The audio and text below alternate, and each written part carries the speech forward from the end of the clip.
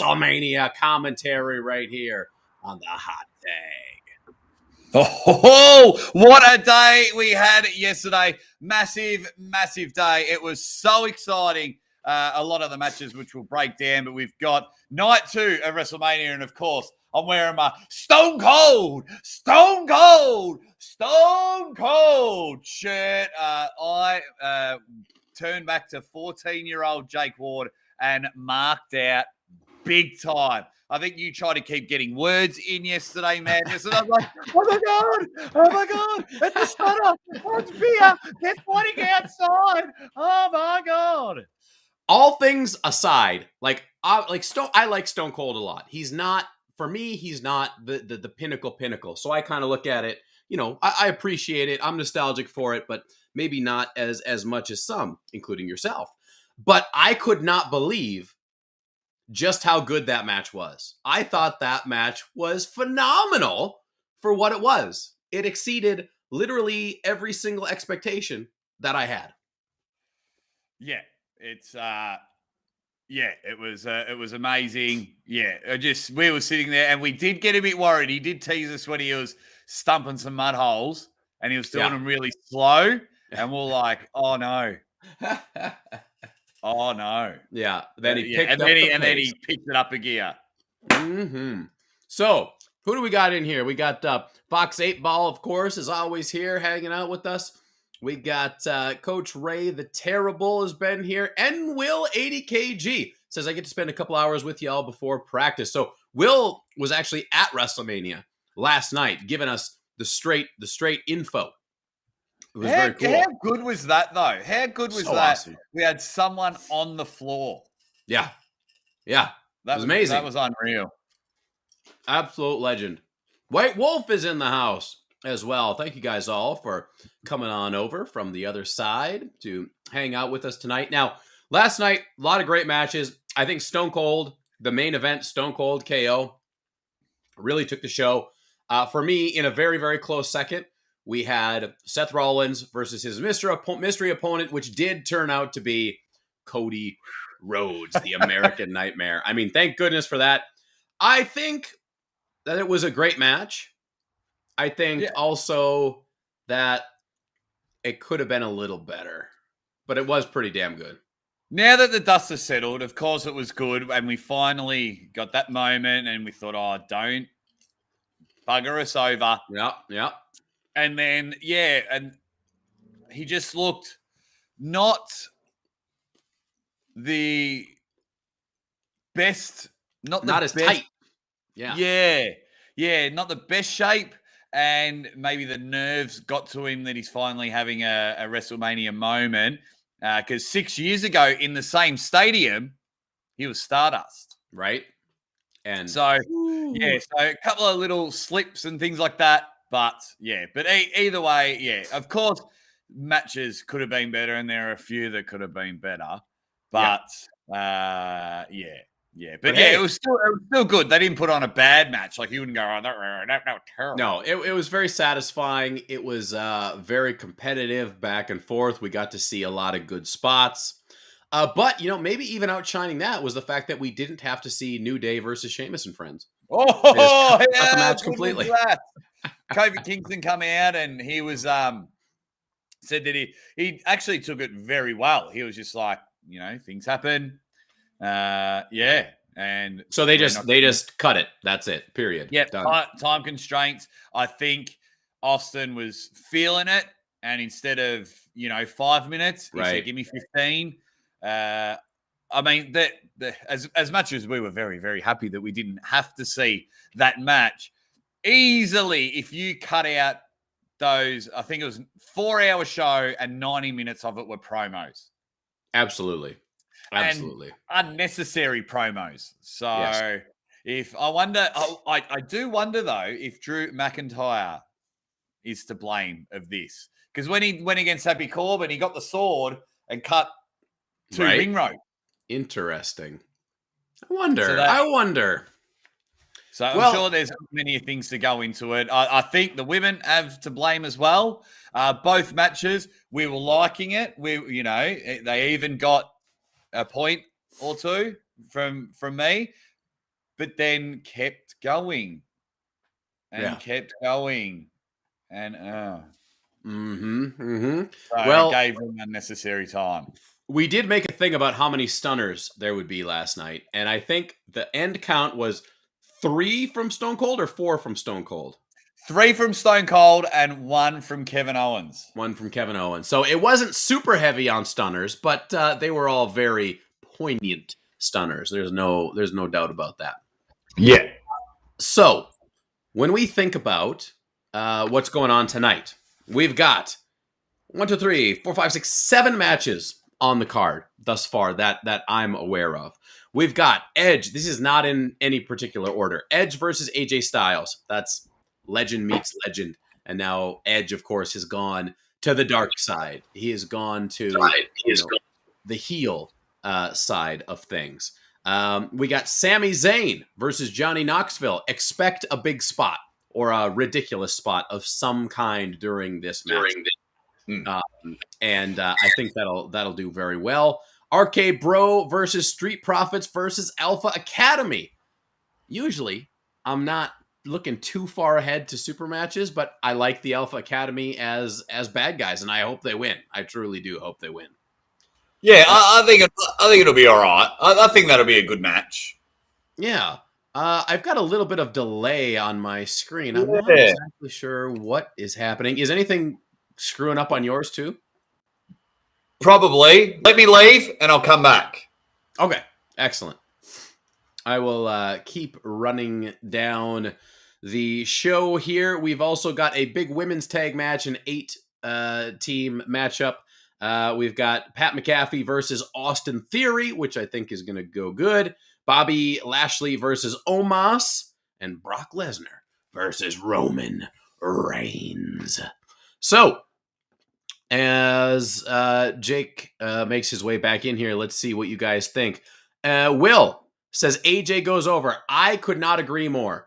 I think that they're building Edge up as the mega heel in order for AJ to overcome that and put AJ back into the big boy contention, the main event contention, to prove that he's not just this other guy with Omos.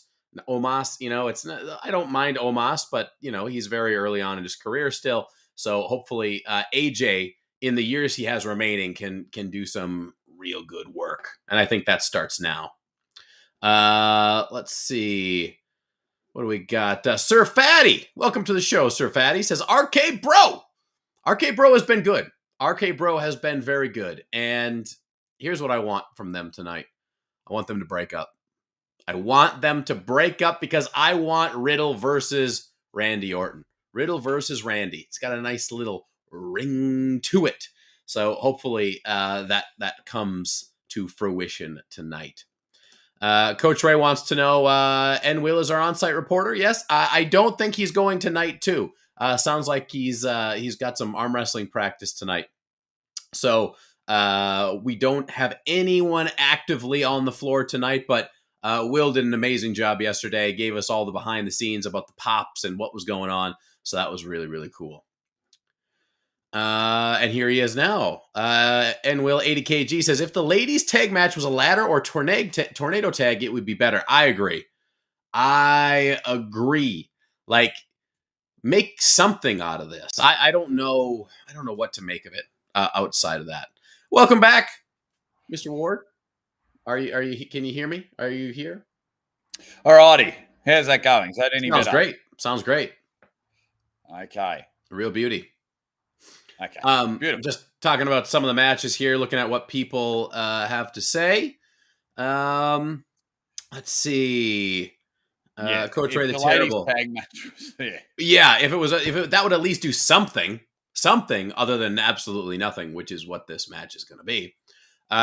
Coach Ray says Cody is back and had a great match against Seth Rollins. It was a good match. It was a really, really good match. I liked it. Just trying to have a play around with my lighting while we can. Look at this. Mazel Jador is here tonight. Mazel, welcome to the party, buddy. Says, I was waiting for Austin to run into the barricade, keeping the crowd from the ring on his quad. He was whipping it around that ring pretty good. Pretty damn good. Yes. A lot of beers. A lot of beers going down last night. Probably somewhere north of 20. I mean, only getting a quarter of those each time, but what can Still you do? 5 beers. Still 5 beers. Yeah, I loved it. It's going to be, it's a real hit and miss. Either tonight's going to be really good, or tonight's going to be really shit. Look, I think after that Austin match, they have to have some kind of big surprise, and because they had Cody and Austin, we didn't know it was Cody for sure, and we didn't know Austin was wrestling for sure. So if they just straight up do these matches with nobody interfering, nobody coming, no Rock, no Cena, no nothing, it's going to be a big letdown. Yeah. Yeah, we need, I think what night 2 needs, it rhymes with menanigans. I think we need lots of shenanigans. Shenanigan me. Mazal Jador just quickly says, how much am I about to pay for this pay-per-view? I believe if you sign up, I think they still do like the first month free. Yeah, if you go on the Peacock, well, no, you're in Canada. So I think I have an old account. I have to do it through the WWE website. But if you do it through Sportsnet, I think, Sportsnet, if you go on the Sportsnet app, you can get the whole thing for $14, and then you might get it the first month free. Do you reckon if I sent Mazal my login, maybe that it would work? Unless it's like region locked for Australia, I mean, it's possible. It could happen.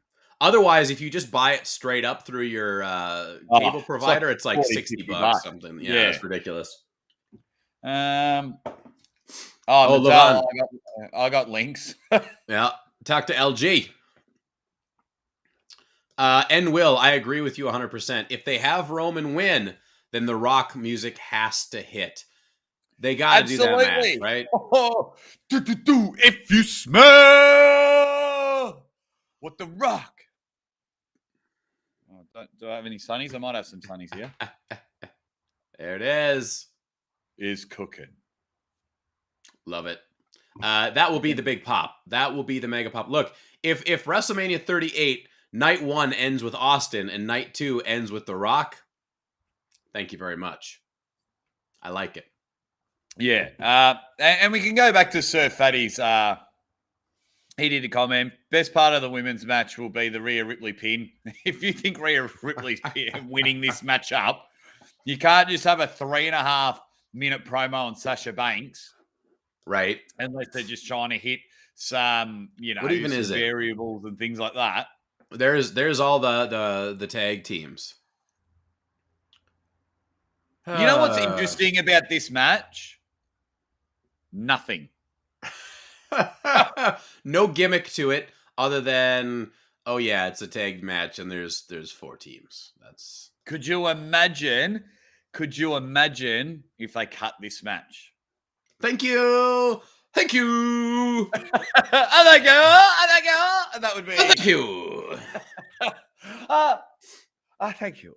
Thank you. Yes, that would please me very much so. Let's take a little quick run. I really went through the matches quite quickly. So we got the women's tag. We've got the men's tag, which is a 3-way for the titles. RK Bro with the titles right now. I'm rooting 100% for Alpha Academy. I want Alpha Academy to win, and RK Bro begins their split up. That's what I need to see out of that. I'm only cool with the RK Bro split up if Riddle goes heel. I want to see. Yes. Yeah. I want to see the bro just flick his flip flops that everyone we call them thongs here, or stop flicking them, and he's like, "You guys aren't getting my equipment." Yeah. I want to see him have a heel run, and Randy Orton retire. He just lackadaisically kicks them off in the ring. They barely get any air. And he just places them nicely in the corner. Yeah, just flicks them to the corner. Yeah, I like that a lot. So I'm actually a little bit interested in this match. AJ versus Edge. Yeah, I think it's gonna be a great match. I think there's really no doubt that this will be really quite good. The question is, like, we've talked about this before. For me, this is purely a match to put AJ back in that main event contention spot, right? Give him a good, impressive win over Edge, who is now heel, so he can absorb the loss, no problem. And then put AJ back up there. Because I think they're trying to set some things up so that maybe wrestling doesn't suck so bad after WrestleMania. Get a new title going, unify the title, have AJ in there. Why not? I don't know if Edge really needs another title run at this point in his career, but yeah, AJ is still there, right? AJ still has a lot of time, not a ton of time, but a bit of time to reach that pinnacle again. Yeah, and for me, look, I bang on about it enough, but if you don't want wrestling to suck again, it's just the same three things that I've been banging on about. Make the shows a little bit shorter. Really peg back on the women's. Yes. Subconsciously, when you watch Will Ospreay and you watch Ricochet do a triple backflip into 3 twirls and then somehow front flip without touching the ground, and then you've got Sasha Banks that can be like her. I think the top rope is taller than her. Yeah. It's like, so just peg back on that. I understand there is a spot for them, but it's not main events. And like they can be like the new cruiserweights in WCW. Open the show with them. Just peg back, because I personally, with that eight woman tag, yes. How do you like that? But it's got to be more of a moonsault. I'm happy if you're facing forward and do a backflip. Yeah. But not a back flip. So, yeah, that one. And just give up on Roman Reigns. Right. It's done. Well, I don't think that dream is coming through to you, but Mizel Jador gets a little data for us. 31 total titles for Edge over a career that is probably that long, I'm guessing. Because when did he come around? Like 95-ish at the earliest? Yeah. He did some job matches. Mm-hmm. And then, like the Brood, what was that, 97, 98? Yeah. I mean, yeah. And Will gets it. Edge, the leader of the Brood 2.0. We brought up Gangrel yesterday. We did. We brought him up. I was very happy. They had one of the best entrance musics of all time. What about this? The entrance was sick.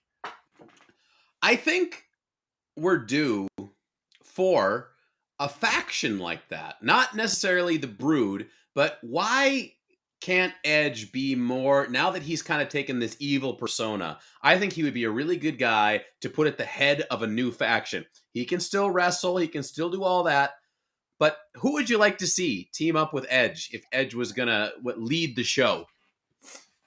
Oh, yeah, very good question. I would love to see, I'm just trying to think of people in the mid card that would sit with him, or someone from another series. All right, let's have what about a guy like Austin Theory? Would he be able to? I do love Austin Theory. Yeah. I just don't think. Yeah, I just don't think it would go. I don't think he would go well with him. I'm just trying to have a look. Okay, no. Just going through the roster now. Oh, there you go. Did you know Mandy Rose is the NXT Women's Champion and Dolph Ziggler is the NXT Champion? I did know that only from seeing a commercial, though. There you go. So, Dolph could be one person. Yes. I could see Dolph Ziggler in there. I could... Jesus.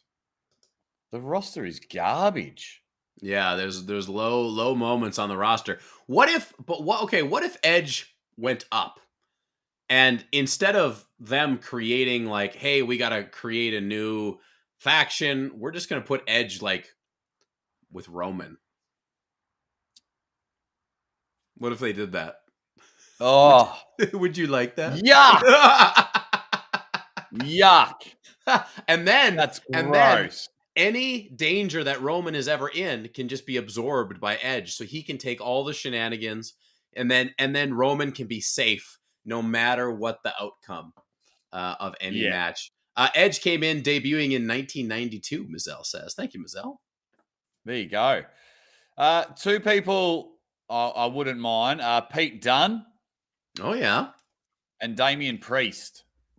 Damian Priest is one of my favorite guys of like the new recent batch of guys that have come up in the last year or two. Really good stuff from him.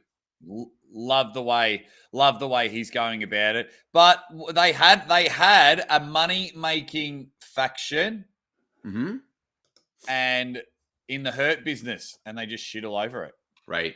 That's true. That was amazing. The Hurt Business were great. If Edge could work well with a tag team if they change their persona slightly and make it more dark, more gothic, and that's the Viking Raiders. Ooh, I like that too. They've got evil about them. They're tough, and they could work as good henchmen. But you've got to get them. You've got to put them over. I understand we can't put everyone over, but that works for me. Yeah, that works. I like that a lot. Well, let's take a look at some of our other matches. We got 5.5 minutes until the main show starts. Johnny Knoxville versus Sami Zayn. Oh, I'm keen for that. I am keen for that. It's going to be a spectacle. We'll turn back into my 13-year-old again, so I do apologize, Madness. I love Jackass. I watched all the spin-off shows that they had on MTV. I was all for it. Yeah. I went and saw the most recent Jackass in the theater, and I laughed my ass off. Hilarious. Oh, I haven't seen it. Dude, I haven't seen it. It's probably my favorite one. I've seen them all, but it's probably my favorite one. To see them older and still doing stupid stuff, but like, they all kind of get it now. They all are a little more calm, but they're still doing it. It's really, really fun. I don't know what's going to happen in this match, but just wait because something is going to happen, and it's probably going to be pretty awesome. Oh yeah, it's going to be so good. Going to be a big spot. Opposed to that, here's a match where nothing good is going to happen. Bobby Lashley versus Omos, which has 1 week of booking behind it. 1 week. And that was it. And move on. I'd rather talk about Roderick Strong and R-Truth joining Edge's new faction. Love it. I'm way more excited about this one. Pat McAfee versus I'm keen Austin on this Theory. one. We got I'm Vince, keen on this one. We got Vince kind of in the mix here, giving some shit to Pat and giving the rub to Austin. Austin Theory, pretty good pro wrestler. Pat McAfee, we don't know exactly where he's at, but I guess we shall see. But he gets up and about, and that's one thing for me. And if I can take some personal experience from my other channel, Madness, I'm always up and about. I'm always happy, and it's contagious. It's contagious. So Pat McAfee might not be able to put on the best match, but he's going to come out and he's not going to be too hyped like the hype bros. What was it? Zack Ryder. And, yeah. What was the other guy's name? Yeah. But Pat McAfee's played NFL. Yes. Although the punter. But he knows how hype and things like that. So I think it'll be exciting. I agree 100%. It's one of my top looked forward to matches. And of course, the show of shows would not be here without the biggest WrestleMania match of all time, as it is billed: Brock Lesnar versus Roman Reigns. Unifying the titles, by the way. The world title on the line, universal title on the line. We do not know if there will be a new title or if they will just do 2 titles moving forward and then they'll I don't know. Some shenanigans will occur. I hope there's a new title. I hope there's one main title, and then I hope they include more people in the fight for that title.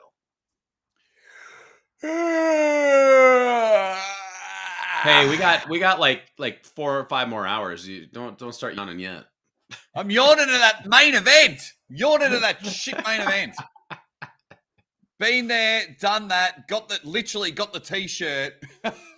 Like, cool. We get it.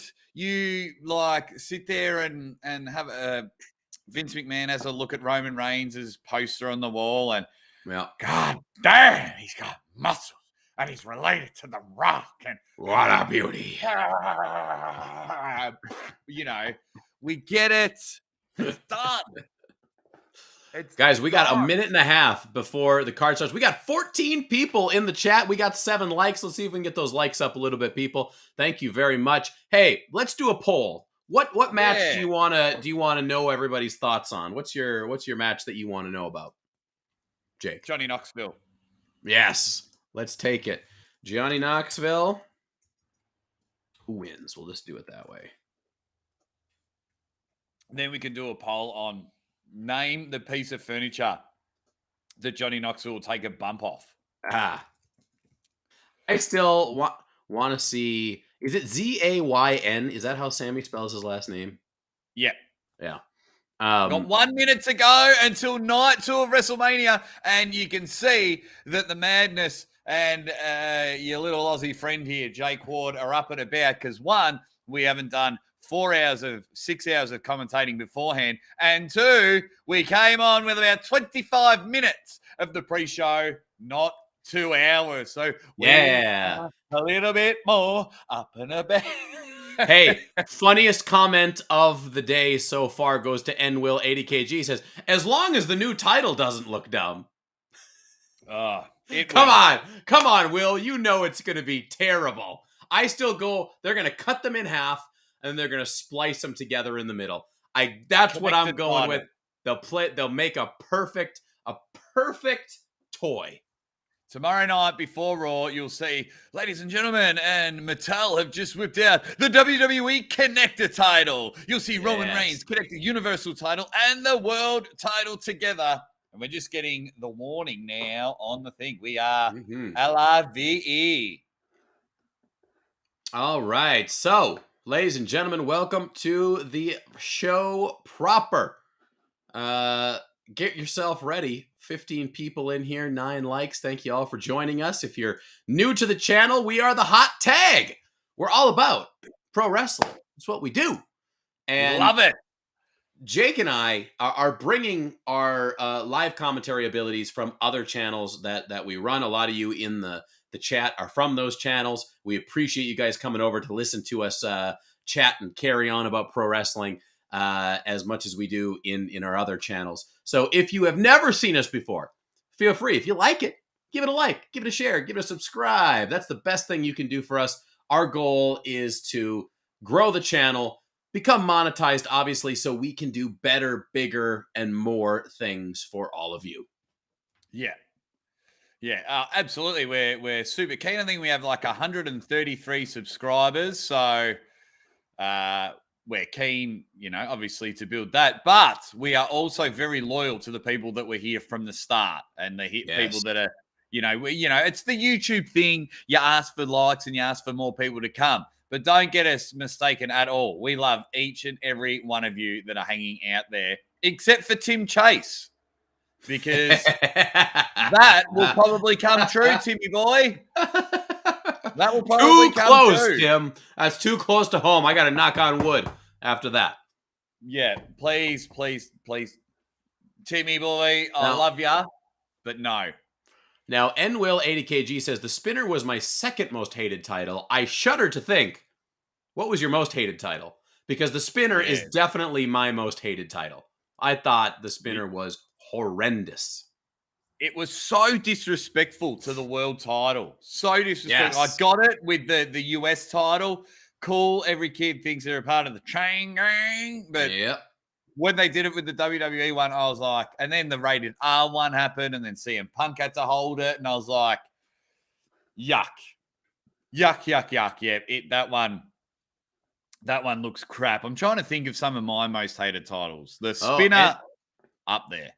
Will says the current one is his most hated. Impressive. I just think they're both boring. They're both boring title belts. Yeah, what they've done with the new one is they've really missed.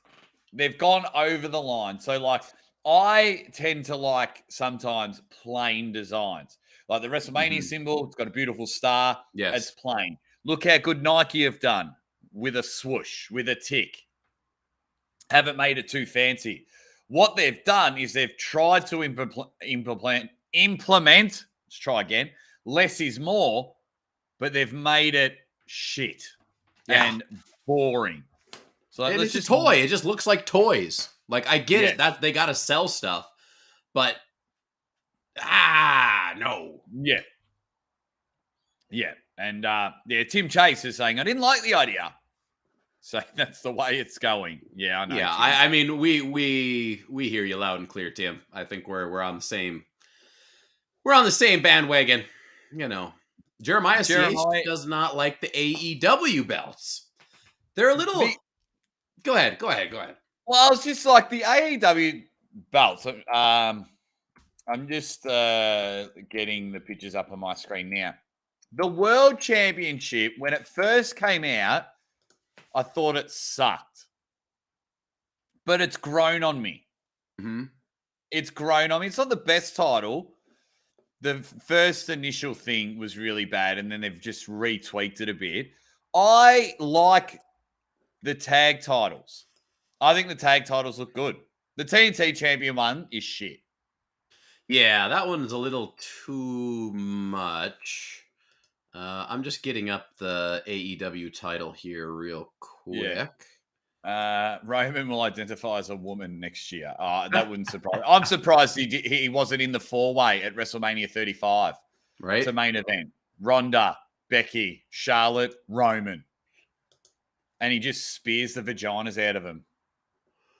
So is this the current AEW championship? I think so. Yeah, I don't mind it. The AEW logo is a little big for me, but I like the ornateness and I like the gold. It's a gold belt. The championship belt needs to be freaking gold, in my opinion. Yeah.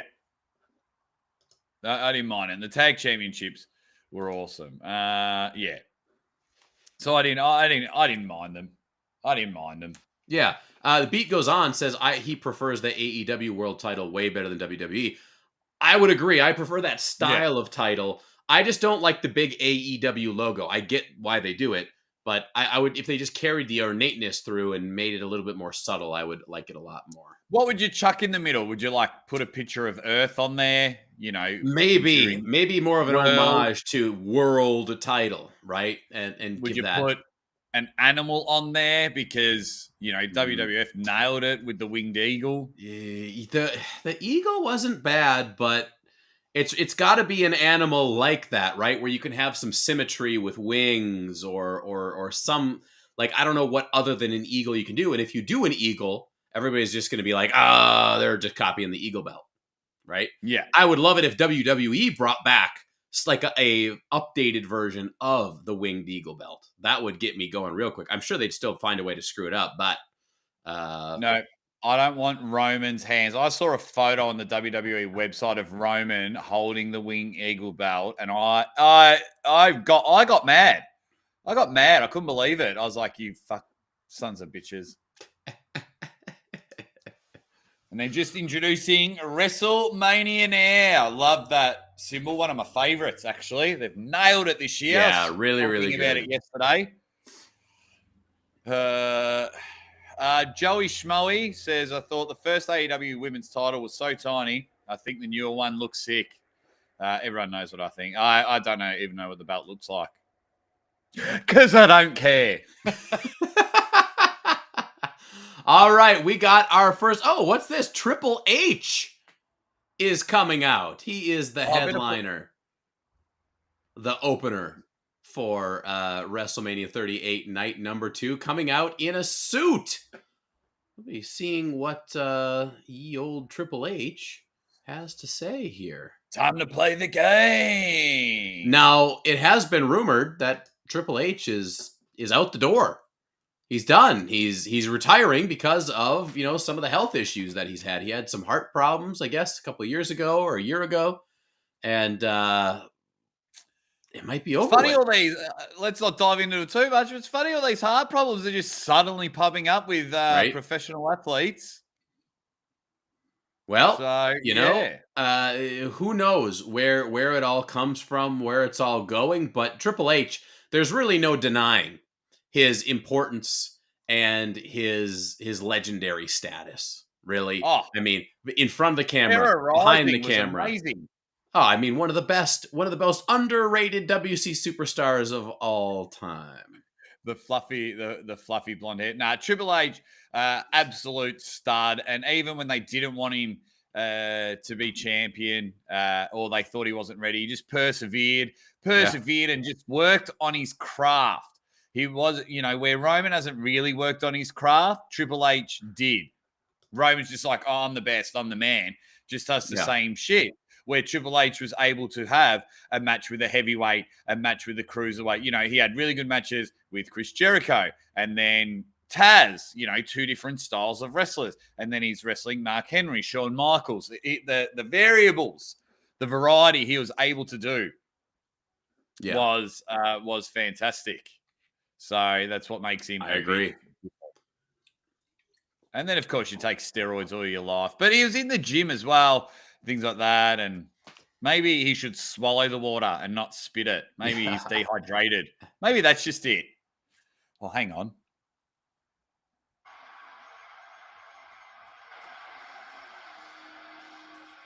There it is. The big water spit. Triple H still looking good. I mean, clearly he is an older Triple H. There's really no doubt about that. But and that's the bastard of life that always wins, and that's Father Time. Like when you sit there and you're like, oh, it's Austin, and he's come out, and you're like, here it's Triple H, but you're like, damn, he's obviously not been in the gym heaps. He's clearly lost 100 pounds. Right. I mean, look at him. He's a lot slimmer. Yeah, he's probably 220 pounds as opposed to 275 pounds at his peak. Yeah. And you just think fucking Father Time and health issues. We saw Austin and it's like, yes, he was awesome. But, if you look closely at his shirt, you see the belly's just poking out a little bit. That's why he wrestled with the shirt on. And, he's 20, like his last match was 19 years ago. That means you are 19 years older. We will be, well, how old will we be in 19 years? 57? Woof. Yeah. So, how about that? Yeah. And so Father Time just catches you. But if they, just come out and do stuff like this, I'll always pop for it. I'll always mark for it. 100%. Yeah. I loved him as Hunter Hearst Hemsley. I loved him as Triple H. I loved him in DX. Whether it was the first initiation or when Shawn Michaels left and he reinvented DX. Yep. I always thought he was great. He could fit anywhere in the car. The Evolution, I thought was a pretty cool faction. And I was just waiting for him to call it the Four Horsemen. Right. Never quite happened. And he's what's it called? His WrestleMania entrances was good. The only thing he should have done was not beat Sting. I agree. There was no real reason other than I think probably Vince's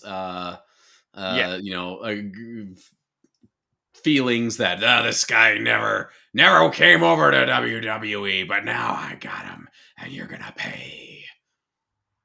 Yeah. Still a great moment. That was still one of my favorite WrestleMania moments where you had NWO versus DX and everybody was there. If they wouldn't have had it in a goddamn outdoor arena where it was the brightest WrestleMania of all time, I really would have liked it even more. Yeah, and X-Pac not sure who to choose because he was in both. Neil Spence, following up his conversation from yesterday, says, since you don't believe the Macho Man Stephanie thing, why didn't Vince ever let him back in the WWF? Well, he had a good run in WCW and he was getting paid very handsomely. And then once he had some time off, he died. So think about it. I think about it this way. This is the number one reason. The day after Macho Man left and debuted on WCW, Vince McMahon, you can find this clip on YouTube. Vince McMahon was commentating and he said, we found out that Macho Man, Randy Savage, has gone on to do some other things. We just want to say thank you very much, Macho Man, for all your time that you put into the WWF. You're always welcome back, and we will miss you, blah, blah, blah, something like that. And that was on air. Sure, it was in character on air, but it seemed to me fairly legit. Like it was a real thing. And if Vince was super duper pissed, if Macho Man really put one over on him and was doing the foolaroo with Stephanie McMahon at that point in time, I don't know if Vince could have done it. Yeah. I think, he just would have, the best sort of trash talk is making people feel irrelevant. So if I were Vince and really hated him, I would have said something like 6 weeks later and went, oh, just realized Macho was in here. Yeah, and Macho's in the Hall of Fame, isn't he? Yes. Yeah. Yeah. So that's another reason why. Yeah. So I don't know. It just seems too fantastical. But again, it's one of those things where if it came out that it was true, it wouldn't like shake me to my core or anything like that. Triple H now just starting to talk. Wonder if we can turn this. I wonder how much audio we can get away with, really. Yeah. Like it will, if you turn your audio on for a while, it'll warn me on the live stream screen if something is going wrong. So I'll just keep an eye on that. And to show you my love in the best way I know how. Welcome to Wrestlemania! Nice. Is he just going to then say break it down and Road Dogg, Billy Gunn come out? One can only hope. So Triple H didn't really say, he just left his boots in the ring. Is that what that is? Is that his boots? Yeah. Wow. I think I might have to refresh. I think I'm a second behind again. Oh, yeah. So, they're zooming in on the boots. They just went to his family. Yeah, now he's walking up the ramp on my screen. So you're probably a couple right, seconds behind. I'm going to refresh. So Triple H doing a very simple, very meaningful gesture. He came out, he thanked the crowd, welcomed them to WrestleMania Night 2, and then left his boots and a microphone in the ring. I mean, that pretty much says it. No, now they're going to give us another look at Gable Stevenson, Olympic gold medalist and WWE superstar. I guess you're a superstar the day you walk in now. Yeah. Yeah, that's just the term. That's just the term. Mm-hmm. Yeah, so I don't. That was good from Triple H. He didn't go on and on and on, cut a 15-minute promo. He was just like, that's it, because he doesn't want to do it all. We've got our first match, bro. Tag team, brother. All right, look at that visual. That's a cool visual. That was very, very cool. I got to run upstairs real quick, so I'll be right back to join the action. No worries. So the visual, because the visual is a snake wearing a hat. And, of course, Randy Orton's known as the Viper. If you're not watching, there's two snakes and the Viper's trying to bite RK Bro, and they're attacking each other. Yeah, so this is the tag team champions. So they're really doing the bro thing. I'm hoping Matt Riddle, as they come to the ring and he's got his scooter, I'm hoping that Matt Riddle is able to do a heel turn. I think Randy Orton will do it. But then again, because so many of us are thinking of it, I think that might be saved. And I'll tell Madness when he comes back. That just might be saved for Monday Night Raw because it's the opening match. I wonder if they kick it off with a bang. But yeah, because Vince doesn't really care about tag team matches, unless he wants Randy Orton back in the main event scene, then heel turn will come in. But I can't, see much. I could see Matt Riddle turning, so Randy Orton can go into the main event scene as a face as well. So Riddle gets boots and cuts his hair. I like the long hair. The long hair is a dying art in wrestling. They used to have it so it looked awesome when you got punched and you flicked it back, and then it's easier to talk to your opponent in the ring because your hair can just drape over your face. So when you have short hair, I know a lot of wrestlers that I wrestled with were growing. Jeremiah, I watched my AFL footy team. My rugby league team is Melbourne Storm. I think they had a big win, but I didn't watch the game. My footy team lost by a point, and my soccer team won 4-1. So it was all happening. The Street Profits coming down the ring now. They don't want any of this smoke. They don't want any of the hot tag smoke. That is for sure. Hot Tag, the number one YouTube tag team champions of the world. So they're just doing their thing at the moment. The Street Profit have been entered, I believe, to take the pin. That's my reasoning for it. So I think that's why they've been entered. Look, they're good workers. That's for sure. I'm down with that. So they do their little cup thing. I get the gimmick in that from the Street Profits, but imagine carrying a cup full of water to the ring every match. It just limits to what you do. I get the gimmick, but the cup's got to go. Piss that cup off, or I'll do a little wee in it. Now, this is the team that the Madness wants to win. The Alpha Academy. Riddle should spark up a blunt and give the Profits some of the smoke, says Tim Chase. Jeremiah, there's a lot of differences between rugby and Aussie rules football. I'd probably have to spend about 2.5 hours talking about it. A lot of differences. Yeah.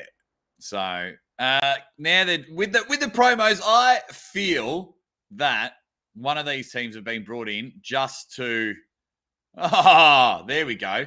Just to take the pin. Yeah, to job out. And I think that's why the Street Profits have been. We want Alpha Academy to look strong. That's why Otis, as you see now, was crushing everyone. And another shitty moonsault. Barely touched him. They got to stop with the moonsaults.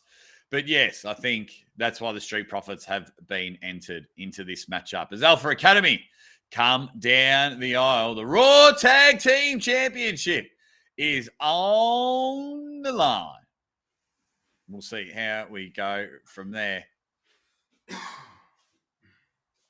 As you can hear, the Madness having a big poo as he slowly comes back into the room. There they are, Double A, the Alpha Academy. Otis. And well, thank you. And you're back. So I'm just saying the Street Profits have probably been entered into this one to take the fall. They're all going to wrestle at the same time. I can see Alpha Academy winning, and because Matt Riddle's been doing the RKO, I can see Randy Orton getting annoyed. But in Devil's Advocate, I can see Matt Riddle being the evil one from tomorrow. Instead, because Vince doesn't care about the tag team matches. So that's true. See they'll do it on Raw tomorrow. So I could see RK Bro winning today. Interesting. I just hope they just get it over with. Let's just get this done, huh? Yeah, so the action's hot from the start. Really good opener as all 6 men getting involved in this one and everyone getting thrown out the ring. A little trick when it comes to, and they're all going to stand together at one stage. They want to make Otis look strong. Everyone's out the ring now. Number one guy. No neck. As 0 neck bone. Look at him there, making him look strong. I think that's just an indication for the producers to see what the reaction's like Otis on top. Because they tried to push him as a star. Right. Gave him money in the bank. Gave him the briefcase, and they took it away from him. Yeah, because they just went, because of the reaction. But now the Street Profits and Chad Gable, 2 of the best workers in the ring now. He can fly. Amazing. He can fly. His ability to jump, his ability to touch unseen heights is fairly ridiculous. Don't do it, Chad. Don't do it. Here comes the first one. There it is. Oh, man. How much more better was the Street Profits than, look at that, forward flip, hit them on the curve, knock them down, but then the other one. It's like the back flip is just so much slower in the air, whereas the front flip, he's already going forward like this. So that's right. Yeah. The momentum and things like that. The back flip looks great. The moonsault, but yeah, for me, just one of my most, I don't know if you've noticed, one of my most hated moves. Chad Gable and Matt Riddle in the action, just throwing him. Matt Riddle, a former MMA star, secret tag in. Always love that spot. Flip him over. Boom! Finisher. Yeah. Back suplex, clothesline. Alpha Academy go. Shh. Shoosh. With the peace symbols up there. I do like Alpha Academy's outfits there. They're looking good, and they look like a better tag team than Arcade Bro because it's not just we've got nothing for you, Randy and Matt Riddle. Do you want to? Yeah. Do you want to do it? Here we go. Vader's moonsault was the shit. If he landed it flush, but I liked his Vader bomb better. Yeah, Vader bomb is pretty cool. Yeah, it was more effective. Otis does the Vader bomb. Just because when Vader did the Vader bomb, there's no putting on the brakes. There's no feet hitting the mat first, right? You are getting it. Yeah, you're getting every bit of that 400 pounds. But I'm really liking this matchup at the moment. Everyone's getting their little spots in. Everyone getting a taste of the action, trying to keep the crowd up and about. RKO, Randy Orton is just asking the crowd because you know what he wants? He wants the hot tag. Coming in a little spot to build the crowd up, and they'll do a bit of a cutoff spot there. Nice knee happening. Get in there, Otis. Make something happen. Just flipped and missed that spot there as the Street Profits try to gather their thoughts together. But Matt Riddle just taking some action at the moment. Chad Gable, who's been in every sort of tag team. Yeah, Jeremiah. Jerry Funk almost always killed himself doing moonsaults. Yeah, because he just went full hog and just Jerry went Funk. Like, yeah. How is he even alive through his career? No one knows. Yeah, just defies the laws of physics and human science. Also, and somehow, actor, superstar in Over the Top. Yes, and he's in Roadhouse as well, I believe. And he's in Roadhouse, yeah. But he's in over the Top, gets put through a window. Mm-hmm. Mr. In the suite. To you. Yeah. The penthouse suite.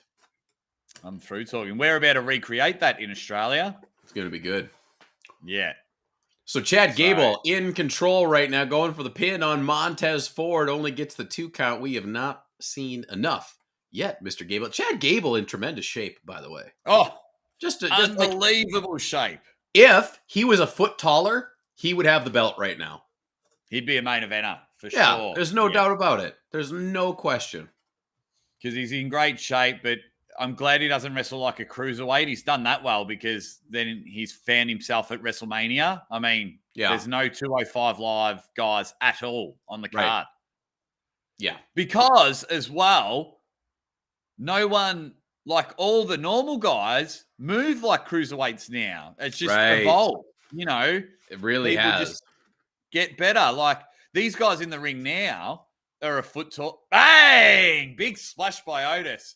But they can all move like cruiserweights. So it's like, why would I want to watch someone? It's more impressive seeing someone at 250 move around than someone that's at 120 doing gymnastics all their life. And that's it. The true cruiserweights now, they're so good at it that it takes all the suspense and drama out of it, right? Because it's just like it's too perfect. It's too exact. And maybe that's, you know, I don't know what the euphemism is for it, but it takes me out of it. It ruins the illusion for me. Yeah. We've got nice knee to the face. Nice cutoff move there from Matt Riddle. A jumping knee whilst in the ankle lock, which is good. Street Profits now trying to get it. Oh, Matt Riddle. He's got that big fella up. Whack. Go to sleep. The double down. Ref count. Can Matt Riddle get the hot tag for Randy Orton? He's begging, pleading the army stretch. Matt Riddle's going to get the tag. Hot tag is in. The bump and feet is ready to go. Clothesline. Second clothesline. Give him a third. There it is, the power slam. Pump that crowd up. It is happening there. Who's going to come in the next and feel a bit of the Viper? Middle rope, DDT. Get all your spots in, Randy Orton. Crowd are enjoying it. Oh, Montez Ford getting out the way. Throws him for, blocks the table. Randy Orton, bang! He's getting it all sorted. Back body drop on the table. And they've reinforced tables. Chad Gable's going to feel some table action. 2 table spots. And that commentator's table is strong as. No one's stopping there. Randy Orton up and about. He's feeling it. He's got the crowd hot at the moment. And he wants some middle rope DDT action. There's 2 people feeling it now, but the Street Profits. Oh, Matt Riddle cutting him off. Bang! Flying knee. Oh, double it up. Oh, take it away, Madness. We're doubling up on the second rope, hanging DDT. Riddle paying homage to his partner, Randy Orton. This is Riddle's dream, quite literally, right? The whole thing is the single white male going after his idol, the icon, Randy Orton. And now they're doubling up. They're pounding on the mat against the Street Profits. Oh, they get dragged out of the ring by the Alpha Academy. You want to know why? Because these guys are smart. These guys know when to tell you to shut up, and they are so intelligent, I bet they would win intelligence contests in the WWE. 100%. Here we go. Top rope. Oh, Steiner Brothers. Nice. An homage to the Hall of Famers. Cool. 1, 2. Oh. I thought that could have done it. That could have done it. That should be their new finisher, I reckon. Dude, that's a perfect back elbow. Whack. Otis does. I like Otis a lot. I actually really enjoyed Hard Working Man Otis. I really did. Yeah. But this is growing on me too. Oh, tipped out the ring. I wonder if we'll get the Tower of Doom. Usually happens in all 6-man tags, where it's the power bomb into the suplex off the top rope, where they all get involved. Definitely happening.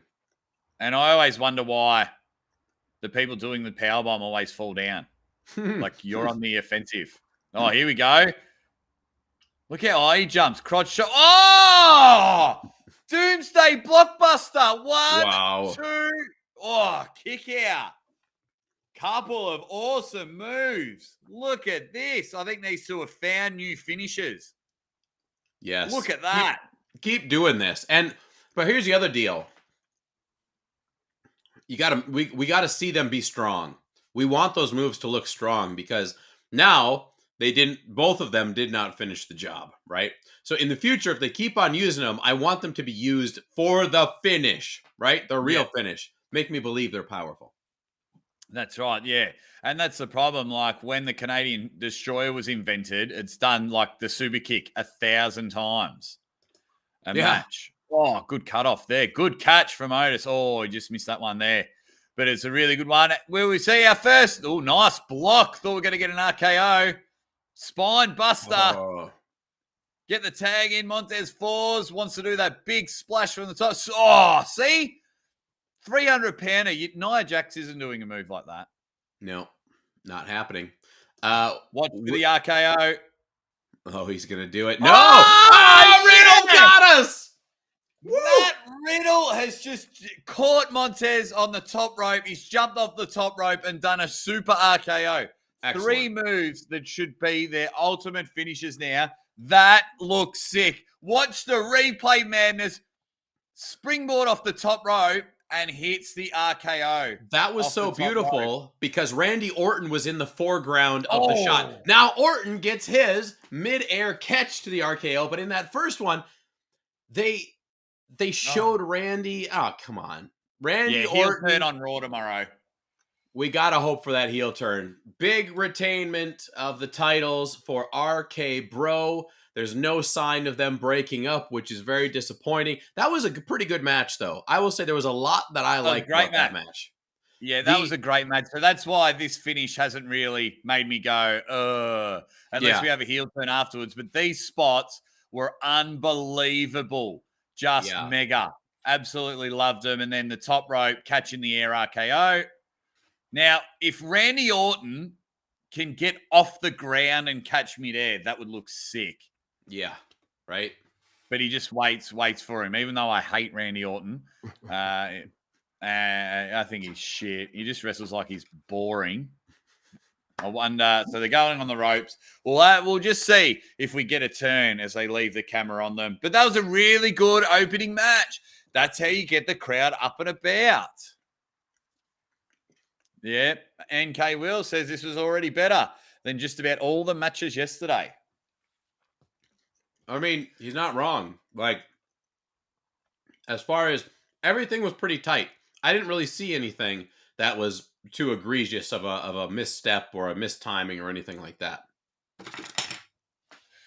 Now we've got the middle thing. I love it that Street Profits just given an empty cup because this isn't Austin. So Street Profits have given cups to Matt Riddle and Randy Orton. Randy Orton busted open on his eyebrow. Yeah. And now everybody having a bit of a drink. Now they're getting.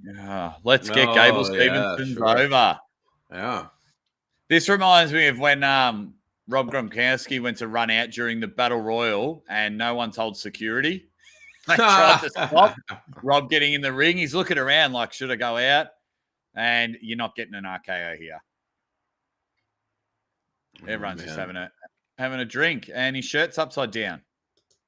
Yeah, I'm not sure what the situation is. They're really pushing this guy. They must be planning a debut for him relatively soon. They've overdone it with him 2 nights in a row. Yes, Chad Gable. Oh my God, amazing. Both Olympic wrestlers, one being a gold medalist. So this guy is a new acquisition for the WWE. He's a world champion, gold medal Olympian, and Chad Gable is now on the mic, just slapped it out of his hand, and our boy grabs it right from Chad Gable. This is amazing. I'm down with that. What a way to come into the Federation, I guess. At least they're trying to get him over. Yeah.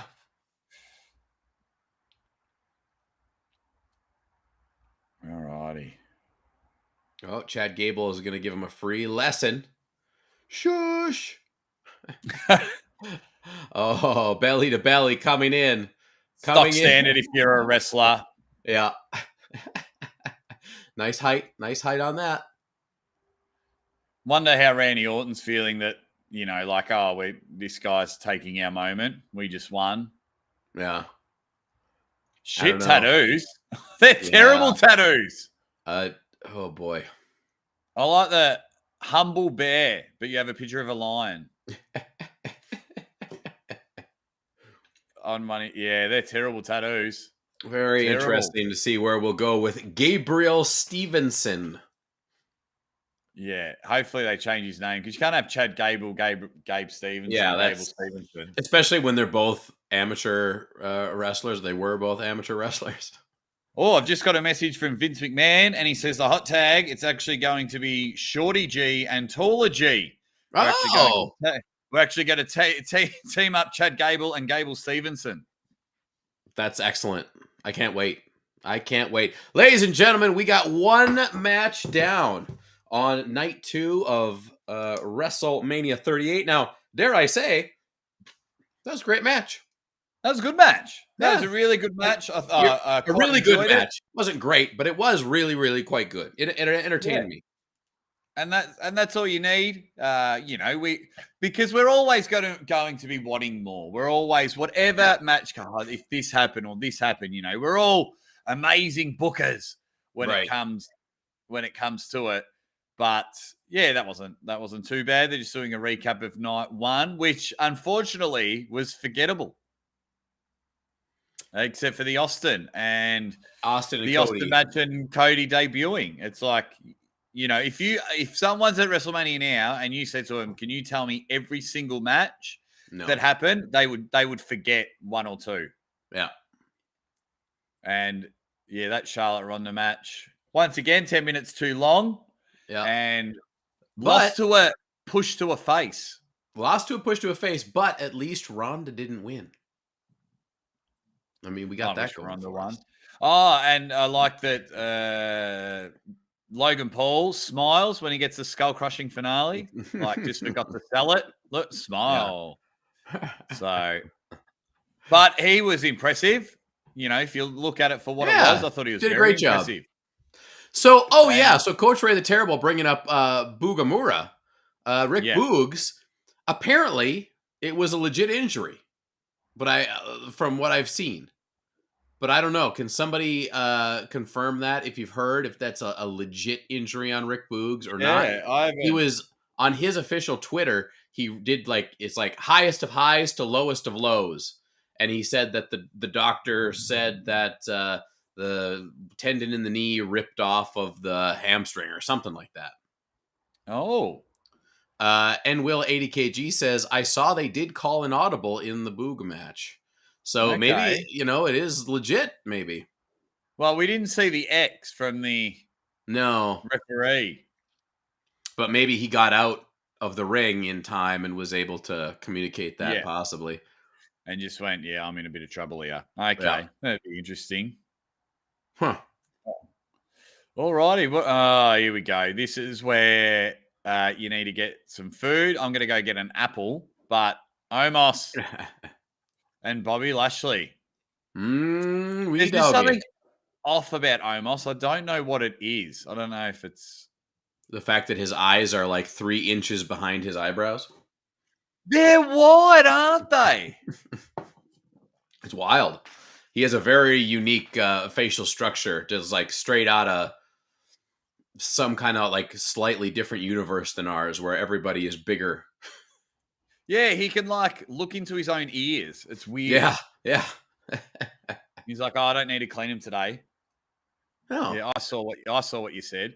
Yeah, he's just missing. He doesn't have charisma. I think that's what it is for me. He just doesn't have charisma.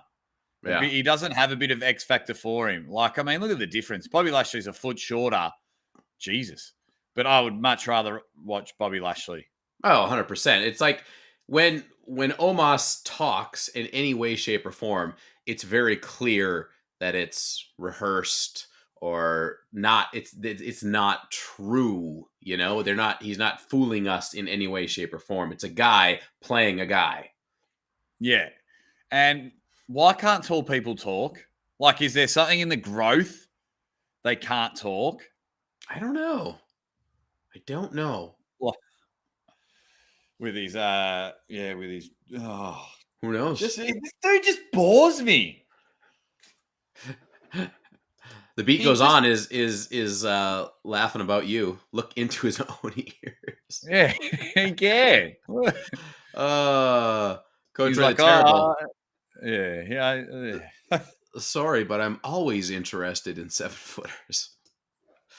That's okay. That's everyone. Everyone has their thing. Andre couldn't speak English, but was still better on the mic. That's right. That's funny. That's very. Look at that. He just looks like a creative character. Bobby Lashley sporting some new gear as well. The black and red. Very nice. Man, I love that star. I should take a photo of that. I think that's how I'm going to do my daughter's tattoo. Ooh, nice. And have her name in that. Which, ironically, we're going to call her Bobby Lashley. Bobby Lashley Ward. It's got a ring to it. Levon Gasparini says he literally is those statues on Easter Island. Omos. Oh my God. I really like that. I really like that design. Could that be a Ready Bang design? Maybe. I need to write this stuff down. I'm going to draw the picture, and then some left. Good old. All right, it's time to fire up. We may be bored in this match, but I still like the way Bobby Lashley, the Almighty, goes about it. That is for sure. There, I'm just drawing that design. I like it. I like it a lot. Now, this is how you pick a match. Levin Gasparini. I want Bobby. That's my uncle's name. Oh, there you go. Yeah. That's how you pick a winner. I don't know how many times whether it's horse racing, athletes and things like that, you're like, oh, yeah, they got a cool name. Or an omen bet. Mm-hmm. Yeah, I like this guy because it's like my ex-girlfriend's name and I hate her. So, all that crap. So, in this match, what are the bets on this? Do you think they're going to let Bobby Lashley get an impressive win on Omos to make sure people remember that he's a part of the main event? Or do they send Omos to the moon right now by letting him beat Bobby? If Bobby can pull off the one-arm suplex. Yeah. Now we've got something. Bobby Lashley looks small. He does. I think it's just Omos. Omos is look, he's just... I wonder if he's wearing lifts in his shoes. It'll be interesting to see. You can get both over. You really can. I think Bobby Lashley's a main event anyway, so I think smart booking would try and give Omos a bit of extra moves into his arsenal. Yeah. But going forward, he won't be able to do too much. He's got a bit of great Khalees about him. Here it comes. Here it comes. Teasing it early. No way that's happening. Of course. It's like, that's going to be the finish. It's like Hulkster. Yeah. I used to always get angry at the Hulkster for trying to body slam 2 minutes in. Why are you doing that so quick, Hulkster? It's never going to work. Yeah, it's like, mate, you've never hulked up. Like, you've never body slammed someone without hulking them up. Yeah. But yeah, I think they're just going to... Because Bobby Lashley was the world champion, and he's only back in this match because he was injured. So I think Bobby Lashley wins, and he wins with that giant stalling suplex. Mm-hmm. But you can still do big power moves and get Omos over because he's still undefeated, isn't he? I believe so. So they've just been feeding guys. WrestleMania 6, we had an undefeated streak lost, and that was Mr. Perfect lost to Brutus the Barber. Right. What a killjoy. Yeah. And certainly Omos moves a lot better as he's got his power moves happening in the corner. He moves a lot better than Great Khali, which is good. And he's starting to fill his shape up, but it's just things like that. What happened there? Yeah, I don't know what that was exactly, but try it again. There we go. That was supposed to be the spot.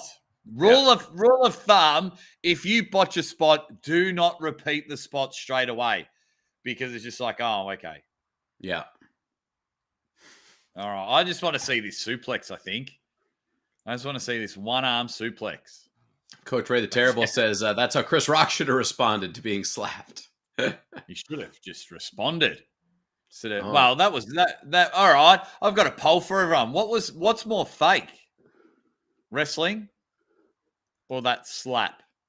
That was the biggest fake slap I've ever seen in my life. It was real. We're putting it up. Who wins, Johnny Knoxville or Sami Zayn? 74% of the vote going to Johnny Knoxville. Johnny. So what is more fake?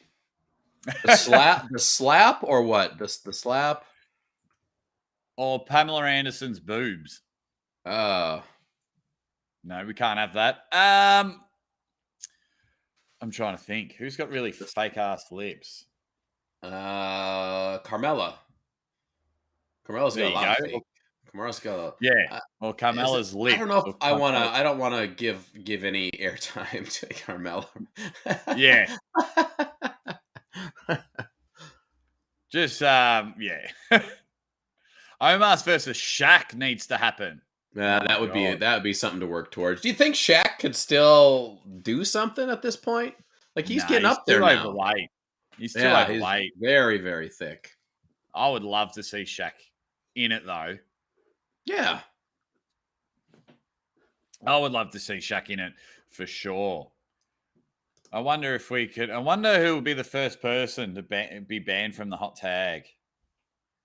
Certainly not anyone that's in the chat now. Have you seen my private chat?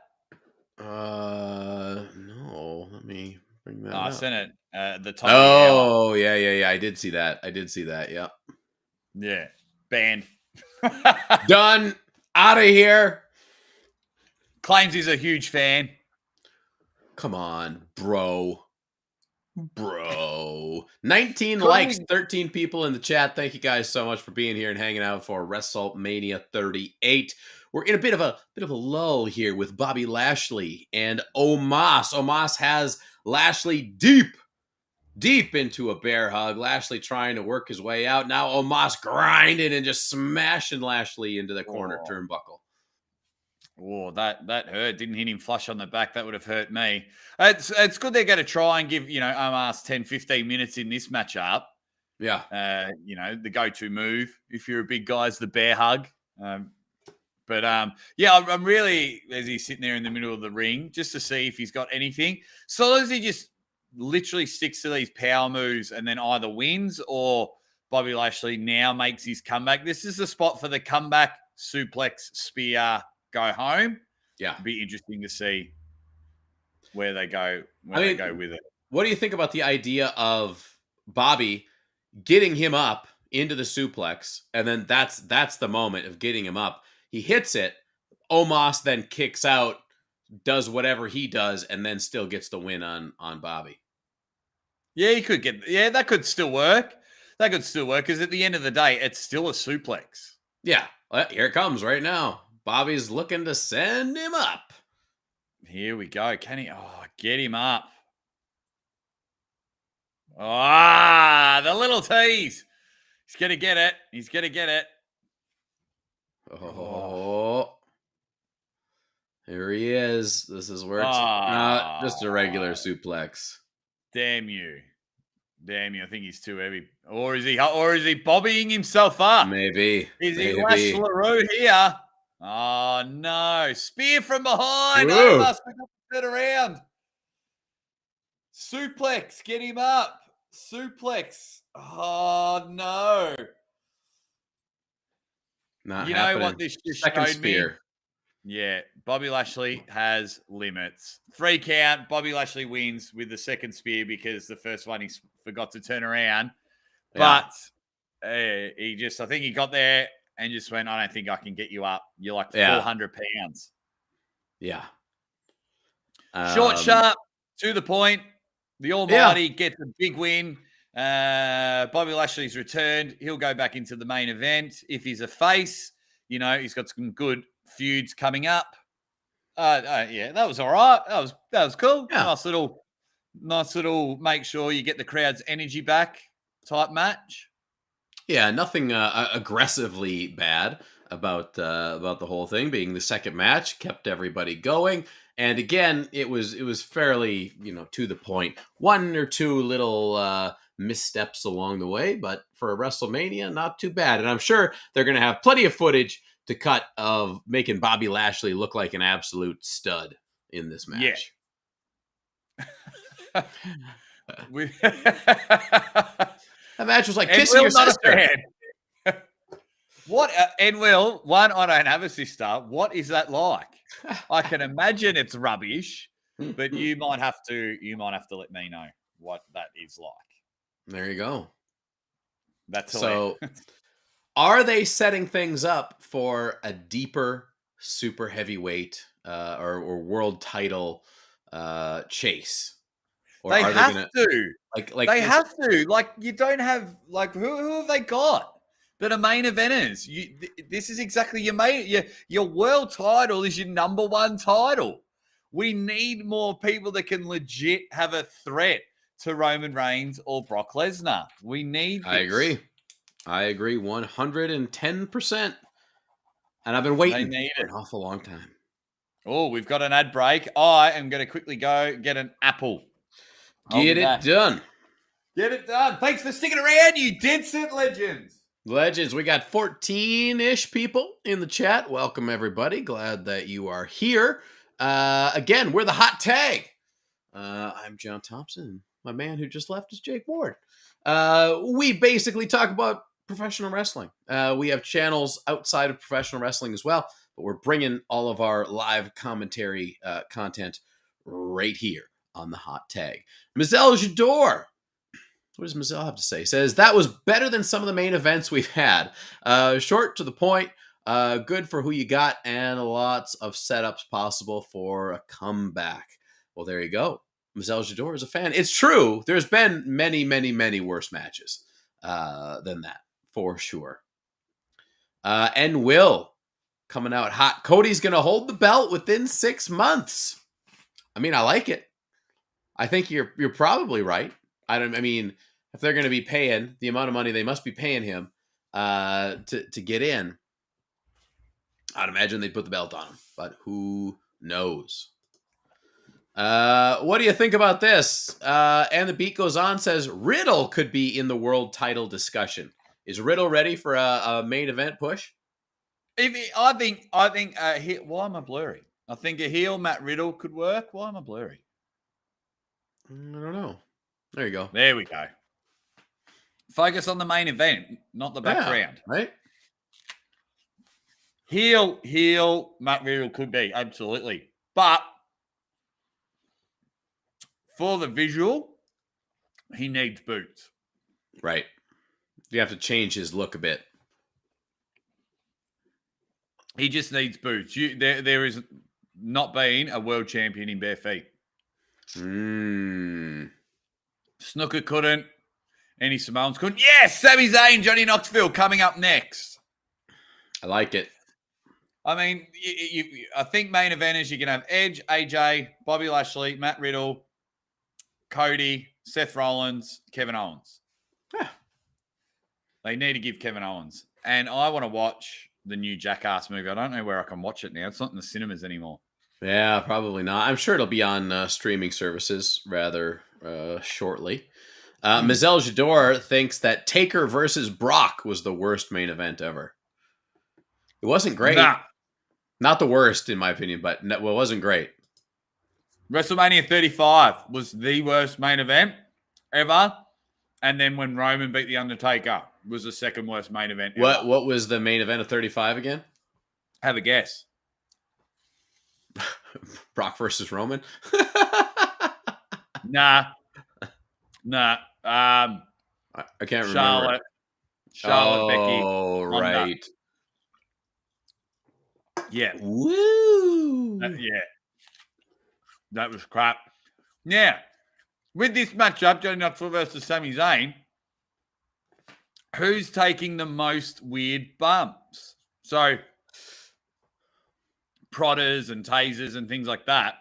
Will we see Johnny Knoxville take it all and take all the big bumps, or will it actually be Sami Zayn? You know, the question will be what kinds of things do they come up with, I think. Because, Johnny is good to go. Johnny is obviously, basically a professional stuntman and beyond. So he'll be able to do some things. But Johnny Knoxville is also, 50? Probably at this point. Yeah. Sami Zayn still, in his prime, I would say, of professional wrestling. So yes, Sami will be taking some bumps, but I would very seriously expect Johnny to do something ridiculous as well. Yeah. I think maybe they both go off something tall. Yeah. I find Sami with long hair weird looking. Mm-hmm. I agree. But it kind of goes with his character at this point. Yeah. Right? Right. Like, since he came back, they've done the conspiracy stuff, and he's just generally kind of the weird idiot. Generally speaking, it fits him. I like him a lot more now than I did before, because I thought he was a bit of a whiny bitch, to tell you the truth. Because it's a bit about his character. Like he didn't go to Saudi Arabia. Yeah. So it fits into what he's doing. I brought some nuts. I'd offer you some, Uncle John, but it's pretty hard to get you to get you any. But I didn't want to leave. I don't like leaving the chat. Here we go. Sami Zayn is ready to come to the ring. Sami Zayn. I'm looking forward to this one because it's just got a lot of X factor about it. Like what? Like big bump. What is? Like, I hope Johnny Knoxville comes down in a trolley. That's what I was thinking. What is Johnny Knoxville going to come out with? That he's got to come out with something significant, something special. I wonder if he'll come out In a big with any grocery cart. Jackass crew. Yeah, maybe. Wee Man versus Hornswoggle. I'd take that. And Will. Right. He likes Sami on the stick when he's a heel. Yeah, he's very good. Very good. Poor Sami, he's got a job to Knoxville. Yes and no. Like, yes, he probably will job, but Sami will do it so it won't diminish any of his character. Yeah. You can like lose. I think a lot of people realize like there's doing the job and losing. Did he come out to the Jackass music?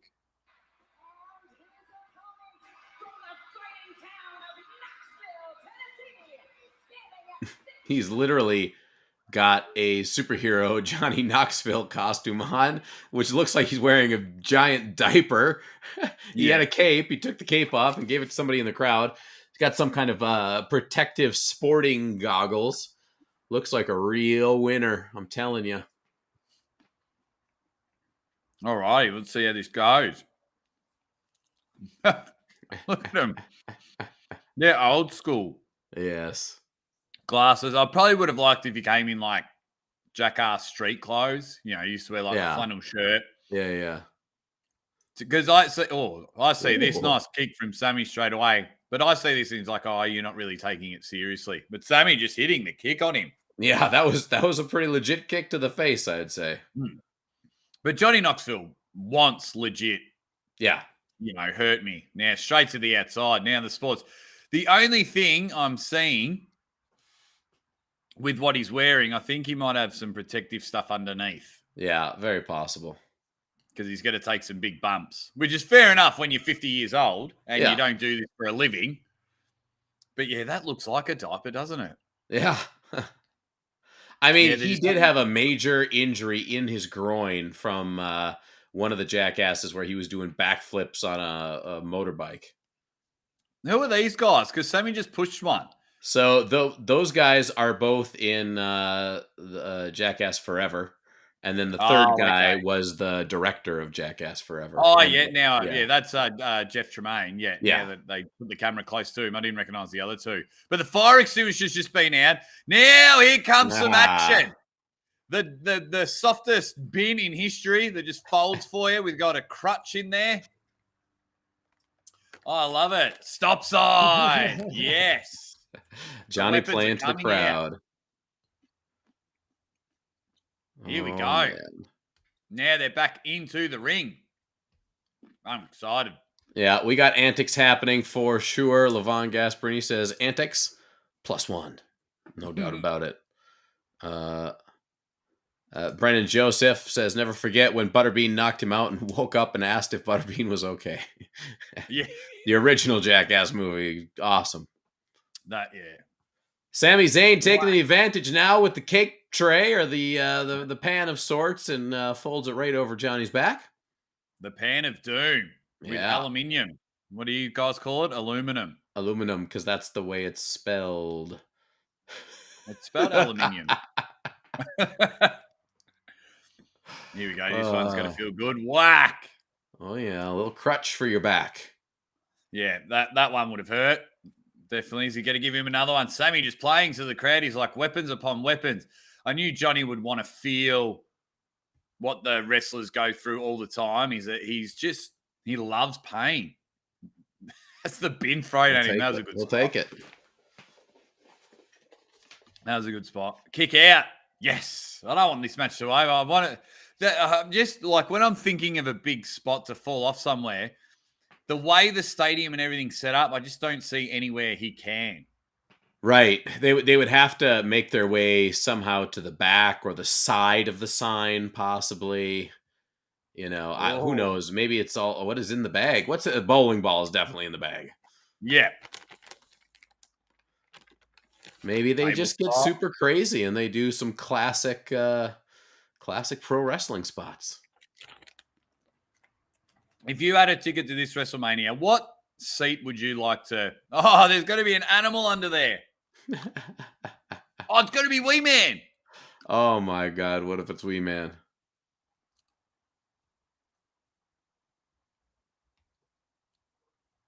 Unless it's something sharp.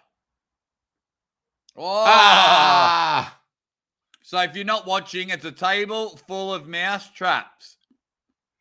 That's nice. Oh, Somebody is down there. it's Wee Man or oh no. Oh, they're all glued on there. Yeah. Oh, did you see hands holding it? I definitely did see hands holding it for Unless sure. it was just a ring hand. Ah, the clap of the bin lids. Do it again, Johnny. Clap. One more time. Yeah. And three's a charm. Awesome. Yeah. See, Sami's not losing to a wrestling match. Anyone who's getting hit with a lot of weapons has the ability to lose a match. So, right. Yeah, they've done this really well. Very, very entertaining for what it is. Who's going through the table? I think Sami is going through the table. Johnny could go through the table. I mean, who sets it up usually is the one who goes through it. Yeah. Johnny's going to perform a suplex. And here we go. The reversal. Yeah. Exploder. Oh! Johnny's going through anything.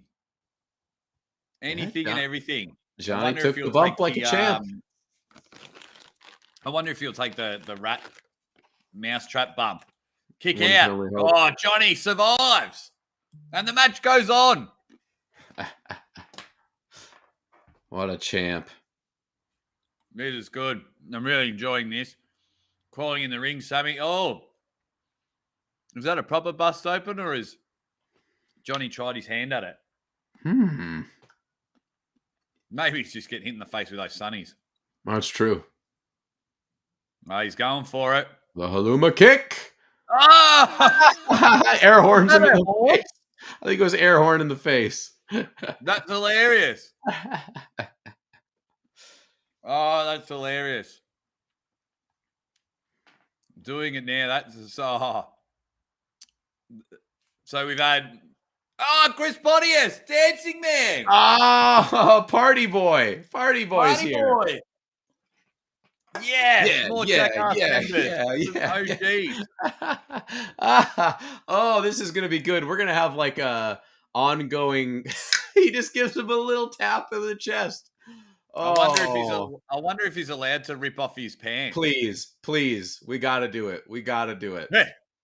Hey. Wonder if Chris Pontius got a word up to take it a bit more seriously. It's like, the shirt comes off. The shirt's coming Party off. Boy and the pants. He couldn't wear the banana hammock, but he's definitely got some skimpy shorts on. So you're watching, he's in a G-banger and he's just and he was dancing right up on him, and now Sami's just putting the boots into him. That was quite funny. Is Pontius still laughing? That's my main question. Is he still got a smile on his face? Yeah. Yep. Sends him out of the ring. Are those? Oh, roll up. 1, 2. Yes, good. I want to see that. That's amazing. Been good so far. Love Party Boy come out. Who's next? Well, we gotta. If they got Party Boy, it's almost certain they got Steve-O. Hopefully, we will see Wee Man as well. Don't hold your breath on Bam Margera. Is he still alive? Yeah, Bam Margera is still alive, and he appears in one scene of Jackass, but apparently it was not so great. I know his health was rubbish. Well, he's super mega drug overload type of guy. There it is, Wee Man! Oh, Wee Man! Yes, he's going nuts. He's throwing it. Go, Wee Man!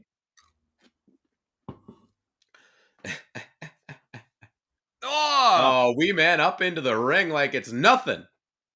Jeez, he's put Wee on Man some is timber. looking thick. Right in the shin. Right in the shin. body slam. Wee Man holding him Yeah! dominantly. Whoa! Wee Man just body slammed Sami Zayn. That's incredible. That is definitely incredible. DDT off the second row from Knoxville.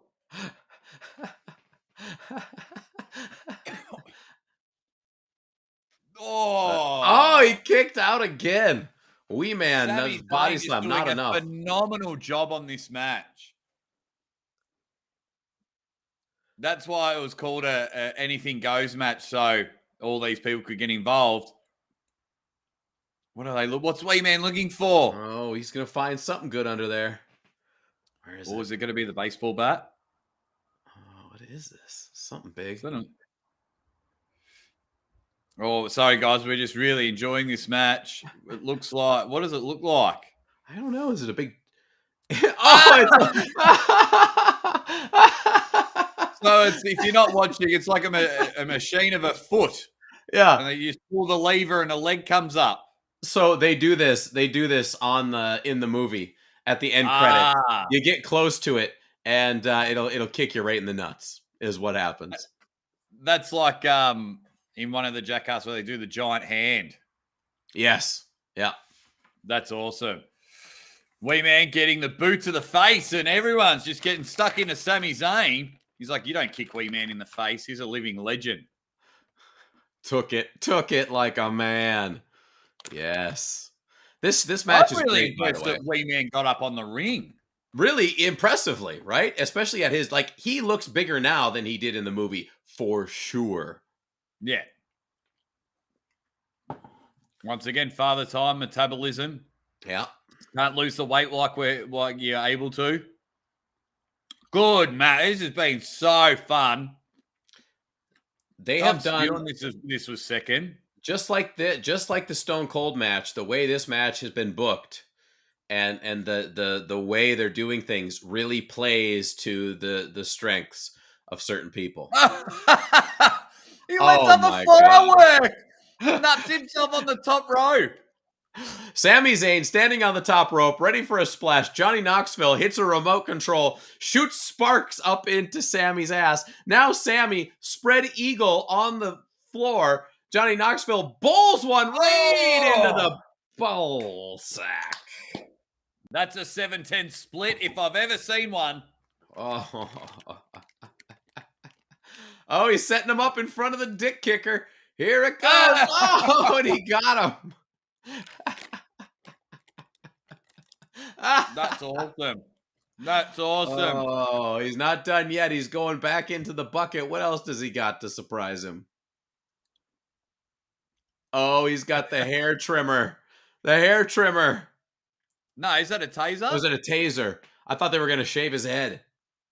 Definitely a taser. So he needs to hold it up in the air. Yeah, there you go. Let everyone know. Oh, Sami getting out of the ring. Doesn't want any part of that taser. Have you ever been tased? It fucking hurts. I have not. I've not been tased before. Yeah. You have zero. That's the hand I was talking about. Yes. That's one of my favorite Jackass hits of all time. Yes. Sami Zayn, you legend. They palmed him. Holy yes. Oh my God, that's big good. Time for this match. This is awesome. Giant hand just slaps Sami Zayn. The taser's down. He's in the ring trying to do an actual wrestling move. Just a nice little suplex to get him in position. Sami Zayn doing a phenomenal job, like he's in a Jackass movie. Yes. And, I mean, good on Sami for doing it, and thinking twice about the sparks in that corner. But good on Johnny Knoxville too, and the other boys from Jackass. They're all doing what they need to do and not making it look like tongue in cheek type of situation. Oh, is that a taser to the balls or a That's gripper? a ball taser. That's a ball taser, I think. Oh! Beautiful spot. Off the top rope to the mousetrap table on the outside. That was a spot, ladies and gentlemen. That was a spot. What a launch from Sami Zayn. taking all these hits as well. They've gone 50-50 with the bumps and shots and things like that. But Sami Zayn just showing his prowess, just showing how good he is. Oh, here we go. The Jackass crew. Oh, no. A giant mousetrap. Chris Pontius and Wee Man getting Sami Zayn in the ring. I need to see this movie.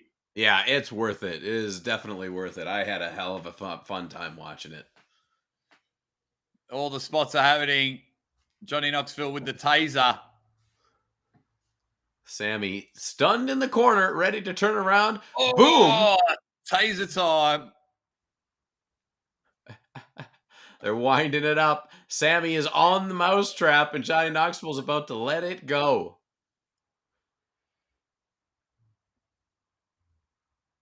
Oh, no. Oh, no. Malfunction. There's a malfunction. Oh.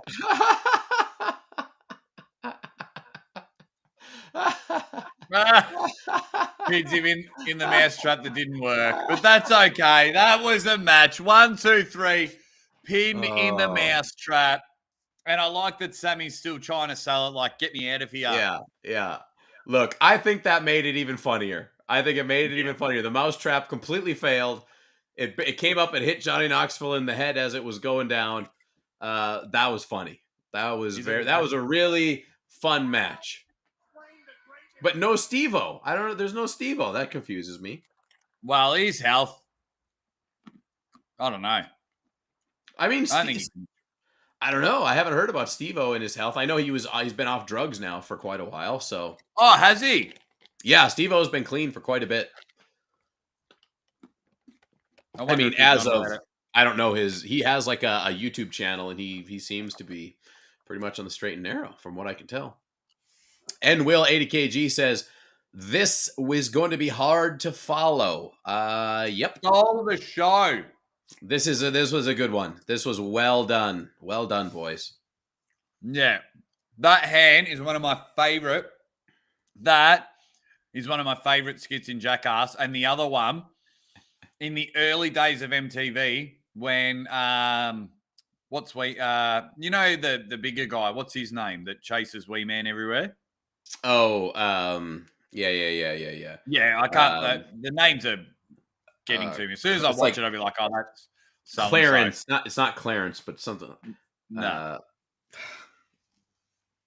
but I can't remember. Tell us in the chat.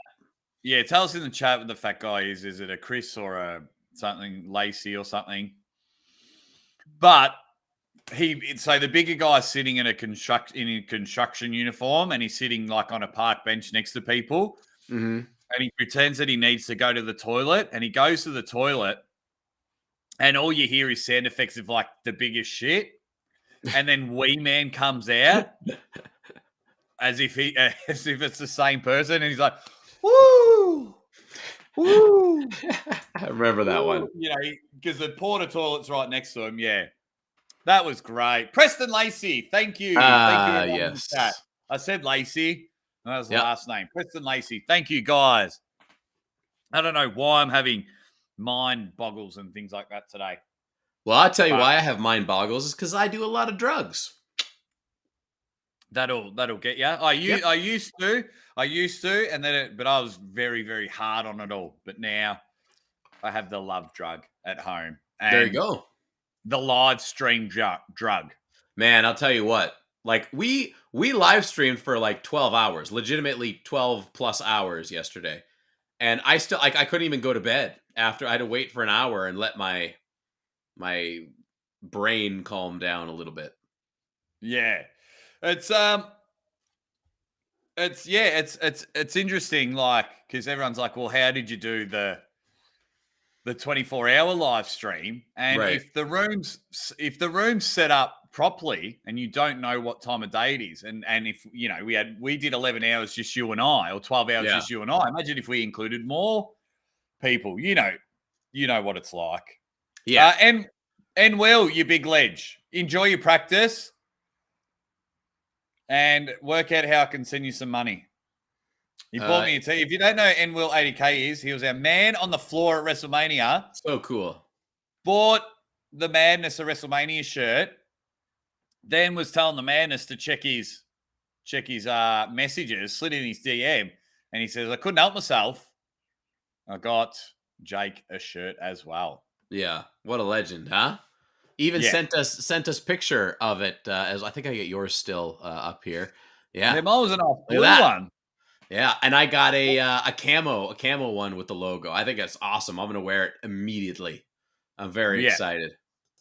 So definitely subscriber of the month of all time. Our very first subscriber of the insert time, because that is legendary stuff. Will, at the moment, we'll just call him the subscriber. The subscriber. At the moment. But everyone else is, I mean, you know, we have 10 to 15 people coming in and out all day. And we're, you know, just supporting. I'm sure you know, it always blows my mind with what's going on in the world. And these people just want to hang and bang with us. Hang on.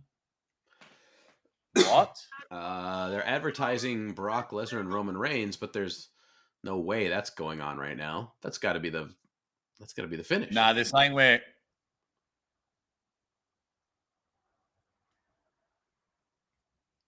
So we've just been stunned. What they've been doing, they go this giant star and advertise the next match. Oh, the following 4-way match. Oh, ladies and gentlemen, go get your snacks. Go visit the souvenir booth bar, take a piss, or a very, very long number 2, because you've got time. Because it is time for the women's 4-way tag team match. That is not a ladder or tornado match. It's just a regular match like we would see on any other SmackDown. Woo! This is just to get the crowd's energy back for the rest of the night. And fair enough. Yeah.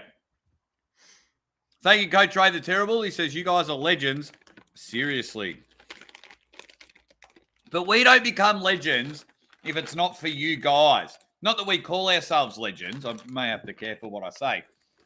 But if people aren't watching and people aren't hanging out with us, then it's not as fun. You know, we're just two people talking to ourselves. Oh, wow. Let's be tag team people and let's just take all the focus off Naomi. Yeah. And Sasha Banks comes in with a Lamborghini. Lamborghini, huh? Oh, man. I mean, nice Lamborghini. Don't get me wrong. Have you ever been a car guy? Like into cars? No? My first car caught on fire. Oh, that's a good start. Really good start. Yeah. So my new job. I love cars, but I just I can't imagine. You know, it's just so much. It's so like that car is probably worth what, $500,000? Yeah. American, easily. Literally behind this green screen is a $70,000 car that I'm holding for my father-in-law. No kidding. And it was in like magazines over here in Australia. And I like, so when he did a charity event for me, because he used to own his own mechanics before he retired. Sure. And so he's like, I'm going to do a car show for you, Jake. We're going to raise some money for when I was doing my charity runs. Nice. And I get there and I felt so bad because collectively in the room was $500,000 worth of cars. Wow. And if you're a car guy, it's like, it was literally like walking in a room and, you know, there's, you know, Kevin Owens and Steve Austin and Ric Flair and things like that. You're like, oh my God, look at this car and look at this car and look at this car. And he came over and to me during the event after donating $5,000 of his own money. And he was like, oh, what car do you like the best? And you know what my response was? The blue one. Which is like one of the most offensive things. Because, I mean, it's pretty, he knows that I'm not the biggest car guy. And yeah, I could never get into it. I don't like to call him my stepfather because he's been married to my mum for 20 years, 20 plus years. But I say the word step because I did have a father. He unfortunately passed away when I was 15.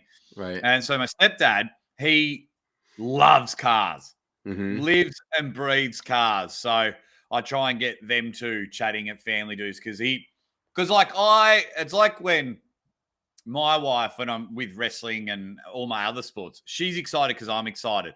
And I try and do that for my stepdad and father-in-law. I'm like, oh, tell me about this car. And you are speaking another language to me. By the way, what are we watching right now? The Dominatrix team. Just let us know what your safe word is. Well, we did have a nip slip from Charlotte Flair that they had to black out last night. So yeah. Why not? So what is the car? What is the car? What kind of car is it? It's a Holden FX. Holden FX must be some kind of rare thing, huh? I don't know. Old. It's an FX, I think. Oh, I see what it is. It's an Australian, specifically Australian car. Yeah. Huh.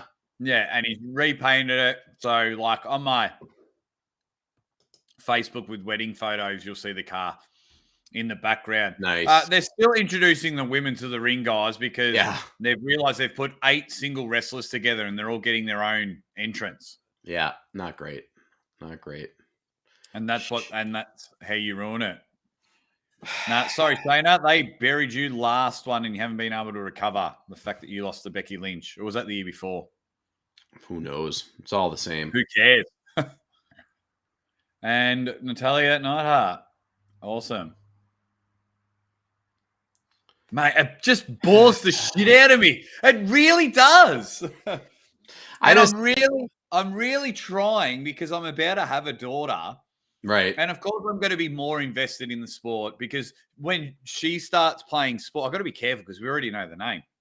Mm-hmm. So I've got to be careful how I talk. So when she starts... Oh, you're not... Is it a secret? The name is a big secret? Yeah. We told everyone that we gave everyone an... we're going to keep the name to ourselves, but you can know the gender. Gotcha. And like, I'll be excited like while she's playing because it's just them playing sport. There's no political correctness. There's no evil people on the internet. There's no like the WNBA, and over here we've got the AFL. Mm-hmm. So the women's version of that. Like, do not bite the hand that feeds you. Like, if your product is crap, no one watches your product, and you're whinging about the pay. Oof.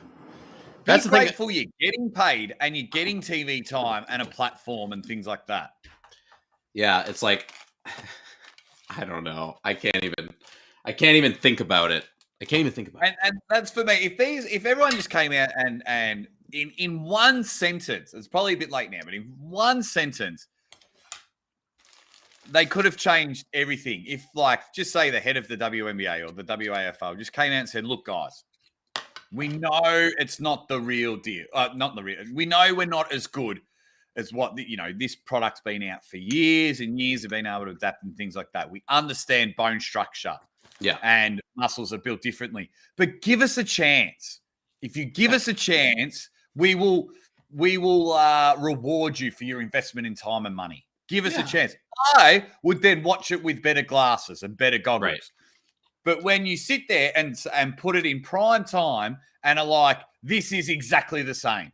They should be played exactly the same. This is exactly, how dare you? Or when it comes to the internet, like we rag on all sports, but if you rag on the women, then you get attacked. Oh, you bigot. Oh, how can you do stuff for women's charity? Your wife must be ashamed. Things like that. It's like, no, I just hate the product. Yeah, right. That's what's ruined it for me. Like, for example, I usually watch the footy over here on a Friday night, and they replaced a 4-time premiership player, so a 4-time champion, best and fairest, so the best in his team for 10, 15 years. Yep. With a woman that's barely played as lead commentator. If they just come out and said, we're doing this because she's a woman, I would listen. But now I don't watch it. Right. I don't want to give him the TV time. So that's like when everyone's like, oh, he hates women and hates women's sport. It's because of the way they've marketed it to me has turned me off. Yeah. Well, because it's a weirdo way to market things. Yeah. So it's marketing by guilt, or like this fake guilt that we're supposed to have about not liking certain things. You must like this or else you're terrible. Look at Selena Vega. Yeah. The top rope goes to the back of her head. And you're trying to tell me the women's rumble's the same? And if you look at the difference between Rey Mysterio when he first came to WCW and what he can do and what Celine can do, you know what I mean? It's just it's those little idiosyncrasies in there. Yeah, it's not the same thing. None of it's the same thing. But I digress, and we'll get on with WrestleMania. We don't want to turn away our legends that are hanging around. And Australia being represented in the house right now. Oh, yeah. Rhea Ripley's an Aussie from my town. Oh, yeah? Never met her. Like, she's from Melbourne, not my actual hometown where I live, but 30 minutes up the road or 40 minutes up the road. But, yeah, I like when Aussies succeed. So I'm watching this, and I'm very happy for Rhea Ripley because there was a phase here where Australian pro wrestling, and it was a time when I was in it as well, it was just crap. Every man and his dog was setting up events in like primary school or elementary school, as you guys call it, gyms, and like 15 people were coming to watch. I once wrestled in front of 7 people. Nice. Big pop, I bet. Big pop. Yeah. I couldn't believe it. And they flew people over to like wrestle at this event, like from around the country. Wow. Somebody lost a buck on that. Yeah. So, and just even like the suicide dive, but both of them screwed it up. Yeah. So, go nuts. Knock yourselves out, guys. Let's have a chat in the chat. Let's have a chat with the madness. Yes. Let's work out how the hot. Yeah. Yes, indeed. We gotta, things are happening in the ring. I'm just not really interested in it. Somehow with an 8-person tag, they've managed to just only have 2 people in the ring right now, including the apron. Nobody's even on the apron right now. Yeah, they've all been knocked over by a botched suicide dive, and it's the most devastating move. Yeah. Incredible most stuff. Devastating move ever. It's the battle of the weaves at the moment. So that was pretty good. Yeah. There's a bit of bounce, a bit of flair to that one. I certainly didn't hate it. I mean, that was pretty good too. That was there. Oh, Liv Morgan could just be saving this and maybe getting a point. And then that was a good boot to the back of the head. Oh, wow. It's just that little stopping momentum. Oh, and that's another thing. Just because I've watched so much wrestling, going from the bottom rope to get out and not the middle rope. Yeah. But that's just a height thing. Yeah. But that is fine. But then everyone's like, oh, just watch women's wrestling for what it is. We don't want to sexualize them. But look what Carmella's wearing and Zelina Vega wearing. Is there anyone that's not sexualized other than maybe Shayna Baszler? Like, that's kind of what it seems like to me. Yeah, so it's anyway, I've got to shut up. I'm ruining it. We've got to keep people enticed, but I'm too honest about it. I'm too honest. But well, we could talk about backflips if you wanted to really turn your attitude around. I feel insulted with the moonsault. I'm changing the word insult to moonsault now. So if anyone anyone offends me, I'm taking that as a moonsault. I am moonsaulted. How dare you moonsault me? That's right. We've got 3 matches down. This is the 4th match of the night. After this, we still have got AJ versus Edge, Pat McAfee, Austin Theory, and Brock versus Roman. That's awesome. That is awesome. We're moving along. Look, as much as we hate Roman Reigns, that has potential to be a really good match. Yeah, certainly could. It does. Yeah, and Edge and AJ, we know what's got to happen there. And then if I feel bad for Pat McAfee at the moment because that Johnny Knoxville match. Wow. Yeah, he's got some shoes to fill. Him and Austin have got some work to do because Sami Zayn and the Jackass crew nailed it. They did very well. Very, very well. Thomas Miles in the house showing some support. Says, ready, bang. Aussie and Uncle John, much respect for hanging in there.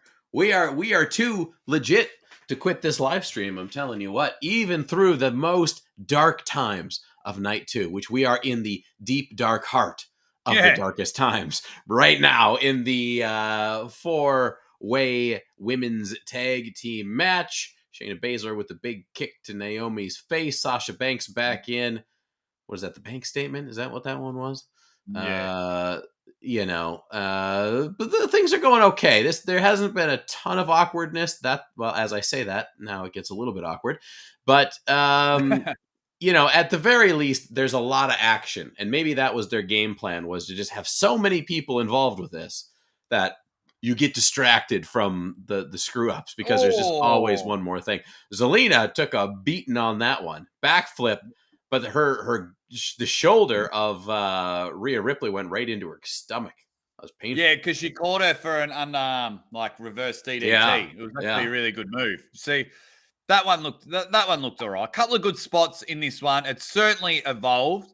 So if the way women's wrestling is evolving, it might be good in about 100 years. But at least, from the Moolah, Wendy Richter days and things like that, the matches are getting better. They saved the Tower of Doom spot.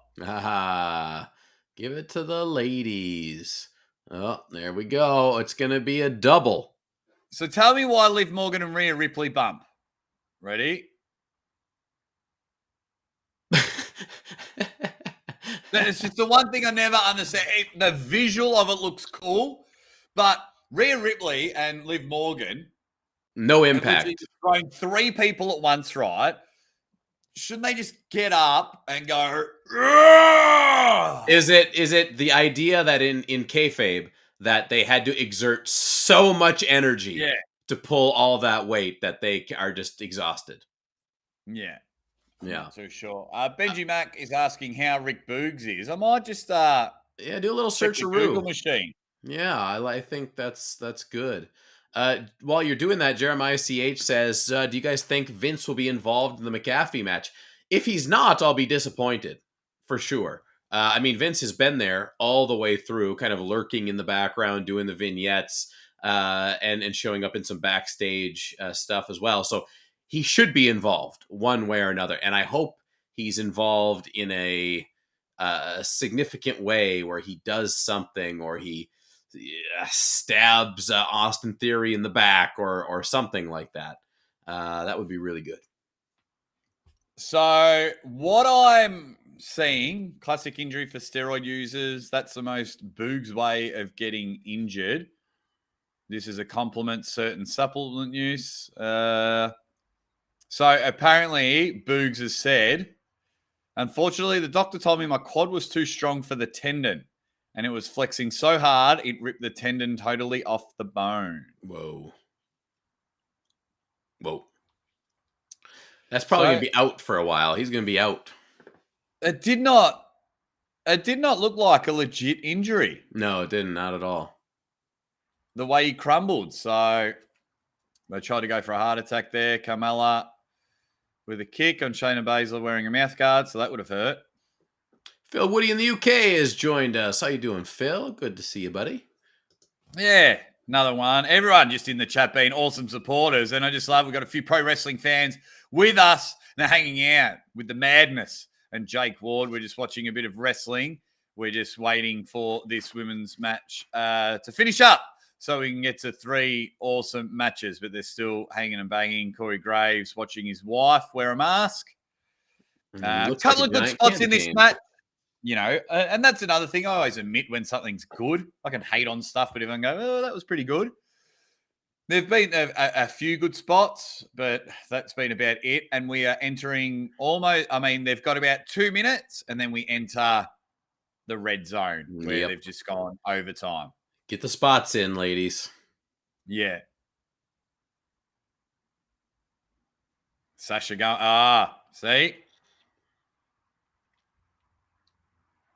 Here she goes. See, look, 1, 2, no, she'll kick out. That frog splash looked weak. Yeah. It's just like there's no weight. There's no weight going anywhere. Yeah. We got a train of women pulling each other, if you're into that. You can check out the full edition on Pornhub.com. Mm-hmm. The train of women pulling each other. Benjamin Mack. Can we get some imitations of Randy Savage? Ooh, yeah. I'm thinking about how boring. This match is definitely not cream of the crop. And I am now entering the transgender competition. And I don't want to talk about my transition. Ooh, yeah. I'm a strong woman. I love that skit. Oh, Sasha Banks just won. Huh. Oh, we just totally missed it. Better off to do some Macho Man Randy Savage moments, because you know what? Certainly wasn't the cream of the crop because we missed the finish, brother. Oh, God. Oh, but I'll tell you what, we've got some rock stars hanging and banging. We really do appreciate everyone hanging out with us. So Sasha Banks and Naomi, now your new women's tag team champions. And that match is over, leaving us with Edge versus AJ, Pat McAfee versus Austin Theory, and Brock versus Roman. So they probably do Edge AJ next, don't you think? So they don't go Edge AJ directly into Brock Roman? 100%. Yeah. Nailed it there. Absolutely nailed it. All righty. So far, second to none, it has to be Johnny Knoxville. Yes. For sure. Mazel Shador said he went, he had us on audio, but went to watch paint dry instead of the actual women's match. You missed nothing, Mazel. So don't worry. Actually, the highlight of that match was you and I missing the finish due to Macho Man impersonation. Right?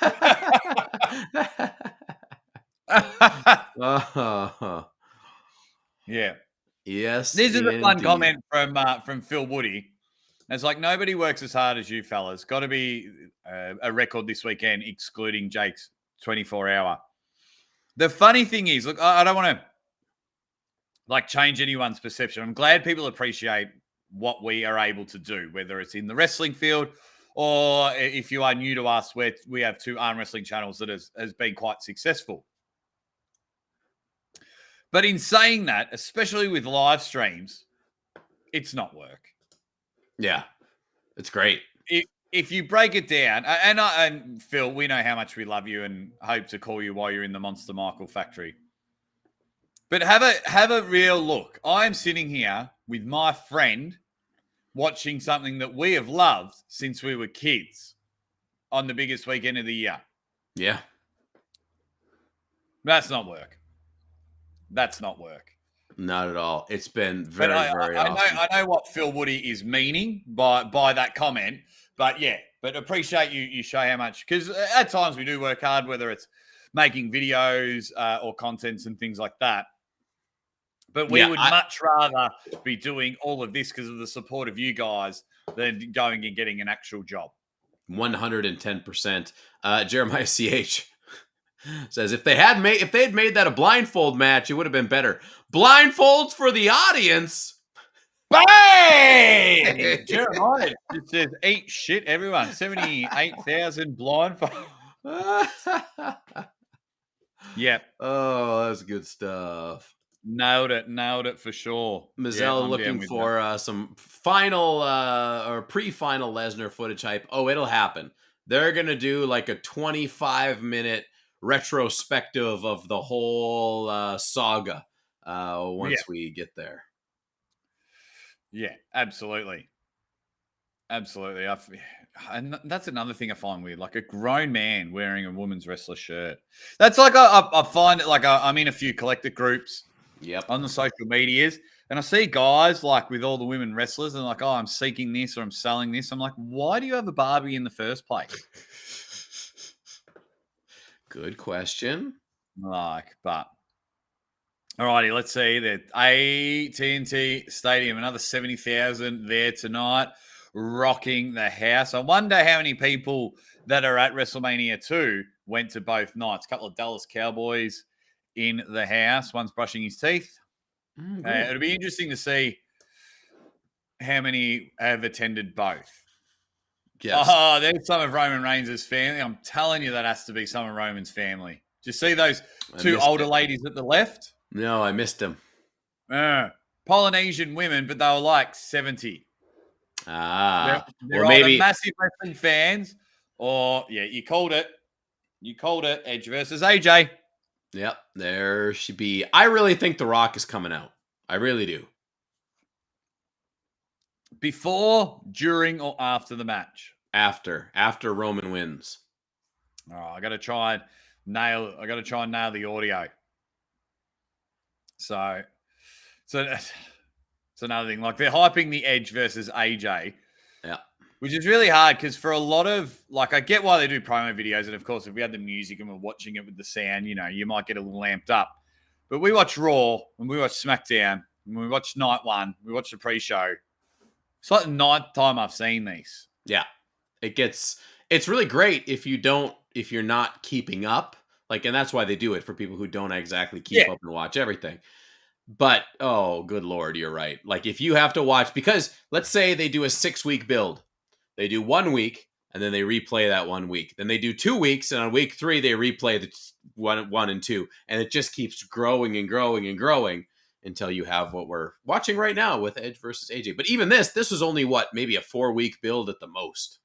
Yeah. Well, this is what it's because, one, they've got all, like, too many pay-per-views, and the attention span of the audience is not great anymore because of YouTube and because we invent things to save time. So therefore our attention spans go shorter, myself included.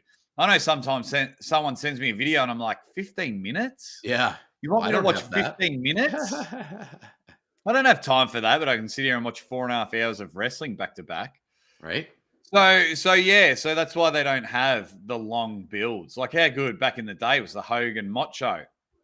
Wonderful. That was a good build because less is more. We didn't get 3 or 4 shows a week showing the same stuff. Yeah.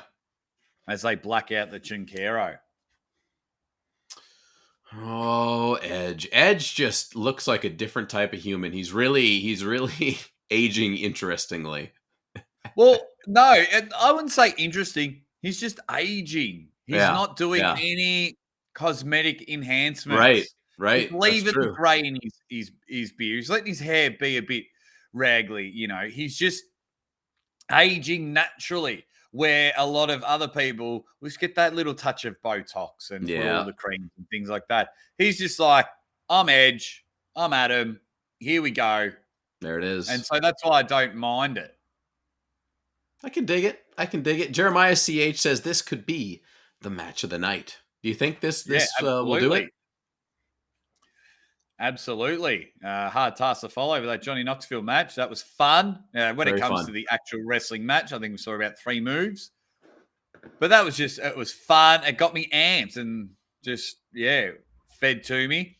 But this will be really, really good. I could see this going for half an hour. Yeah, this could have some distance. Now, this is just a normal match, correct? There's no big stipulations with this that I'm aware of. No. It's just these two going at it. 2 awesome wrestlers because we know they both can absolutely go. It's the champ that runs the camp against the rated R superstar. It's the battle of the initials. AJ Styles and rated R. I saw AJ Styles wrestle Jerry Lynn here in Melbourne back in 2001. Amazing. And not to sound like a flog, but I saw him on 2 Australian tours. They were just like, oh, yeah, come with us. You can open. And he opened both. And I was like, this guy's a star. I like this guy. So then when I saw him in TNA, I was like, yes, I can see this guy on a regular basis. So he's always been good. Yeah. He's always been great. But he had the short back and sides hair. And there's a really good match with AJ Styles. If you go check out Starrcade, I'm going to say 2000, around there. He's in a 6-man tag, triple tag match again, triple tag ladder match. I think Shannon Moore's in that match. I think Jimmy Yang Wang is in that match. And it's an absolute ripper because he was a part of Air Raid. Oh, right. With Felix Skipper. AJ Styles making his way to the ring. Love his entrance music. Great entrance music. Nothing too different about AJ. Looks like he's already bleeding. somehow on the side of his face, like a lot. Jesus. What Did happened? a firework get him? Maybe.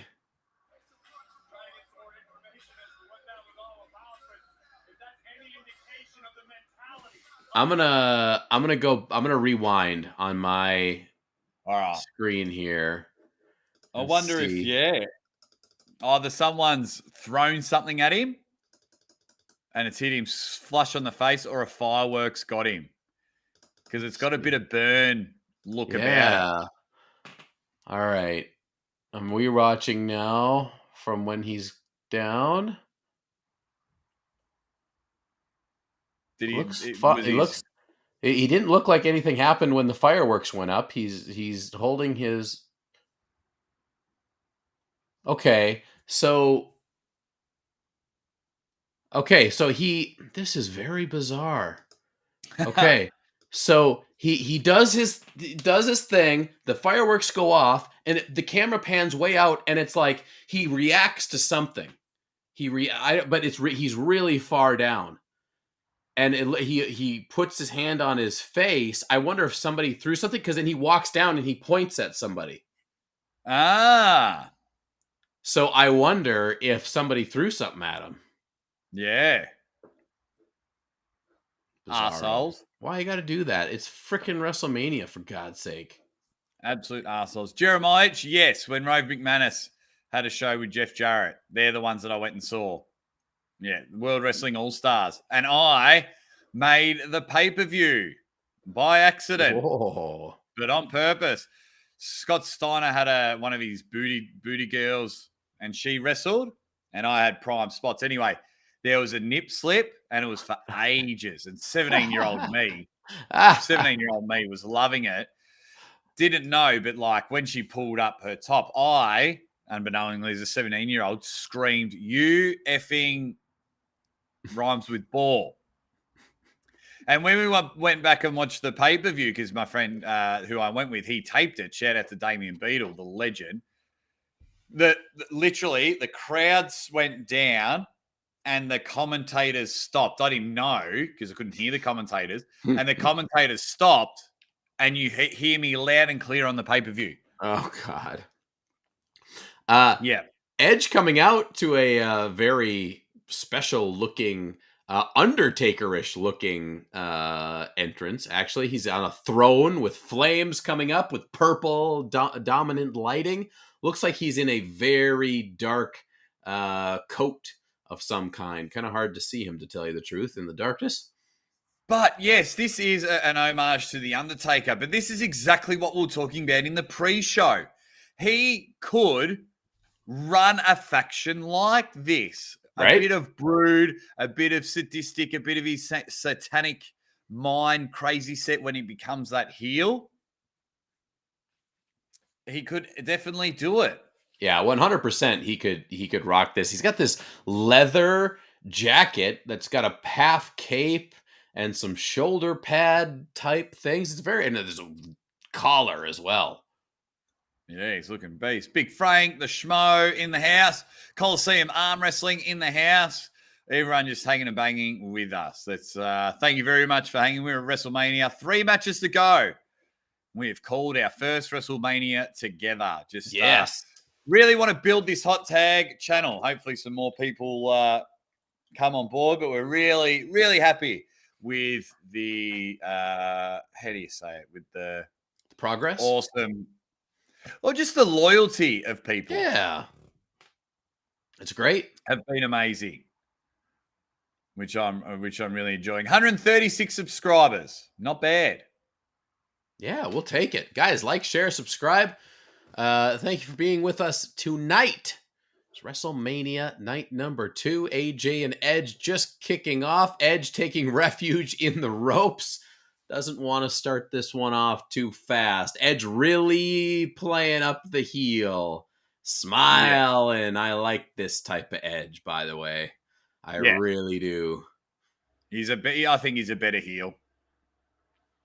I think agree. He's a way better heel. He's got the purple and black, a bit of homage to the Hall of Famer Undertaker. I mean, he was always a Hall of Famer, but it is now official. AJ Styles had something thrown at him, we believe, while he was coming down to the ring, and he's cut now. And the old collar and elbow tie-up. The lock-up. These two will put on a bit of a wrestling matchup. Can the mind games of Edge, the classic heel, get in the headspace of AJ Styles? AJ's already had something thrown at his head, so he's thrown a bit off guard. Let's see if AJ can take care of it there. Edge has still got a few more good years left in him. But you can even see with the body structure, it's like, yeah, you're old. But in saying that, like AJ Styles is like 46, 47, isn't he? Or 45? I think for Edge, a lot of it probably has to do with what happened to his body, during, right after he had his original neck injury, right? And I think, it's just 10 years where, he's good enough to go in the ring now, but his body has had to adapt in a lot of different ways, most likely to allow that to happen. It's the beautiful drop kick. But just like the air on the arm drags here, triple arm drag, slap to the face, just seeing how flush, crisp it is. Even when Edge misses an elbow, it looks really good. I'm sure AJ's barely touching him. Those leg kicks just look like he's really just chopping Edge down. Yes.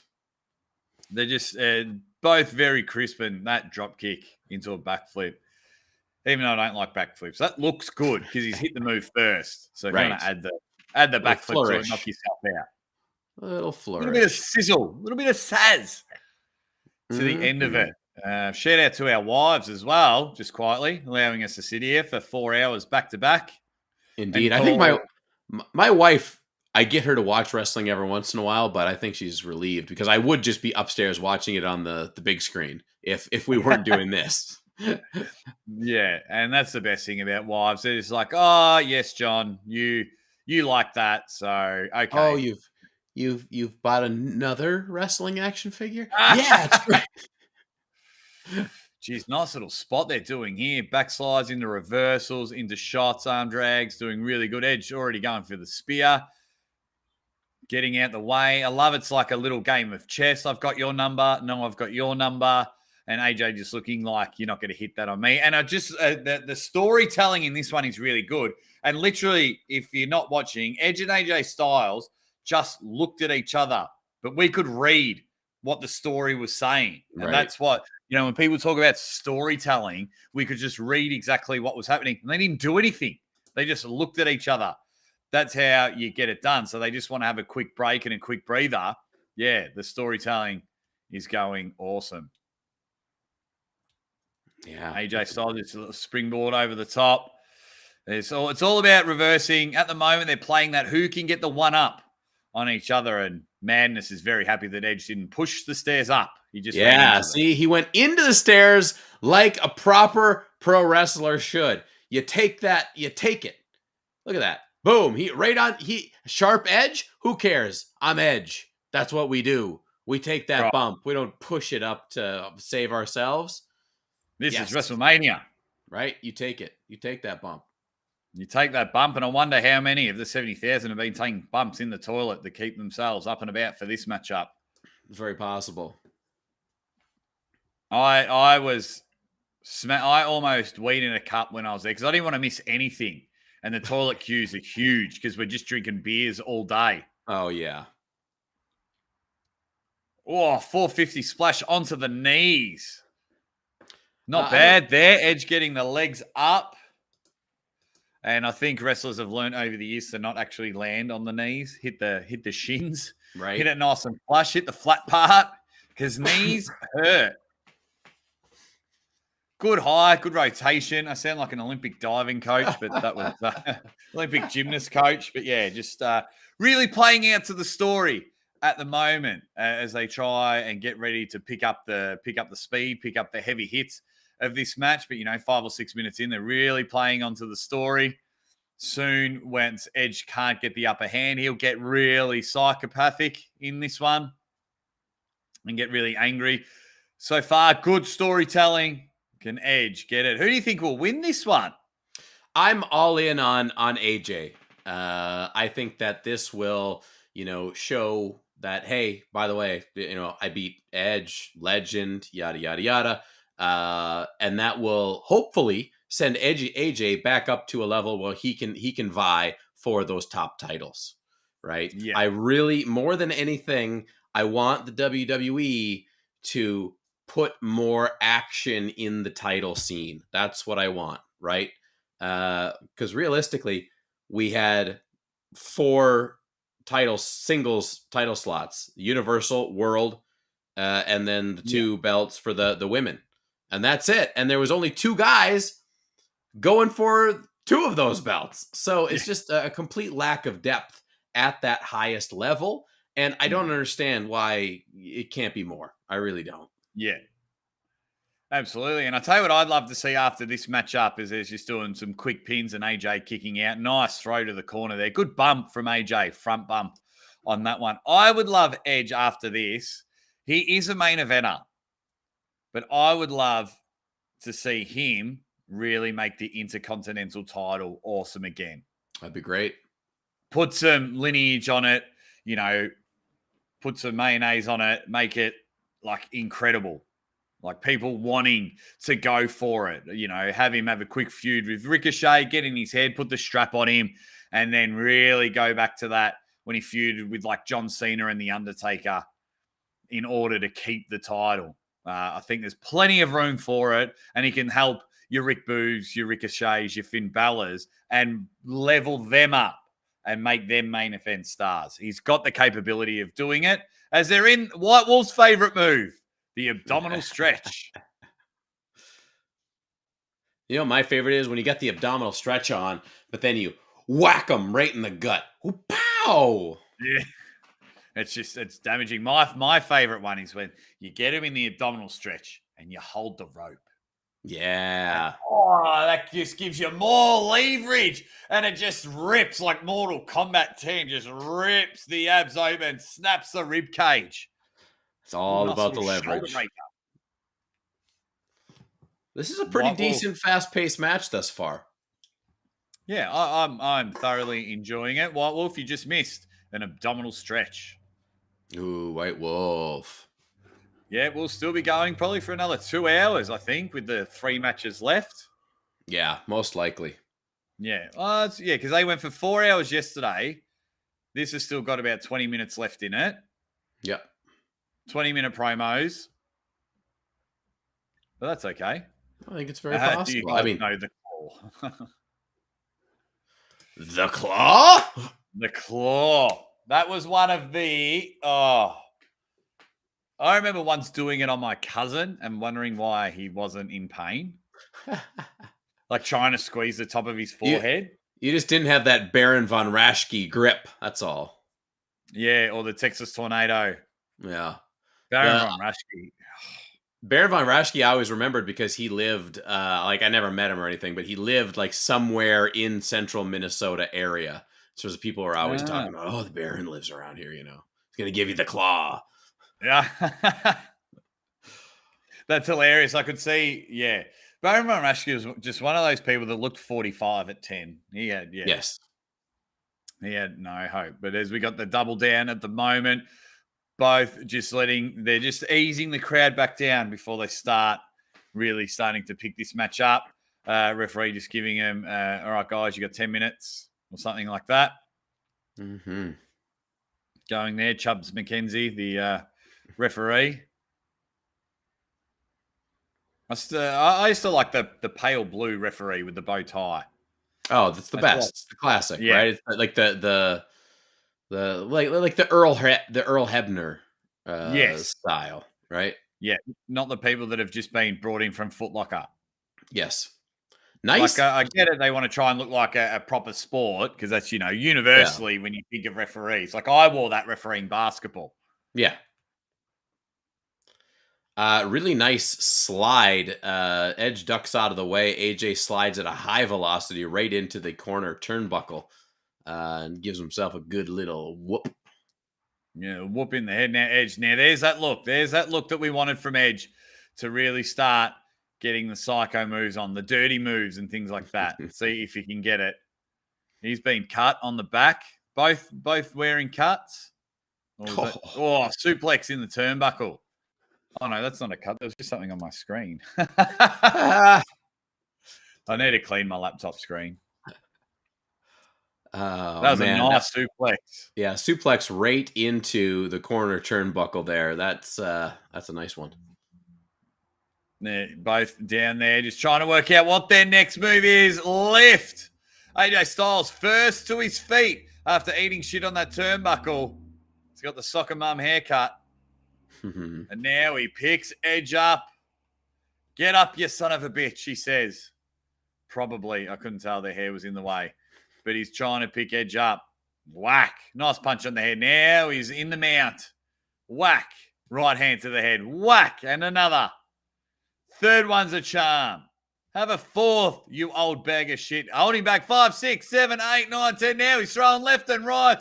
AJ's going a bit crazy. He's just throwing punch after punch after punch, realizing that his ribs are still sore. He's selling the ribs because that's where the spear goes. So he's trying to sell the ribs, sell the hand. He's just put on a flurry of punches on Edge. Edge looking a bit 1979 movies. He's looking a bit dazed and confused. See how he handles this one. AJ picking himself back up. We have a match, ladies and gentlemen. Crowd still into this. A knee DDT to the arm. And now Edge is just like, I need to lift. I need to start hitting back. This is a good match. This is a, I'm not so sure this is going to be, a night stealer per se thus far, but very solid match. Exactly what you would expect from two guys like Edge and AJ. I prefer this over, say, the greatest pro wrestling match of all time with Edge and Randy Orton. Randy Orton. That match was too much. It was too much. It was too long. It just went on and on and on. They're on top of fire trucks and too much. Yeah. This is more pure, I feel. Yeah. Oh, the Styles clash can't come in. Reversal after reversal. Edge looking for the step over. He's got the STF on there. And he's holding. Very interesting move, considering that's really Cena's finish. Now the crossface. But now, can you call it the crippler crossface, or is that censored? Ooh, definitely censored. Not on the network.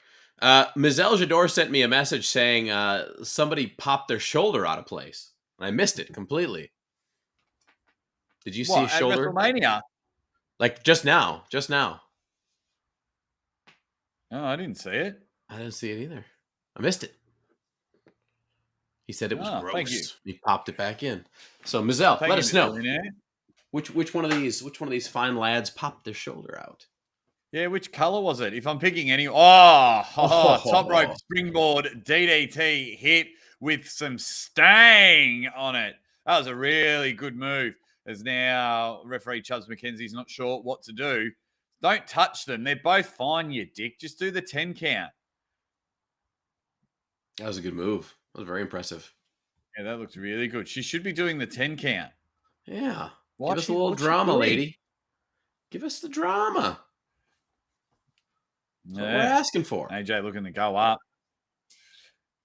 I quite like AJ Styles' tattoo along the side of his body, of his family. And AJ, I can't pull that off because it'd be a very curved tattoo from my love handles. Yeah.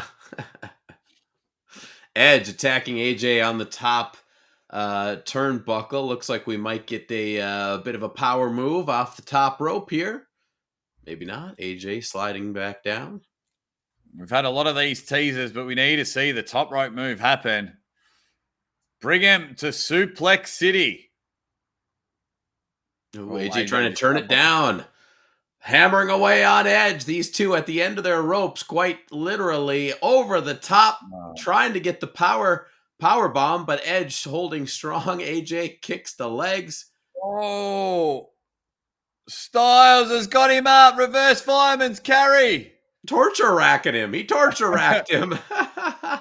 Spinning powerbomb from a fireman's carry, or reverse fireman's carry. And it's just not happening there. Get up. That looks like he's that little cut. Yeah, he's been thrown with something. Yeah, for sure. That guy is just a dick. Hopefully they got him out of there. And that just shows the 3-second delay on a live because that, conveniently able to pan out, change the camera angle on the feed, which is fine. Oh, look, I'm not going to lie. I would have loved to seen what was pegged at his face, probably a battery or a screw or something. Probably. Some reversals going on. Swinging DDT. The execution, I think it used to be called. Yeah. 1, 2, oh! Kick out there. Both men in a 69 position. Probably should have rolled the other way. Question from Coach Ray the Terrible. Which member of the hot tag would turn on the other? I can only hope we get to the point where we could do heel turns on each other. Well, I think that's a really good question, Coach Ray the Terrible, because if you've seen a lot of John's other channel, which you have, he's a heel at heart. Yeah. When I am able to get my DVDs on here, I am also a heel. Even though we're both really nice guys, we're both heels. So to answer your question, both members of the hot tag would do the heel turn. And the question is, who would get there first do the heel tag? What if we did heel turns at exactly the same time and we were like, and then we went from so we're a tag team and we're face tag team. We both heel turn at the same time. We say, and then we just become a heel tag team instead of splitting up. Yeah, we both chair shot each other at the same time. And then it's like, you were thinking the same as well. I'm sick of this nice guy bullshit. And then that's when you go from wrestling in a T-shirt to not, so then everyone can see the tattoo. Right? The tattoo. And I'll keep my T-shirt on. So I can't get rid of these love handles. Doesn't matter how slim or muscular I've been, even back in my prime. I will always have them. Mazel says AJ's left arm is gone, is going to be out for a while, needs to go home. So it must have been AJ's arm that got I saw him holding his arm. I think it might have been when he was doing the punches. But he seems to be rocking and rolling with it, that's for sure. Well, here's the thing. When the Royal Rumble, when Edge came back, him and AJ had some kind of collision, and AJ got injured in that too, and they had to change the whole ending of the Royal Rumble for the most part, or a big portion. Yeah, he had to dump him out after that. Yeah, and now he's yanking that left arm, so that left arm's right in the crossface. Yeah, so that would hurt. I bet for sure. And they use the left arm a lot. There we go. Oh, was that the execution? Oh, yeah. I can't ever remember. Not enough. Gotta get while. that spear. Big Frank has Uncle John over Aussie. Okay, Big Frank. I see where you're at. I like that, Big Frank. I like that. Yeah, you know what I think of that, Big Frank? I think you're a big jerk. Not really, Big Frank, but I get it. I get why. I get it. A lot more people love the madness more than the mad Aussie. I get it.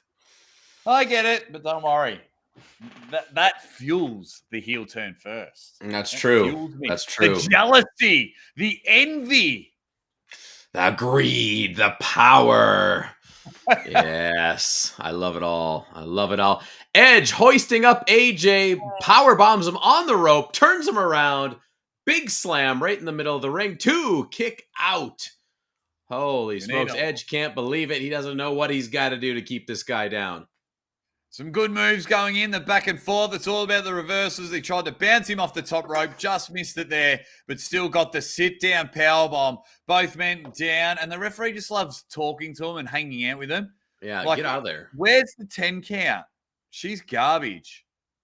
Like, she would not be calling any of this match. I'd be highly offended, actually, if I were Edge and AJ. The only thing she should be telling him is time constraints. But there's only 2 matches left to go. And they're both just working out what to do. Edge trying to figure out how he's going to attack AJ as they're both on the apron. Oh, buddy. Rabbit punch to the back of the head. AJ holding on for dear life. He doesn't look like to be supporting that left arm, so it'd be good to see if we get a replay Edge now picking AJ up. He's put him on the top rope. He's sitting there. The crowd are slowly getting on their feet. Edge climbing up. AJ falls underneath, hits him from behind. Edge tumbles off, and they're both on each side of the corner, but still on the ring apron. AJ looking at something. He sees something. He sees a magical moment. And decides he's going to take control. Are we going to get a suplex to the outside from the top rope? No way. A superplex. Oh, that's painful. On the apron. Okay. Not bad. Onto the apron there. Oh, speaking of the apron, the Roman Reigns drive-by is the shittest move in history. And I hate that it's called the drive-by because it has zero to do with his character. That's true. You're just calling it because you think that you're gangster. It's engraved in that type of person. You're just calling it that because you think it sounds cool. Right. Like the execution and the styles clash makes sense. That's true. Make it yours, for God's sake. Yeah, call it something good. Stop being an idiot. Now, AJ Styles is going to pull that sleeve up. He's going to get there for the flying forearm. He is up. 450 splash off the springboard. Just doesn't hit it fully, but he's going to turn him over. Referee gets down 1 and 2, and Edge kicks out at 2 9/10. So we found out the other day having a chat. Someone was, what were they? 5'10" and 5'8". Yeah. Got to get all you can. Got to get all you can. Every millimeter counts. Look, this match is pretty damn tight. I'll tell you what.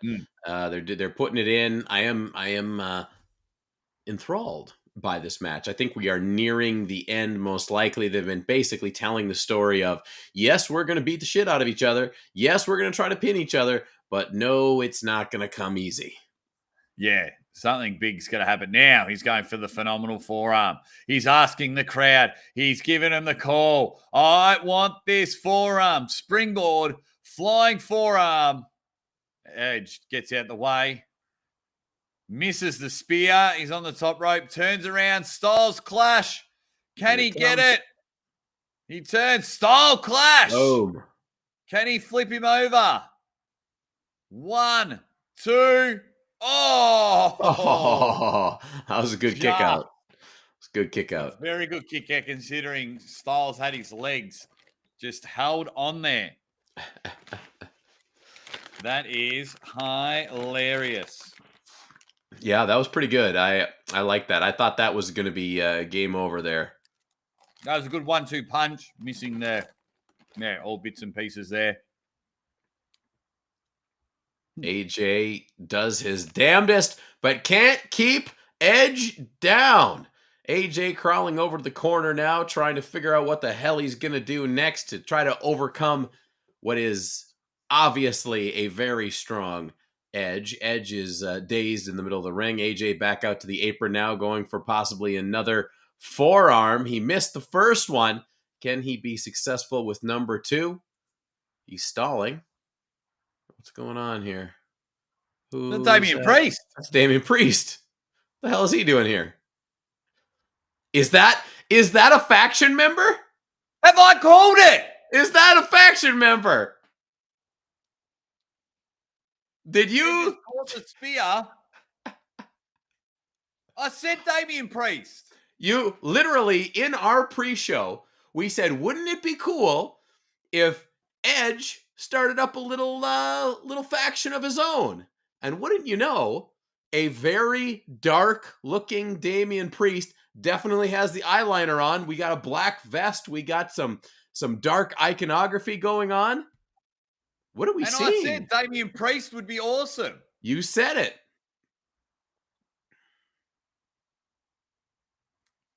They're showing the replay. Went for the phenomenal forearm. Edge wins with the spear midair. We just missed a really cool finish. That was a really good finish. Midair spear blocking the forearm. But we might have a Damian Priest demonic slowly getting into the ring. Edge is down on one knee. Edge looking at him like he doesn't quite know what's about to happen? Is he going to drop to the one knee? Yes. Yes! Oh, man. Edge says rise up, and Damian Priest rises up. Oh, my God. Amazing. I'm excited. I like wrestling again. Right?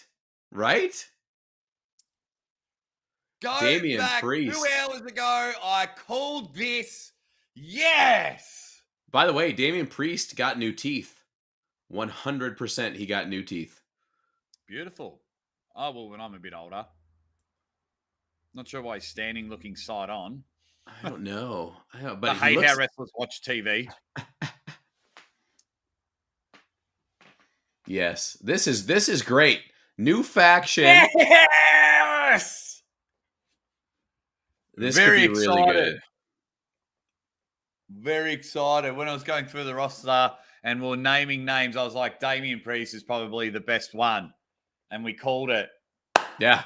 Wham, bam, thank you, ma'am. How great was that? That made that probably the match of the night.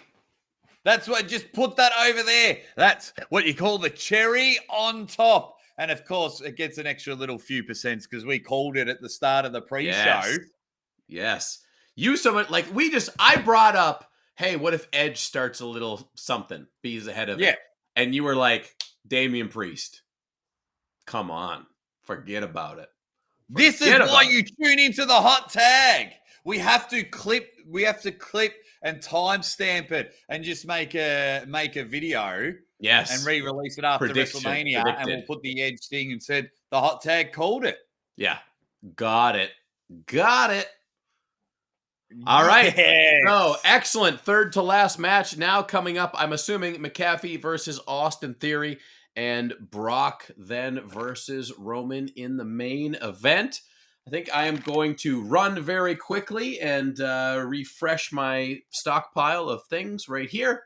What do we got going on here, though? I don't want to miss something good. They're announcing something. Attendance. Oh, the attendance. All right. I will be back shortly. Oh, my God. How good was that? Another 77,000 there.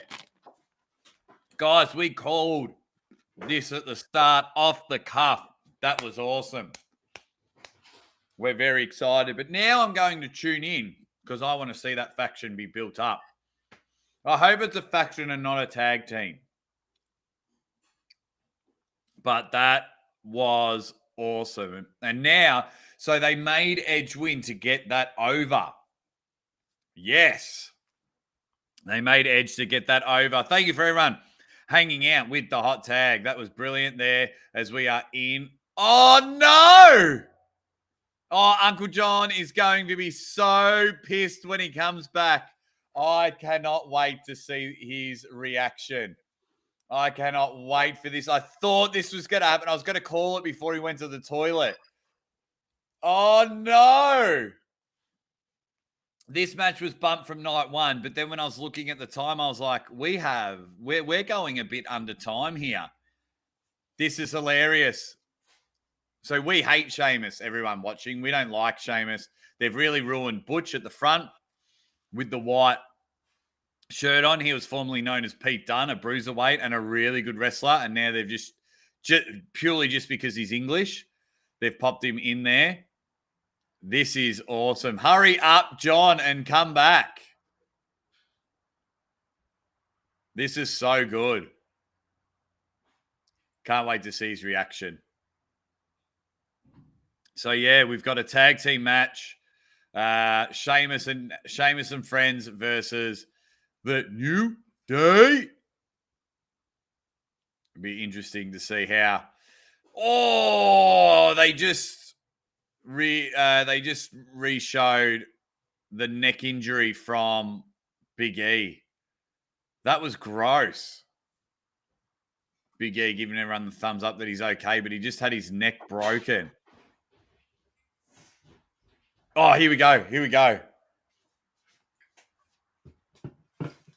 Keep that on the screen.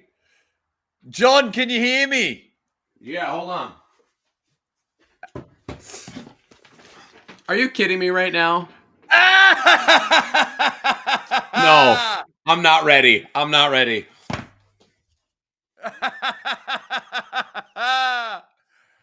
Oh, yes. Oh, that's awesome. That's been my WrestleMania moment. That is so good seeing John, the madness's face there. And the beat goes on, says Uncle John, Aussie, Beer Man, Australia, Arm Wrestling World Order, the AWO, you reckon? Well, Beer Man went live the same time as us. That's not a support of the hot tag. Is it? I'll see if he's still live now. But, so, because he's a wrestling fan. He's still live. He's still live now. But that's all right. You got to do what you got to do. That is for sure. And to go on the exact same time we did, oh, you son of a gun. But we do love him. We do love him, that's for sure. As we've got another match added to the card because the time was just going okay. But that was, that was hilarious. Okay, let's get back to it. Everyone just joining us, you're dead set legends. So just showing now that we're right into it. Sheamus and friends just pouncing on the New Day, not allowing them to even get their ring gear off. They're just hitting them hard. They're showing it off, saying, Sheamus and friends, we look way better with your stupid stuff. And Butch throws them and hits them on the table, saying, you guys suck. I don't like this version of Pete Dunne. I think that's just out of sheer frustration. And now we are in the ring. Kofi Kingston and friend. They're just throwing the hits there. Xavier Woods looking a bit thicker. It looks like he's put on a bit of muscle mass, which is good. But it's just, they're in there now. The action taking the outside. We've got Sheamus's friend in there and Kofi Kingston. Kofi dodging. Oh, trouble in paradise. Early on. 1, 2. And Sheamus pulls him out the ring. We almost had a quick pin. One of the finishers just hit straight away. Sheamus not sure what to do. He's got a handful of hair. Butch wanting to get to Kofi Kingston. Geez, they're really making Butch look dumb. Is this a joke? Drop kick happening. Xavier Woods looks like he's put on a bit of muscle, a bit of weight, which is good. So he doesn't look like, the real smallest member. They're making Butch look silly. And they re-showed Big E's neck injury, man. That looked terrible. Not good. Not good. That looked really big. And just before you went to the toilet, I was about to say, we might finish early. Mm-hmm. Yeah, see, look at that. He's been to the gym. Yeah. He's had some pancakes.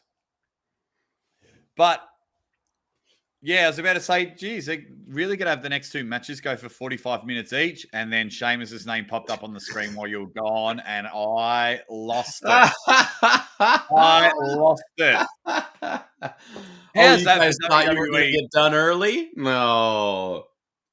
But how's WWE really just bringing us down? We were like, oh, my God, we called it. Edge, faction, Damian Priest, bro kick. Already, is that going to be the end of the match? Bro kick on Xavier Woods. And, yeah, they just brought us back down to reality. Sheamus's friend. I now know why. 1, 2, 3. The match is over. There you go. You missed it all. Bang, bang, bang. I like that.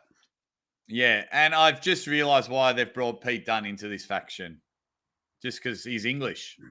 Right. Give a little They're just legitimacy treating there. him like a child. Yeah.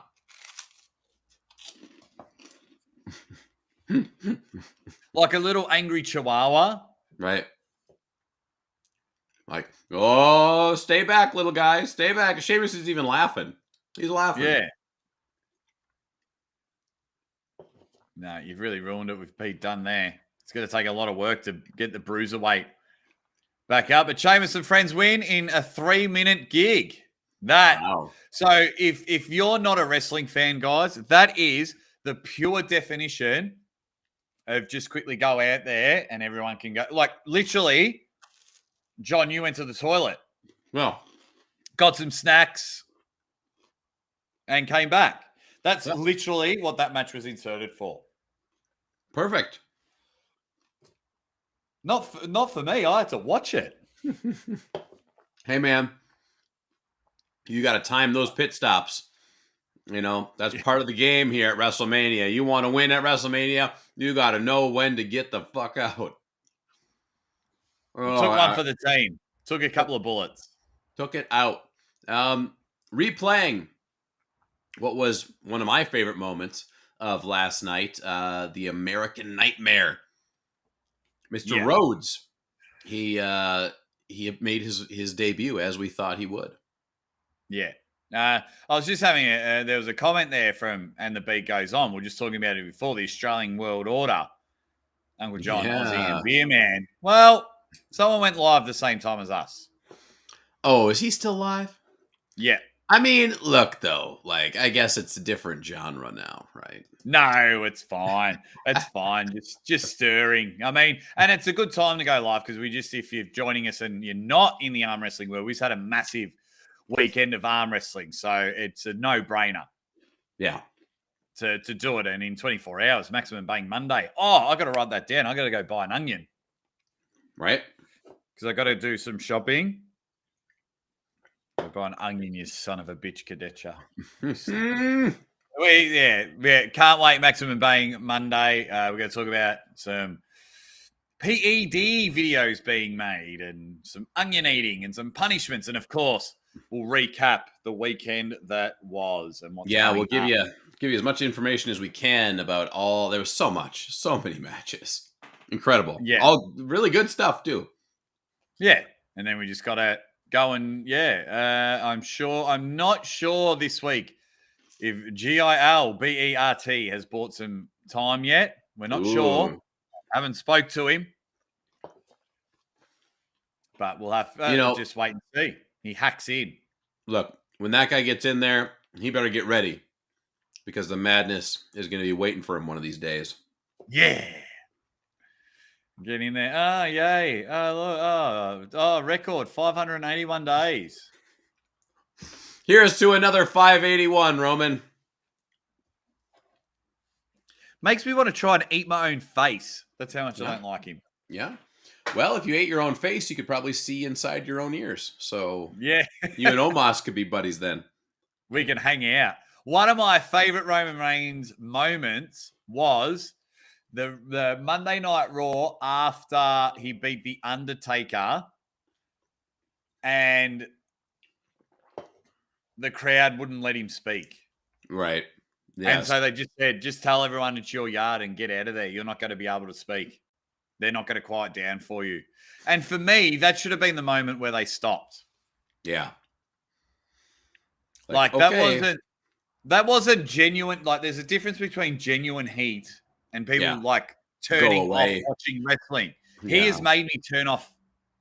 Like, I don't watch it religiously as I used to. Mm-hmm. So when it comes to Roman, I was super, super, super sick of him as a face. Really, really sick of him. I like him a lot more now than I did at his face level, right? Yeah. Like, I actually don't hate his guts. I don't. What do we got going on here now? A lot of flames. Hall of Fame, redoing The Undertaker. Hall of Fame. Both nights. Is he going to come out with his full regalia this time, you think? He could be the third member of Edge's new faction. Now, as you're in the toilet, that's one thing I wanted to bring up. Now, I don't know, when you're getting snacks. When you went away, I hope it's not a tag team. Oh, my God. That would be the wrong thing. Yeah. They can work together and Edge manages Damian Priest for a few matches and then someone else all of a sudden has been hypnotized, demonized. Yeah. Yeah. One thing I want to try and do is get some timestamps because I want to then go through some of the bigger channels who have done the same thing and see if they called it. I'm very proud of us. Right. Because this is a new wrestling channel and we are on the money like most channels. Right. No one, I genuinely believe no one picked that but us.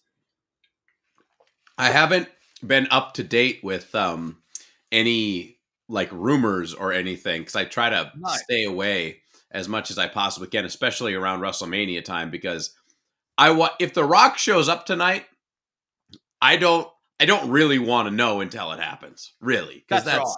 It's so much better that way. Like, yeah, I don't didn't want to see The know Rock on Twitter. I didn't know that Stone Cold was really going to be in a match. That was great, right? I had a strong suspicion. I didn't think. Yeah. I think just because of my wrestling background, Sure. psychology background, reading too much into it. That promo that he did told me that he was going into a match. I think he accidentally slipped it out, and they didn't fix it. So I think Austin turned up and just went, "You're getting one take." Yeah, and he said, "You can call it a fight, a battle, a talk show," and it's like, "You're having a match." Yeah, that's when I saw. I was like, "You're having a match." Oh, if you ordered Stone Cold on Wish, he was in the crowd. He's having Undertaker out and again in his nice suit. Yeah, give him a second round. Who's going to be the third member of Edge's new faction? Man, Gangrel. They're not going to bring Gangrel back. I'm sorry, it's not going to happen. It's just why not. shitting on my parade? I don't know. That's a pretty shit parade to start with, buddy. All righty. Well, I wonder who would be. I want a roster list here real quick. Yeah, this is exactly what I've done. Having a look at the roster. Actually, I've been talking about it all night, so I'm not going to bring it up. Who would work good being demonized? I think the older Austin Theory would have been like if he grew his hair a bit and wore the pants, like when he first came in during the no crown era. Yeah, he would have been great if they had maybe brought Pete Dunne up as the bruiserweight, not what he is now. It's too late now. He's no, not really. Damian Priest called it. So good. I'm looking. Obviously, there's going to be a woman in there. Yeah. I'm looking right now, and I'm weighing some different options. It's like, do you take a face and turn them heel, or do you take somebody who's out already, maybe a tweener or a heel, and then just enhance it? Fun little fact: if you're on the WWE website and you scroll down and you see a female wrestler named Indy Hartwell, she's Australian too. She's just from up the road. Huh. Useless fact for you. Just having a look at people's particular looks and the way that I could see it happening. All right, I got one potential. I'm gonna hold it. I got a potential. Is LA Knight? That's Eli Drake, isn't it? What is the name? LA Knight. Oh yeah, I think so. Right.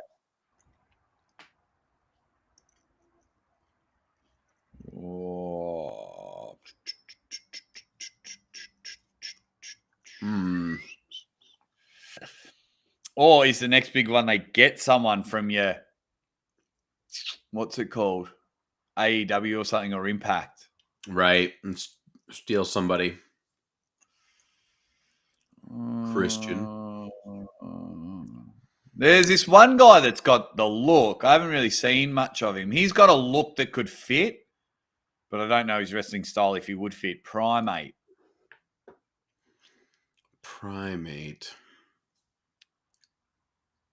Oh, yeah. He's got a good look, but I need to see him. Yes, there's my other one. Yes, I could see it. I could see it work. That I said at the start of the night. And that's Roderick Strong. Oh. Let me go. Oh, yeah. Yep. I can see it. I can see it.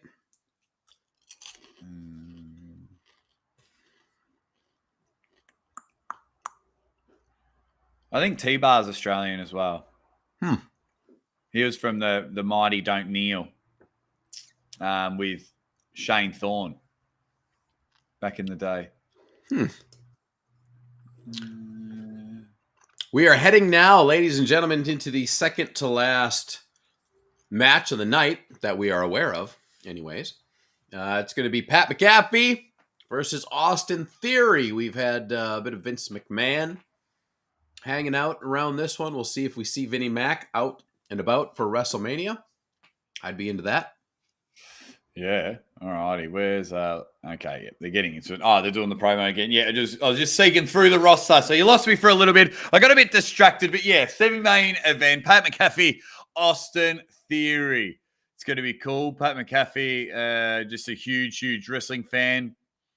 Yeah, he was a punter for the Dallas Cowboys, went through the ridges and the ropes. He wanted to be a wrestler, and he became a really good podcast host and is a lead commentator. But I think this might be his launching match. If he does well here, I think he won't be a commentator anymore. Really? They'll get him in the ring regular. Yeah, and I wonder, he clearly must have signed a contract because WWE superstars aren't allowed to have third party unless Pat McAfee has signed a deal and said, well, we get a portion of what you make. Right.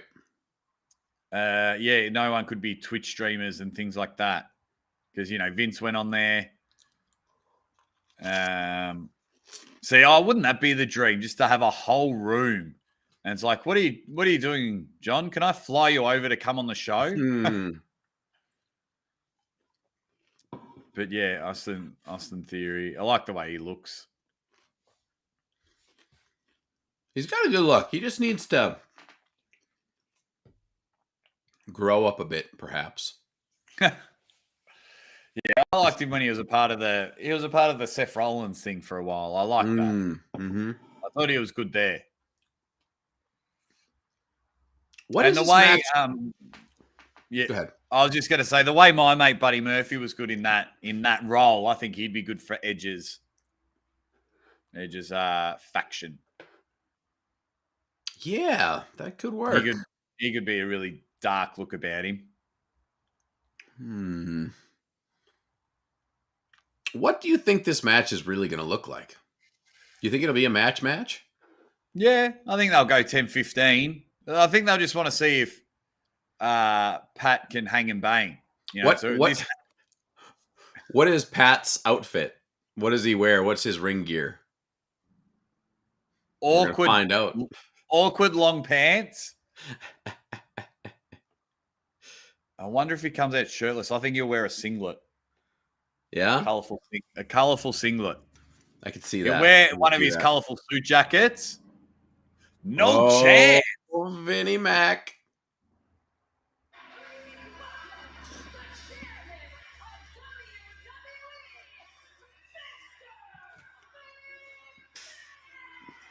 No chance. That's what you got.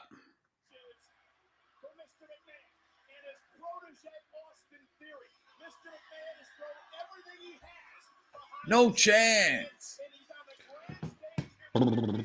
Don't blow out both your quads. Yeah. How good was that when he back in the day when you just you'd hear Austin or someone cut a promo and then you just hear no chance and you'd be just leave him alone. Vinnie Mac. How old's he now? God, in his mid to late 70s, I think. Let me look it up. I'll be a bit sad when Father Time pins him. I'll be very sad. 76. Okay, I wonder what he's got to say.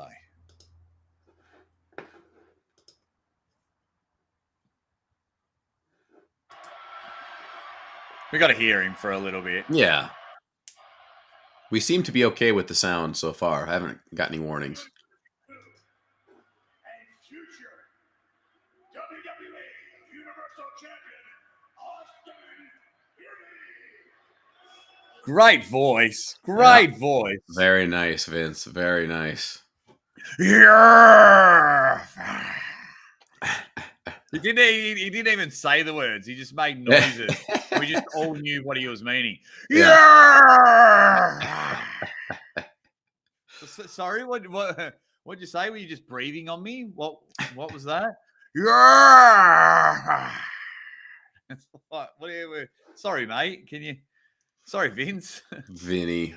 What Austin Theory. I was looking forward to Austin Theory wearing maybe something a little different, more significant. He just kind of changed the color, but it's the typical stuff he always wears.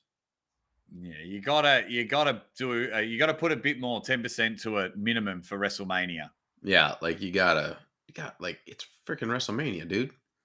You're just as likely to not even exist next year as you are to get to WrestleMania next year.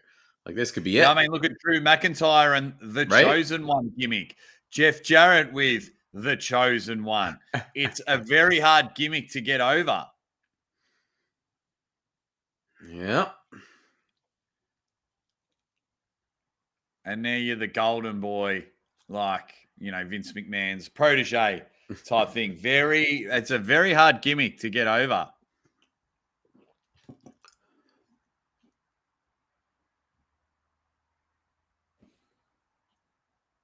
What's going on? Giving him the old "you suck" chant. I'd be legit getting a proper selfie with Vince McMahon in the middle of the ring at WrestleMania. Like making sure 100%. It's real. Yeah.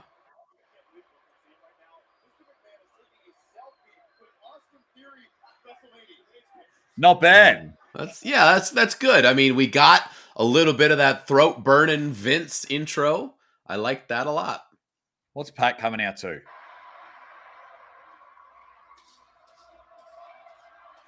The Dallas Cowboy cheerleaders.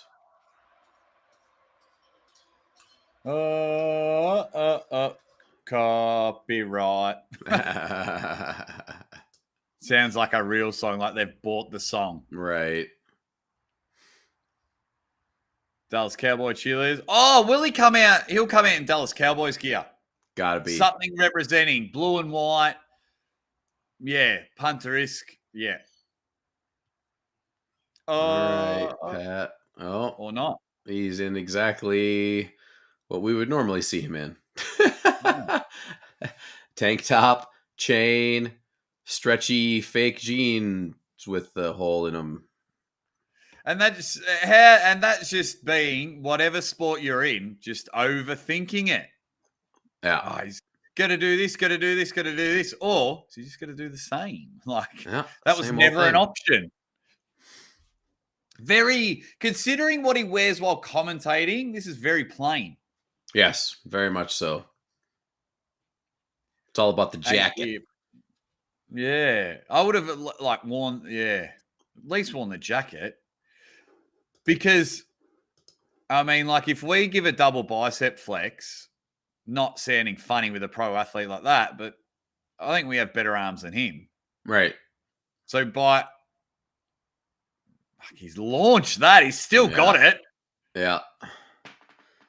He's still got it. But but like if I'm wearing a singlet, I'm making sure my traps are looking pumped. Yeah. And getting some definition on the arms. Because he would have known ages ago that he was having a WrestleMania match. Right. So I would have hit the gym. A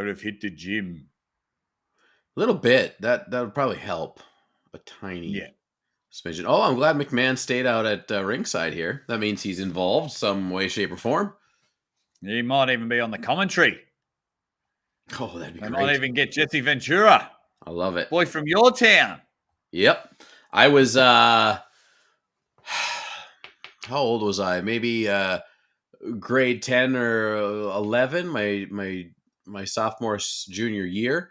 Is when he ran for governor of Minnesota and got elected. He came to our school and everything. Came to our school and gave a big speech, and I didn't understand it. And I just wanted to ask questions. But so beforehand, The teachers were like, you can write a question down, but you can't ask anything about pro wrestling. I was like, well, what the hell? Why do I don't care that he's the governor. Come on. Like, what's the point? Yeah. Pat McAfee laying some relatively good punches. Look a bit sleek. He's up and about there. His haircut. How's he going to pull off? He has to do a punt sort of finish. How's he going to pull it off? Oh, double the throat. Yeah. Right in the Adam's apple. So can you say that anymore? Pat McAfee, his haircut reminds me of Egon from the Ghostbusters cartoon TV series. Oh, yes, the real Ghostbusters. The blonde Egon, yeah. That's hilarious. Yeah. That is what that's if he had glasses like that, he would be him. Period. I had all those toys. I had figurines of all them. So McAfee not looking that bad, really. He kind of had a reverse leapfrog out of the corner. Yeah. Well, he's athletic, so that helps. I mean, a jumping Hurricane Rana there. Not bad. So, and that's when he'll just realize there's a reason why wrestlers wear shorts or tights that look like jeans. You know what I mean? Like if he was wearing proper gear, just would have got that extra 2-3% and hit it clean. Right. But I would just be branding everything. Of course, being in his hometown of Dallas, that's why he's got the match. And the crowd's got to pop for him. But I would be just getting some branding out, wearing, McAfee on something. We got a new person to the stream. Teasing Coder, welcome. Thanks for being here. How are you, mate? Jesse Ventura lives off grid and has maps. Jesse Ventura is quite the dude. I'll tell you what. He's really, he had all those conspiracy shows, and he's a weird cat. He's Jesse, right? I like it. I just want to hear the crowd.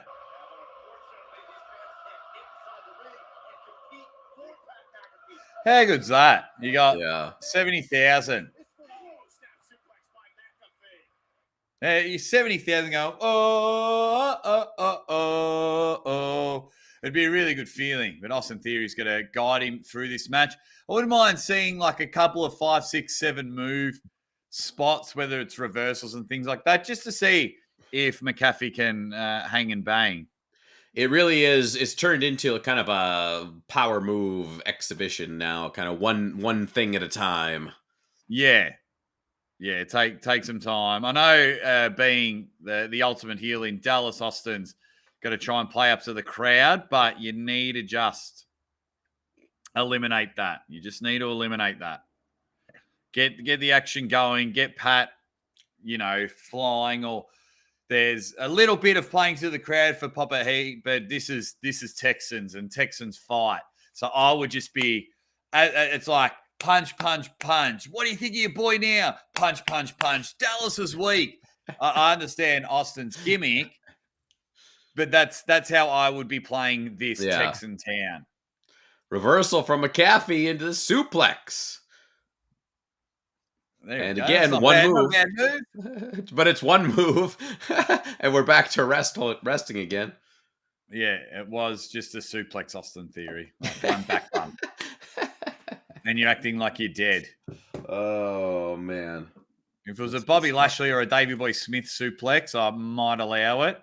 But you're literally... And this is where psychology comes in. And when you literally said earlier that Austin Theory needs to grow up. I understand they've got some spots set, but you've just been on the offensive. Whack! Nice shoulder bump into the table. I understand you needed to get to that spot. But Pat McAfee had 10 punches to the head and a bump. And he was dead. Austin Theory had a suplex, and he was dead. Right. A little much. Now this is... He's got to do his... he's got to call the action. Out Austin Theory, Tim and Sally McAfee watching their kid beat the hell out of a goose bag. Doing this, a little payback for Friday night. Get it back. Michael Cole, get him, Pat. Imagine if Pat McAfee You know how Rick Steiner used to wear like the wrestling headgear? Yeah. Imagine if Pat McAfee just wore headphones Uh, as his headgear, being a commentator. That would be cool. that would be cool. But Igor getting into the ring now. He's at an outside spot, Vince McMahon. And not only is Vince McMahon staying out there, Vince would just be watching this like, are we going to put Pat on the roster as a wrestler? Right. I think he's doing well so far. Do you agree or disagree? He's doing okay. Yeah. I'm enjoying the performance. I understand that it's not like wrestler yet. He's probably not at that level. But I like what he's doing. But I like him in general. He's athletic. He's there. This is all new to him. Oh, a big swanton. Nice gliding as well and took the bump. Took the bump as Austin Theory gets out the way there. Now Austin Theory on the attack. Wants to sit there and impress his granddad. Watching him, Vince McMahon. A nice little spinning back body drop. He gets the glitter shirt down to the ground. It's all over. No, it's not. Pat McAfee still has a life. Vince was calling the action as you see some West Texas rednecks in the crowd just yelling, saying, come on, Pat. Get up there. We've got a hoedown after this one for you to get to. But now Austin, once again, is he just giving Pat time to get, because there's ring rust and, match endurance. You can go to the gym all the time, but if you arm wrestle, you need table time. I wonder if he's just giving him a bit too much more break as he points to the top rope. Mr. Theory, get it done. Mr. McMahon is playing a pretty good role in this match with his approving and disapproving looks. I kind of like him in this position, so we still get a little bit of him, and he doesn't have to be quite so physical as he used to be. Yeah, absolutely. Because even in real life, you would want his approval or disapproval if you're a wrestler. So you're getting it firsthand in a gimmick. Oh, superplex.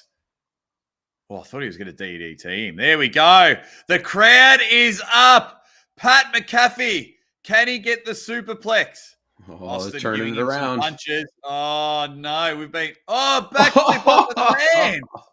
That was very impressive. That's the best backflip of the night. Austin Theory is stunned. Oh! Athleticism.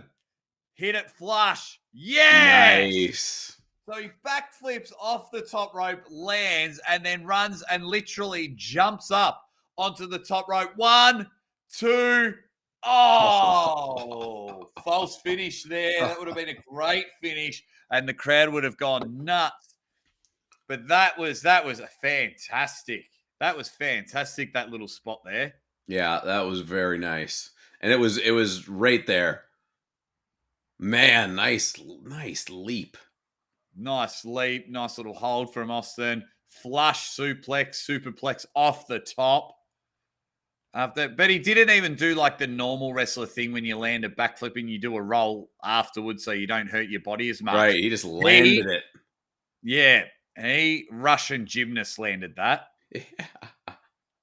He was phenomenal. Yeah. Yeah, his back probably sore, not from the suplex, just a jolt. Yeah. He's taking a couple of whippers. Oh, here comes the punt. Oh, he misses the punt. And now work the leg. Smart Boston Theory. Now jump on. Don't have a break in the match. Do some dirty heel stuff now. Do some choking, some really attacking his punting leg. That's what too much stopping. 2 hits, stop. 2 hits, stop. That's the one thing that's letting Austin down. But I would just be like, the crowd would hate it now. You're in dirty heel territory. There we go. Now you get it. Punches to the head. McAfee is in rough shape, but Austin Theory still giving it to him. Jackjaw on him. Yeah, that's what I mean. Now you got to hit the move. Love you, Vinnie Mac. Try to go for a roll up. 1, 2, you got 3. Him. The most devastating move in sports history, the surprise roll up. Surprise roll up, man. Gets him every time. And that is it. Austin Theory is a loser. Big pop from the crowd, it looks like, and Vince McMahon is none too happy with his protege, Austin Theory. And likely not very happy with Pat McAfee either. And I'm not happy with that finish. No? Just too cheap. The cheap. Well, there hasn't been one yet in WrestleMania. But with everything that Pat was able to show to do with the backflip to the jump up to the suplex. It was a letdown, yeah. Yeah, I get it because Austin is the wrestler and Pat's not. And so it's like keeping face for Austin. Yeah. Yeah, I'm a bit... Yeah. Surprise roll-up. Look, you win some, you lose some. We did win during that match. That match I was pretty impressed. Oh, the match itself was great. I'm just a bit sour grapes on the finishes. Yeah. Vince McMahon's just yelling at Austin. So you got to get fired. Oh, let's hope so.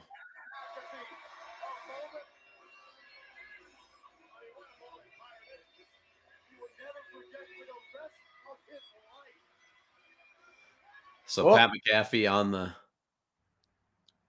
They're playing corner. was it what's on White Stripes? Oh, that's his yeah. entrance. Do. I wonder if Austin gets the "you're fired." Pat is pointing at Vince, wanting Vince to come in the ring, and Vince is intrigued. Oh, and Vinnie Mac is taking off his jacket.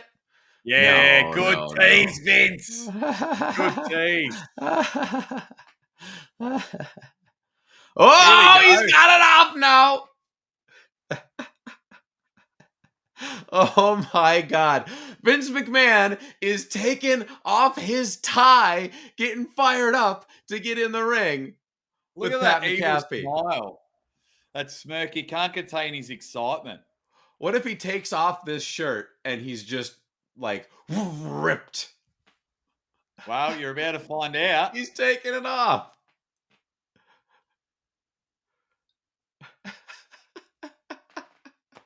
Oh, this is amazing. This is amazing. Vinnie Mac is going to come in.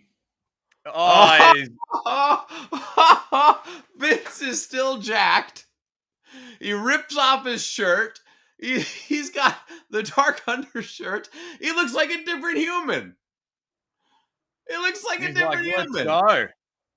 This is a 76-year-old we've got another match. I knew it. I knew it when he went on the show. I knew Vince McMahon was going to have a fight with Pat McAfee. I was obviously turned off it when they announced Austin Theory, but I thought this was going to be something.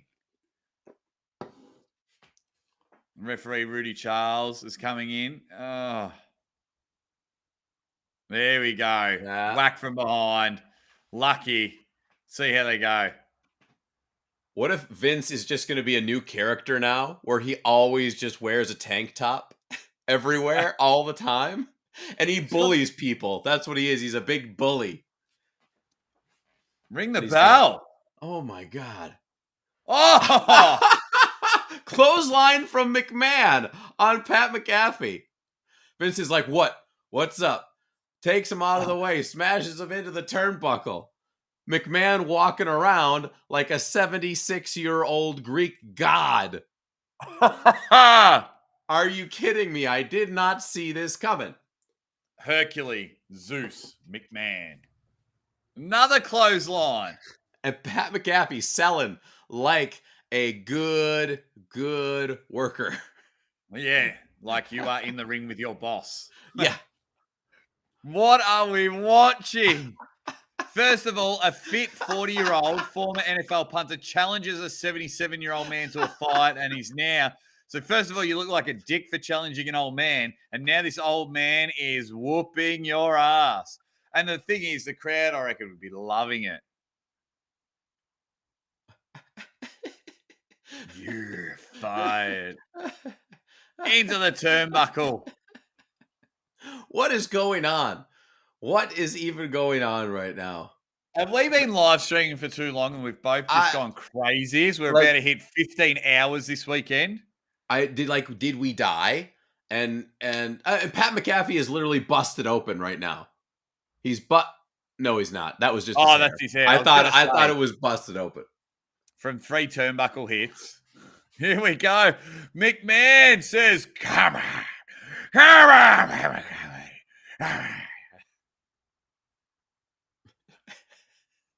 Now Vince is going to try to talk some sense. Hey, buddy. Hey, buddy. I know you're upset. Here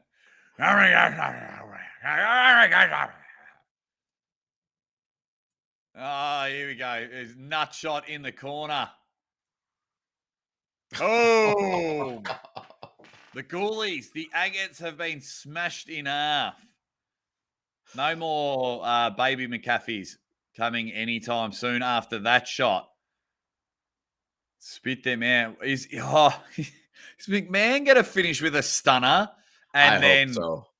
And then like Austin or Shane McMahon come out? Well, Coach Ray the Terrible just said, is Shane going to show up? There you go. Very well made. He's just touch.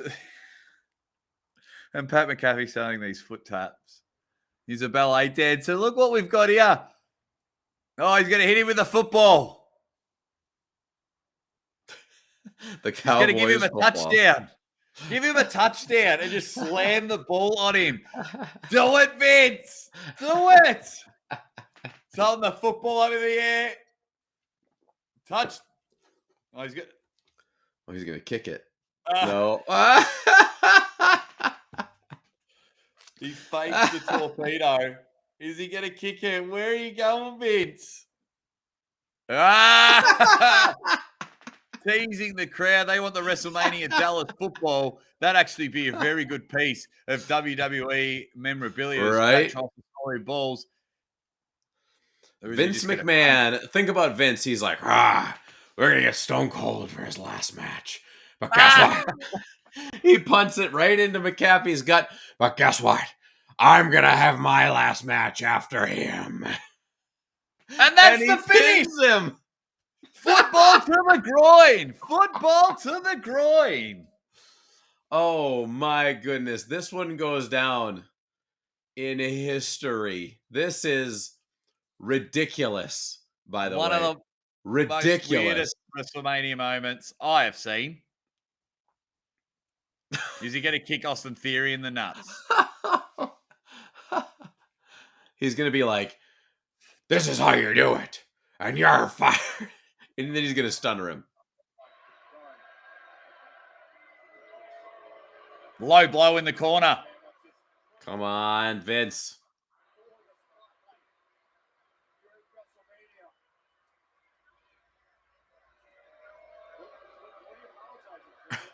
I can't believe that Vince McMahon just had a match at 76 years old. There we go. Oh, just giving it a flex. I feel like an ultimate heel turn is going to happen and the protege character will be done. It's got to. What do you think? Like, what's the point otherwise? Like, there's got to be some kind of finish here. Because Vince was pissed with him. Then he went and did the match himself and it was like, hey, this is how you get it done. I'll show you how to do it. And now Vince is going to be like, oh, you think you're still... It's a kick to the balls. They're hugging. No, not for long. They're not going to...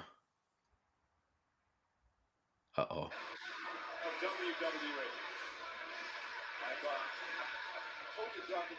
What was that?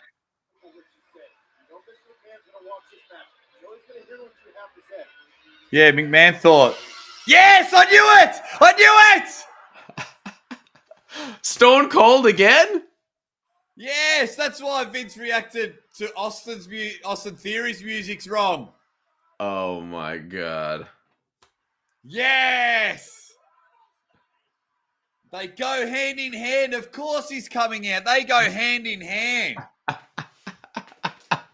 people that bought a ticket to night 2 would have been upset.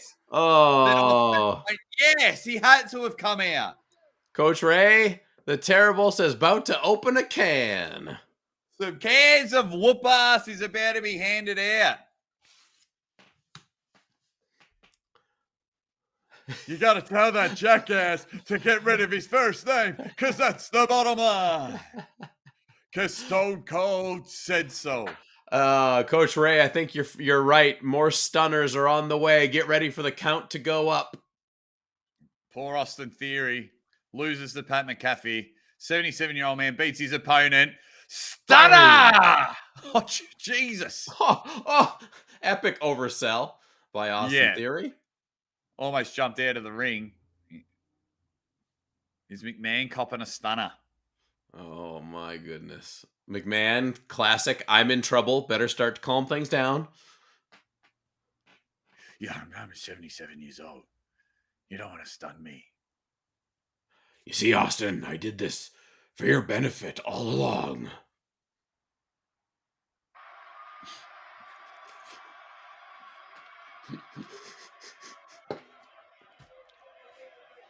Yeah, drink a beer with me. Kaka Beware in the crowd.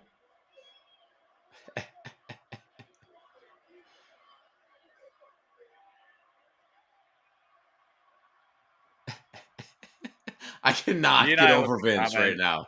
I cannot get over Vince. Yeah, right.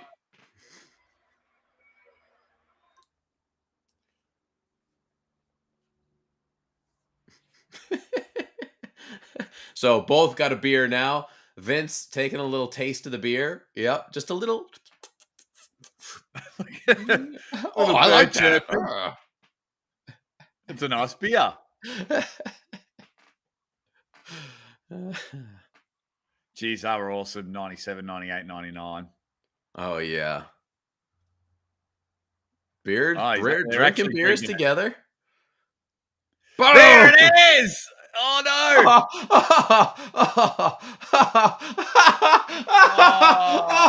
It didn't work. It didn't work, guys. And Stone Cold is laughing his ass off. Vince stumbled. Oh, my goodness. Please play that again. Please play that again. He's just like, I can't believe we botched that. I can't believe. Look at him. Give it the old motherfucker. Can't believe we just botched it. Oh, my God. That was an amazing situation. That got it for sure. Yeah. Wow. I think that'll do, Vinnie Mac. I think that'll do. You just went from hero to zero. So wow. The kick in the gut brought McMahon to his knees, and then he couldn't get up, and then Stone Cold brought him up, but then McMahon stumbled into the ropes.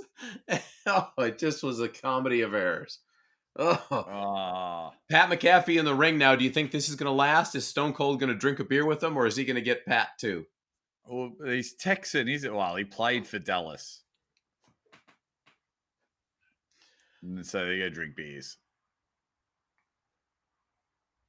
I hope he still gets them. Oh, of course. Everyone deserves a stunner. Give us the damn beer. Not a bad, sit there and go, hey, I just had beers with Steve Austin in the ring while his music was playing. Yeah, not a bad WrestleMania moment.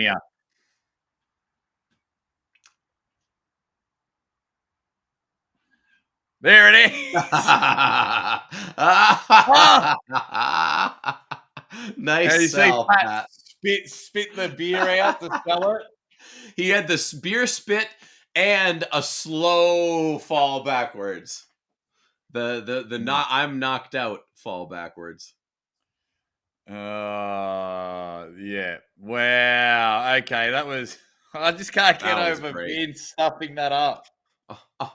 And then he couldn't gather his feet and he fell to the rope.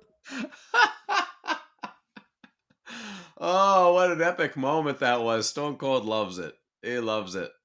That's your 77-year-old man trying to do 55-year-old things. Holy smokes, Vince. Oh, that was hilarious. That should be about it, I would say, for old Vince. Yeah. Hopefully he's all right. They did well there. But it was good that we got Austin again. I was happy with that. And a very funny moment. And even Austin was just like, when he was in the corner, he was like, motherfucker. Like, are you kidding? Pat drinking the beer. Oh, this was very good. So addictive, right? You know, like rock stars. Oh my God. So you go out and everywhere you go, 70,000 people are screaming and chanting as soon as your music hits and things like that. Could you imagine these blokes? And this is why I understand why they always come back. But like just walking to the shop. Oh my God. For nothing. You know, I go fill out 70,000 seat stadiums all the time. As soon as my music hits, everyone goes nuts. And then you got to try and tell these people who do it on a nightly basis to then go live a normal life. And they're like, oh, they won't give up their spot. That shit is addictive. Yeah. That is real addictive. Look, it's addictive enough just doing live streams, right? Yeah. It gets you up and then... To sit there and, you know, and people are like, oh, it's awesome. Uncle John and Ozzy are on the show and they're doing it. And you see those comments and you get the dopamine hit. It's like, can't believe I'm making this impact around the world. And it's addictive as shit. 100%. The best drug. So, yeah. So when all these people are like, oh, they keep coming back. Yeah, all right. You be a rock star and stand in front of 100,000 people like edging on everything you say and then go back to normal life. It'd be hard, man. It'd be real hard. Brutal. So as far as we know, we are down to the last match of WrestleMania 38, unless Sheamus has been double booked. That's also horrendously possible at this point. Yeah, well there's 45 minutes and then it's been 4 hours, so yeah, they'll be wrapping this up. They're doing the replay of Bianca Belair's entrance from last night. Then I'm assuming we're going to get a little bit of a 10-minute recap of Roman versus Brock, and that will take us home. But 12 people still in the chat. Really appreciate it. Yeah, thanks, guys. We got Guy Allen joining us. Says, tuned in just to hear your thoughts during the last match. Pure insanity. Dude, that last match, I mean, was awesome. It was awesome. I loved everything about it. I loved that Vince, like, had the balls. Like, Vince McMahon has the balls. But to do that at his age, and, you know, it's quite incredible. Quite incredible, I would say. And it worked. Even when it didn't work, it still worked. And then jumped out of my seat when the Austin music hit and he really botched the stunner. Yeah. But anytime Austin comes out, shakes his head, gives the double bird, couple of beers and a stunner, I am all over it. Are they re-showing the whole match? God, I hope not. No. Thank God. Yeah, so Guy, I loved it. It just pops. You know, you can tell we're mid to late 30s because we just thought that was awesome. And then the clotheslines from Vince and Vince teasing with the jacket, puts it back on and then rips his shirt open. He's got the singlet. His arms still look pretty good. Yeah. For 77, and then comes in and slams the clothesline and Pat trying to sell it properly. Yeah, I thought it was fun. Thought it was exciting, and for what it was, And we saw a couple of Stone Cold Stunners. I wonder if the Pat McAfee thing was an audible because of how bad Vince McMahon's stunner was. Maybe. Could have been. I mean, when Austin is there, I assume everyone's going to get a stunner. Yeah. But probably one more. Probably needed one more to not send everybody home on that. Yeah. Guy Allen says he is in great shape for that age for sure. What did you think about it, Guy? What's your take on that match? I just amazing, totally amazing. And any of you guys, we got 11, 12 people in the chat still. Health Work is here as well. Stunners for life. Yeah. Stunners for life, always. B Sims is here. Missed last night live. Glad to see this one and be an OG hot tag, boyo. The Madness and the Ward legends. Thank you very much, B Sims. Yeah, absolutely. He comments on a lot of our videos and watches a lot of the hot tag videos as well as our other channels. And seeing these guys and don't worry, we don't forget this. The people that jumped on at the start, obviously, when people find out about our channel and they subscribe, but if people know about it and they haven't, jumped on board early, like John's 38 and I'm 37. We ain't toddlers. I don't forget that shit. And I'm very old fashioned. Like my arm wrestling club, like when I first went, not many people wanted to jump on the table with me.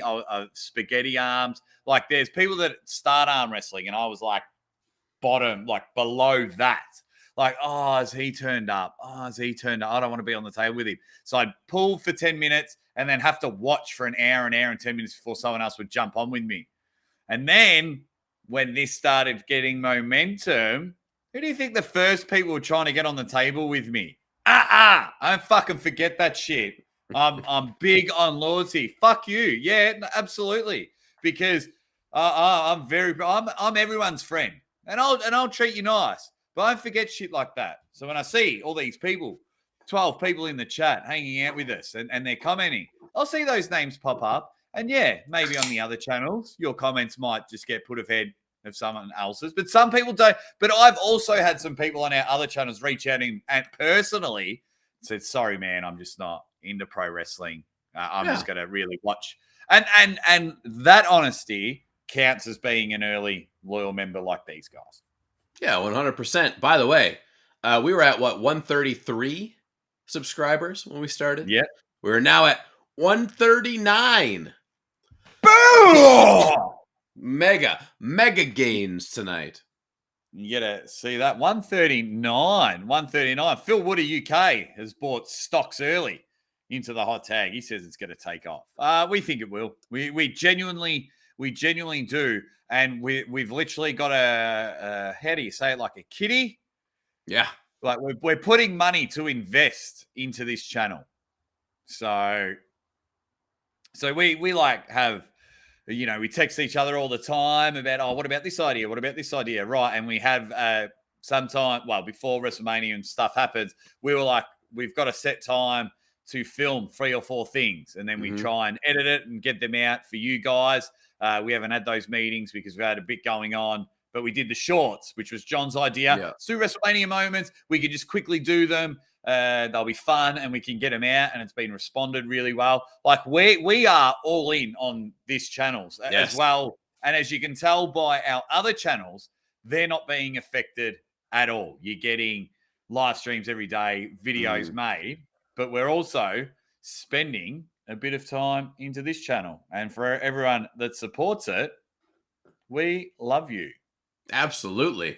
Right now, looks like we are transitioning into the main event of WrestleMania 38, and out comes the head of the table, Roman Reigns. What are they going to give him? What kind of an entrance are we going to see? If Roman doesn't have a special entrance, then I don't know what is going on. Yeah. Come on, Brock.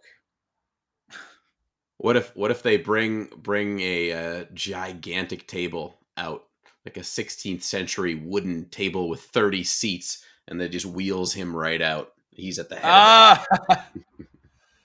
Or if he just comes out with his cousins and I think that's what's happening, I guess. Nothing special here. That's what I mean. I saw it. And another thing as well, this acknowledge me and things like that. Another reason why I hate it, I fucking hate LeBron James, and he's whinging and moaning about, it's like people just put some respect to my name and things like that. So that's another reason why I just genuinely hate Roman, because he's got some of that LeBron James attitude type about him. I see. Love Paul Heyman. Love Paul. Cannot get enough of Paul Heyman. He's the man. I wonder, did they let the Usos keep the belts just so they made sure the belts were in this picture? Yes. Yeah.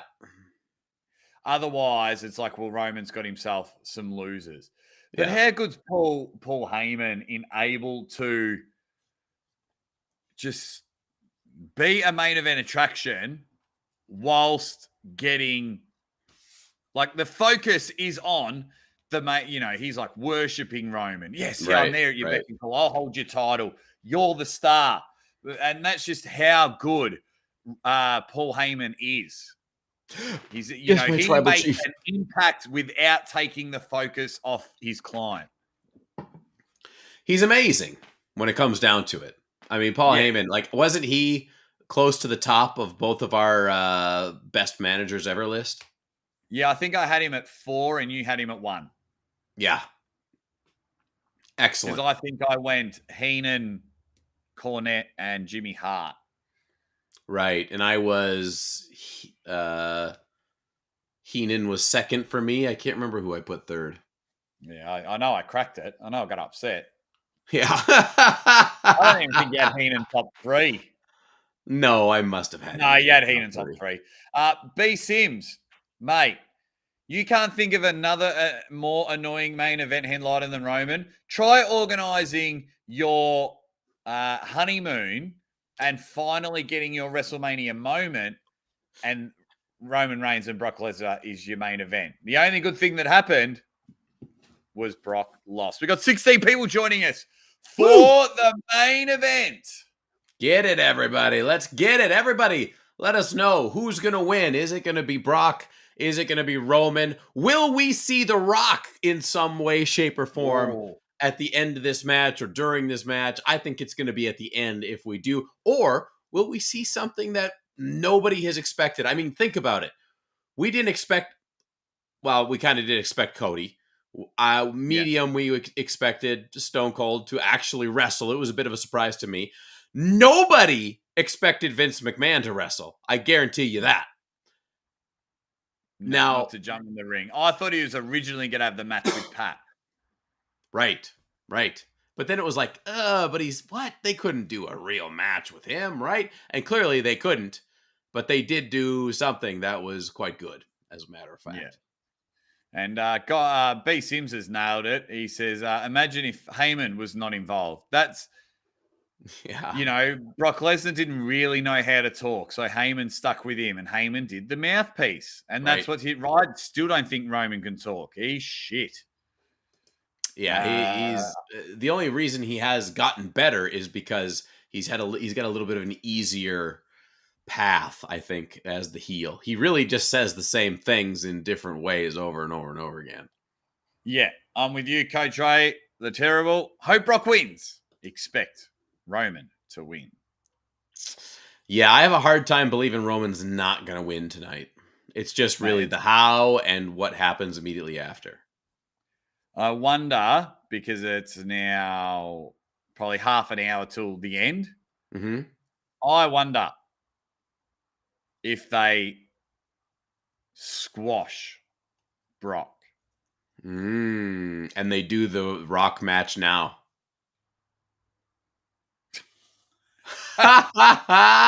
No, Brock gets squashed by Roman.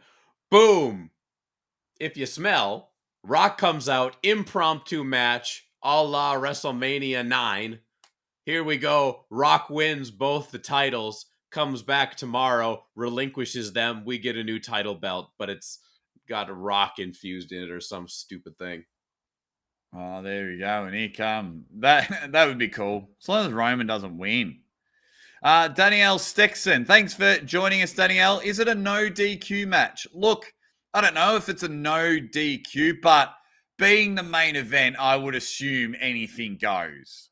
They will work it in. They will work it in. So it'll be basically no rules. Like they'll do stuff where the ref will take a bump or just not looking. But here comes Brock Lesnar. What do you think about this new Brock, this new version of Brock, the farmer Brock, the funny Brock, the speak for myself Brock? What do you think about him? Refreshing is probably the best word I could describe it. Refreshing. Just something different, a bit of a change. We've seen him on the top for a long time.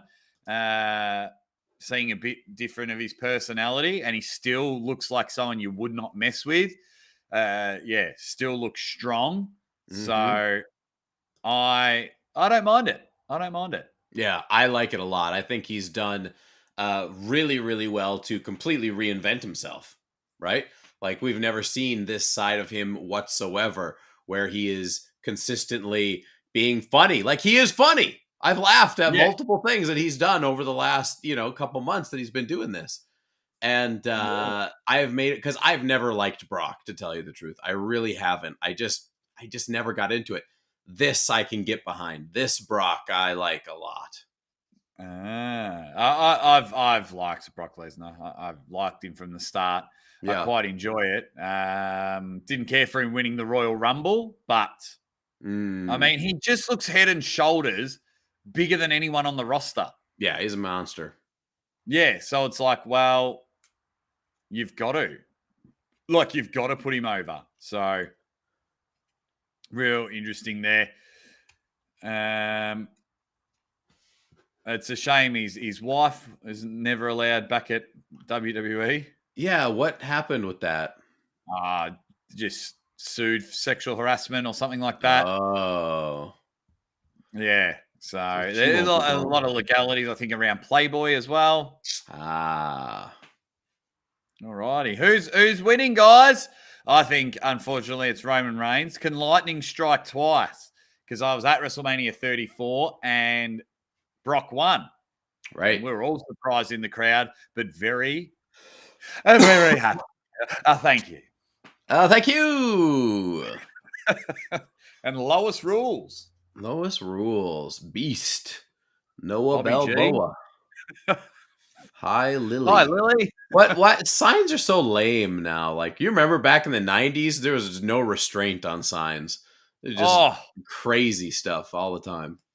Yeah, I sometimes just look at collages, just type in Attitude Era posters. And just talking about people that got herpes and children. And yeah, there was no rules. And it was fine. Yeah, nobody died. Well, I can't say nobody died, I guess. But, nobody died because of that. But no one became a criminal. Why'd you become a criminal? Oh, the Attitude Era posters. Yeah. They offended me so much. Wankers. Paul Heyman. If you love the Attitude Era, then I bet you're a decent human being in life.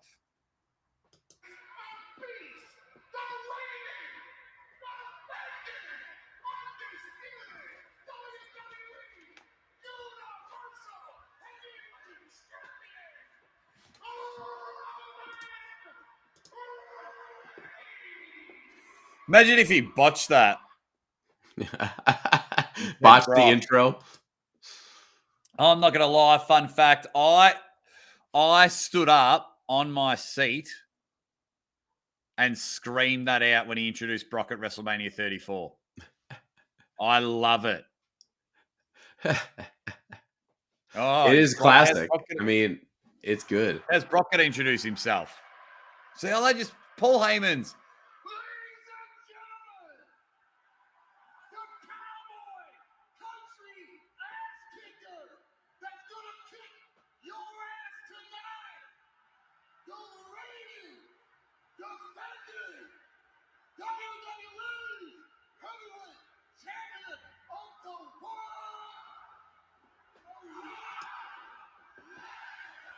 What a pop! Oh, nice. That was monstrous. That was awesome. Shut up, Michael. That was awesome. Do you miss Liberace? from what was Liberace? WrestleMania 3? What was he? The first was one? Was he the first one? I think he was at the first one. I can never remember. Could be wrong. 2 belts. All right. This is the title unification. Still, of course, don't know anything about like oh, did you see that? Did you see it, Jake? Oh! Look at your screen. They're gonna do it. They're gonna do it. That's the biggest prediction of them all, and I'm gonna get it. It's gonna be a half and half. Blue title. Oh, it's gonna be half and half. Oh God. Quickly in the chat, have you got Brock? Have you got Roman? We're in our main event. Roman shit. Come on. Oh, Brock's taking the gloves off. No holds barred, Brock. Both definitely literally and also metaphorically. Healthwork says it was at WrestleMania 1. He was the bell keeper, wasn't he? Yeah. The bell ringer. Nice. There we go. Now we're away. Two big meatheads going at it. The knee strikes from Brock Lesnar on the attack. Shoulder hits. All the matches have been having the hot start. Roman Reigns with his stupid red glove just hitting back and forth. And the shoulder tackle into the corner. Shoulder drive. It is on now. Our main event is happening again for the 9th time. And Brock Lesnar looking to just put the power and dominate. Yeah, I hope Brock as well. But probably Roman will win with his stupid drive-by Superman punch. Brock looking to dominate. Oh, thought we were going to get a first suplex, but the elbows have come back from Roman. Misses belly to belly. First one of the night. Oh, how deep? Having Roman's number. How deep into Suplex City are we going to go? There's number 2. He's loving it. Our second visit. It's not a good sign if you're a Brock fan. No, Brock coming out very, very strong at the beginning of this match. Third suplex. Yeah. David Mars, hope country boy Brock wins. So do we. Yes. Clothesline over the top. It's always a 6 spot. That always just looks nice. Danielle says, would it be funny if Doink and Dink bring back Evil Doink? That could still work in today's one, Evil Doink. I love that character. Doink and Dink, Danielle, not so much. Oh, Mattel did release photos of, they did a Kickstarter. It wasn't Kickstarter, but it was something, crowdfunding thing for a like 1994-ish ring with the entrance, the neon entrance, and you get Ultimate Edition Diesel, Ultimate Edition Macho Man with checker outfit. Nice. What is that? A spear right through the barricade. Nice. Yeah, good one. And then you get Doink, a full ultimate version of Doink, and it looks amazing. My Doink Hasbro was a major player in the mid-card. He'd win the TV Intercontinental title a few times. Tag team titles. He was a major player. Nice. He was even $1 million Doink at one stage. He was in the $1 Million Corporation. Dude, $1 Million Doink is such a missed opportunity. Oh man.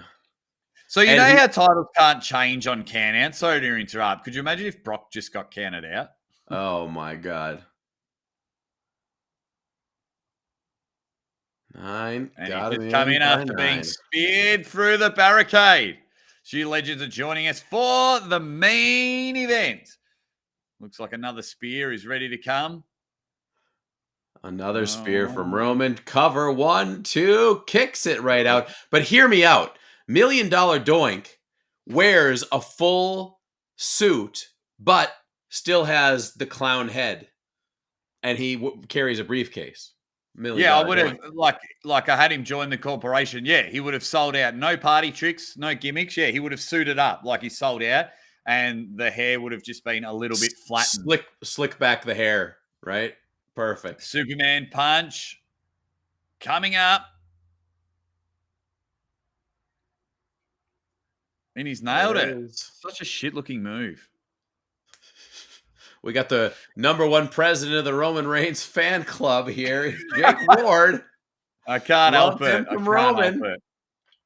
Nice little emoji from Danielle with a subscribe button with a roof on it. Yeah, subscribe. Second Superman punch. I said to Brock, for Brock to lose, he needs to take 1 million of them. And he's just had 2. 2. And 2 spears? Yeah.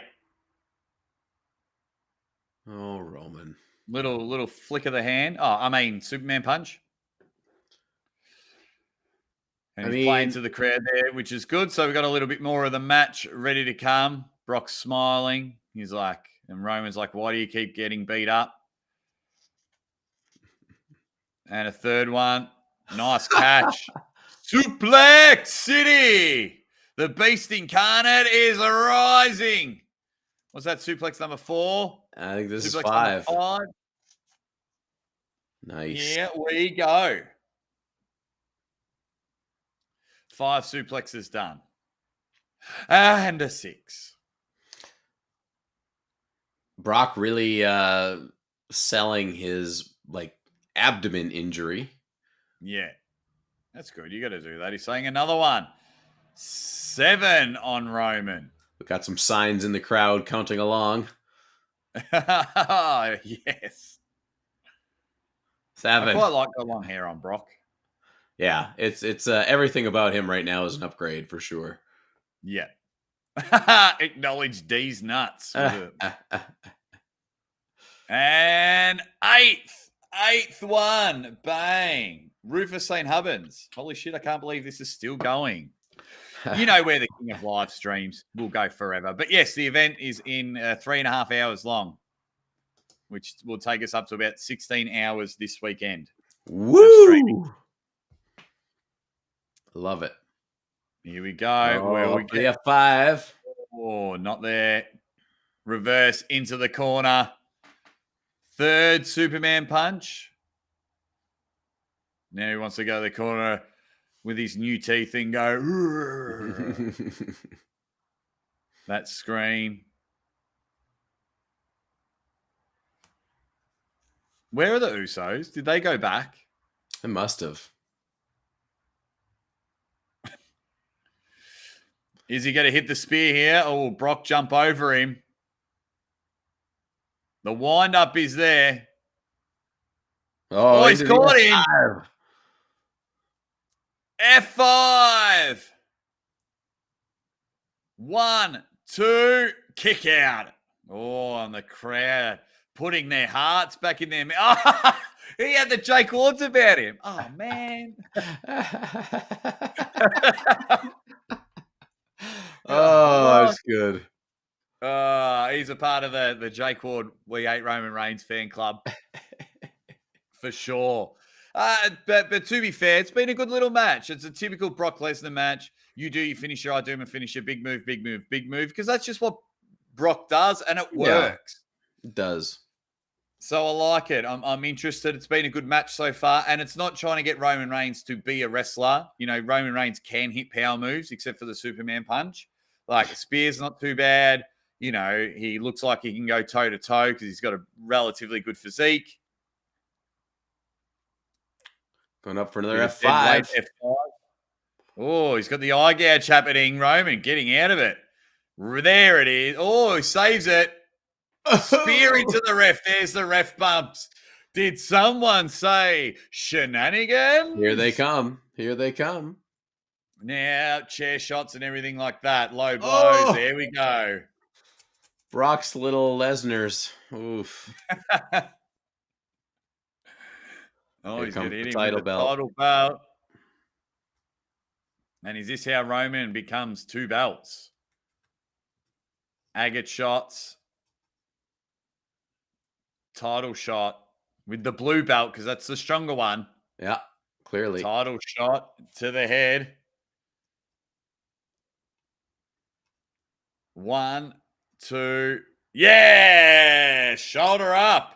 More shenanigans to come. Nice. Shoulder up by Reigns. He can't believe it. What else do I need to do? Spear, nut shot, and the blue belt to the head. What more can I do? The only thing I can figure from this is that Roman is weak as shit. Yeah. That's what they're teaching me right now. And that he's going to cop a rock bottom from the real Rock.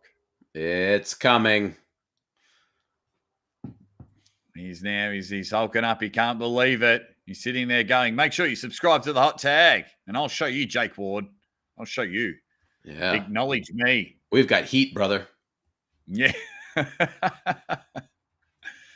And he's ready to go again. Yeah, it's just all about building up to their big moves. I knew that if it wasn't a squash, someone would have to hit 5 to 10 of their finishes. Right. It's going to go and go and go. That was awkward. The Cuddle Monster. Yeah, he cuddled him from behind. Now, David Marr, I actually brought that up about 4 or 5 weeks ago. Mm-hmm. Didn't I? We said, how would we book The Undertaker? Yeah. And I said, because these were the two that beat him, wouldn't it be cool if he just has an impact and choke slams them both? I don't know what to do after that. Yeah. But I think, yeah, another spear. Oh, into the armbar. Nice little reversal there. Roman Reigns is never going to tap it. Geez, this looks cool. Snap that off. Brock giving his best WrestleMania moment face. Arm.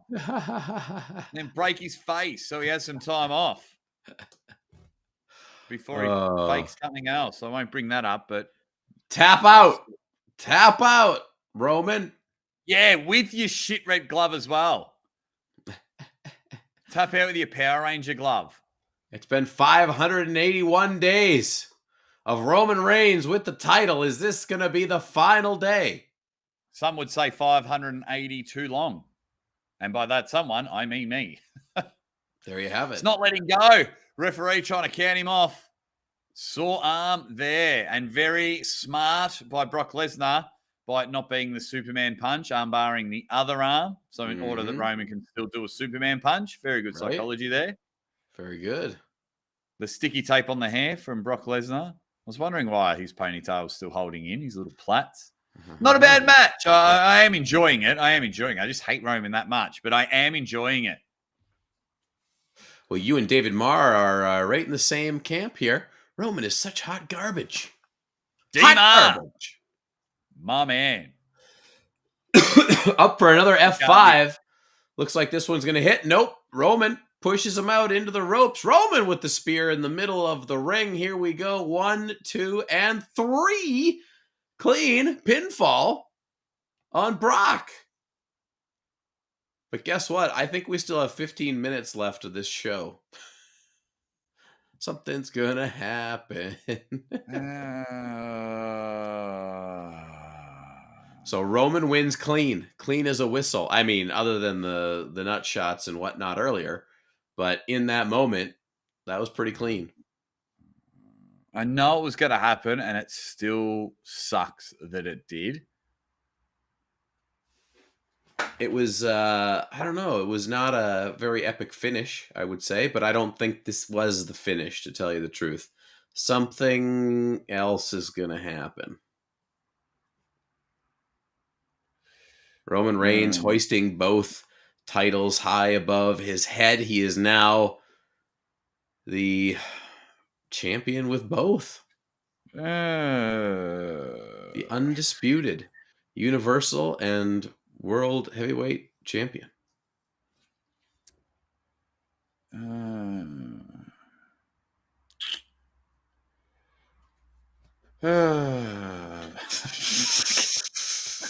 The sound of WrestleMania depression setting in. There and smash out with my tag team partner. John and I have been streaming for 16 hours over 2 days, and this is how you get to finish it with us? No way. There's no way that they just straight up finish it like this. Now, I'm going to have to record because we've got Maximum Bang Monday when Raw's on, so I'm going to have to... I think I'll be able to watch some of it before we go live tomorrow. Yeah. But, yeah, that was just shit. Brock hit one F5, so Roman could kick out of it. Right. Super Roman continues. And he gets a new title as well. Just like Hogan, just like Austin. Could you try any fucking harder to make him like that? It's the Roman era. Didn't you know? Didn't you know? And out of 581 days, I've probably watched wrestling for about 30 of them. because of this guy. Turn the volume on. Something's got to happen. Don't tell me there's nothing's going to happen because it'd be a complete disappointment.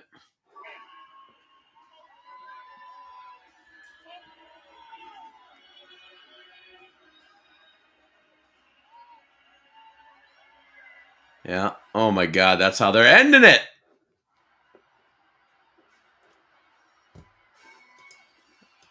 I mean, Guy Allen says Vince with match of the night. I kind of agree.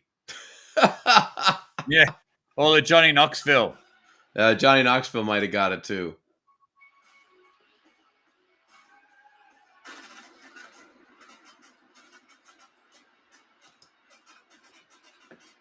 Probably one of the worst WrestleMania endings of the Roman era, and that says a lot. Oof. Oof, oof, oof. When are we gonna be over this guy? When is that gonna happen?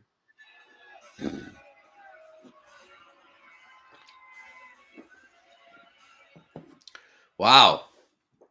I mean, that was that. That was shit. I can't believe they did nothing with it. Nothing. They did nothing with it. That's weird. That was disgusting. That was really terrible. Really weird. Wicked. I'm going to go kick my dog now. I'm that angry. No. Look, you got to remember the good times. You got to remember the Austin. You got to remember the McMahon. The good times. So overall, what do you think? 2 nights of WrestleMania. Once again, I'm against the 2 nights. Yeah. But yeah, this building Roman like he's an Austin, a Hogan, a Warrior. It's not for me, and he keeps continuing to main event, and it's just ruining my jam. Really constant, it's the biggest WrestleMania match ever. Trying to make it like WrestleMania 3. There's just too much. Like if they just tried to push Roman normally, how Austin emerged as himself, has The Rock merged to himself, but they're trying to just overdo too many other things in order. World record, best WrestleMania match, most important WrestleMania match of all time. Just trying to rewrite all the history and things like that. I thought that was, yeah. So that really annoys me. He's got the LeBron James about him, as I mentioned earlier.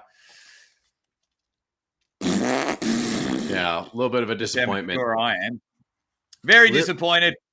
Yeah, you go. I'm a bit annoyed. So, it's kind of what I expected, I guess, for the most part, out of that last thing. But here's the deal: I have my flashbulb memories of WrestleMania are all pretty damn good, except for the last one, because the end of that match, Roman and Brock, I didn't like it either. But we got McMahon in the ring. McMahon popping that shirt off was one of the greatest things I've seen in a while. Yeah. We had Stone Cold 2 nights in a row, and he gave us a full match the first night. Yeah.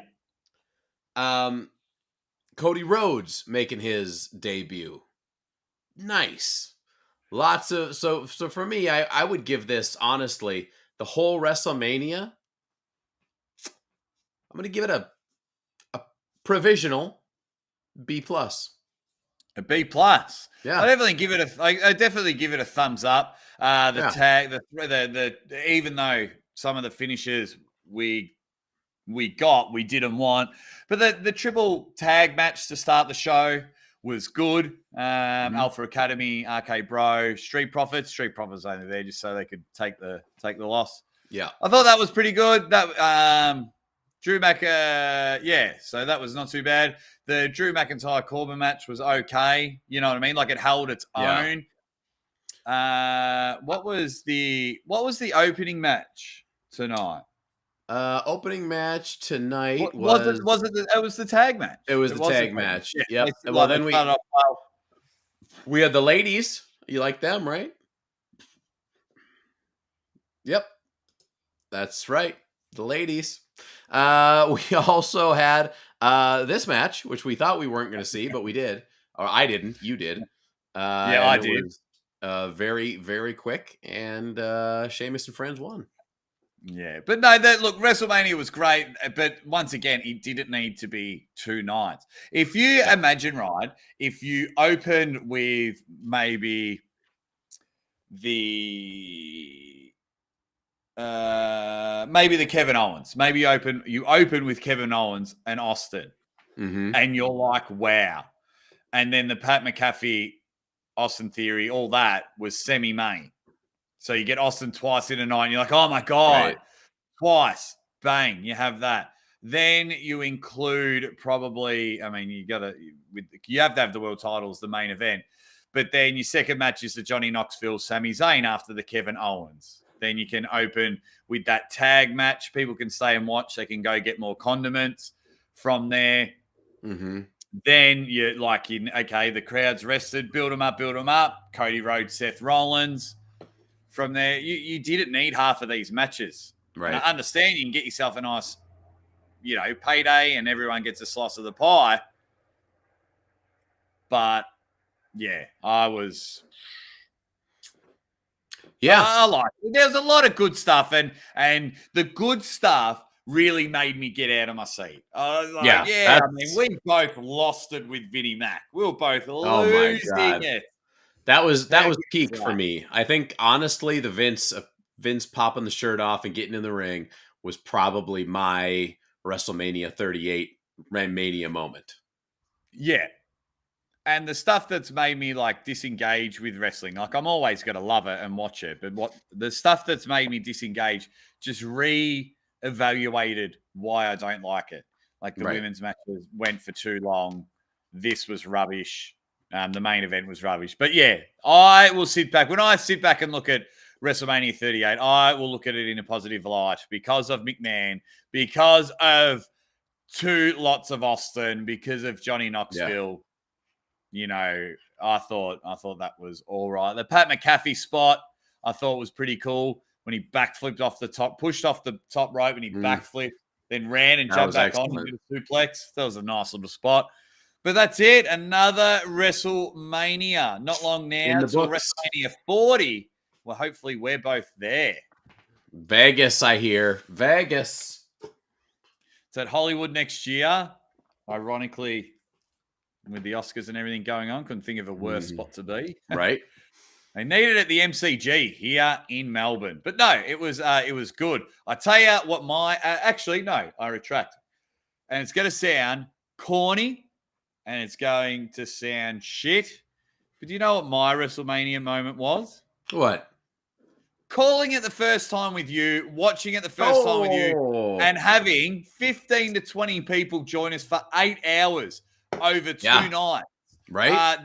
That's actually how I remember WrestleMania 38. I'll be like, dudes that came over from our other channels, new people. We had a few people go, I checked you out. I saw you guys on Reddit. Popped in, said hi. You've got a subscriber out of me and things like that.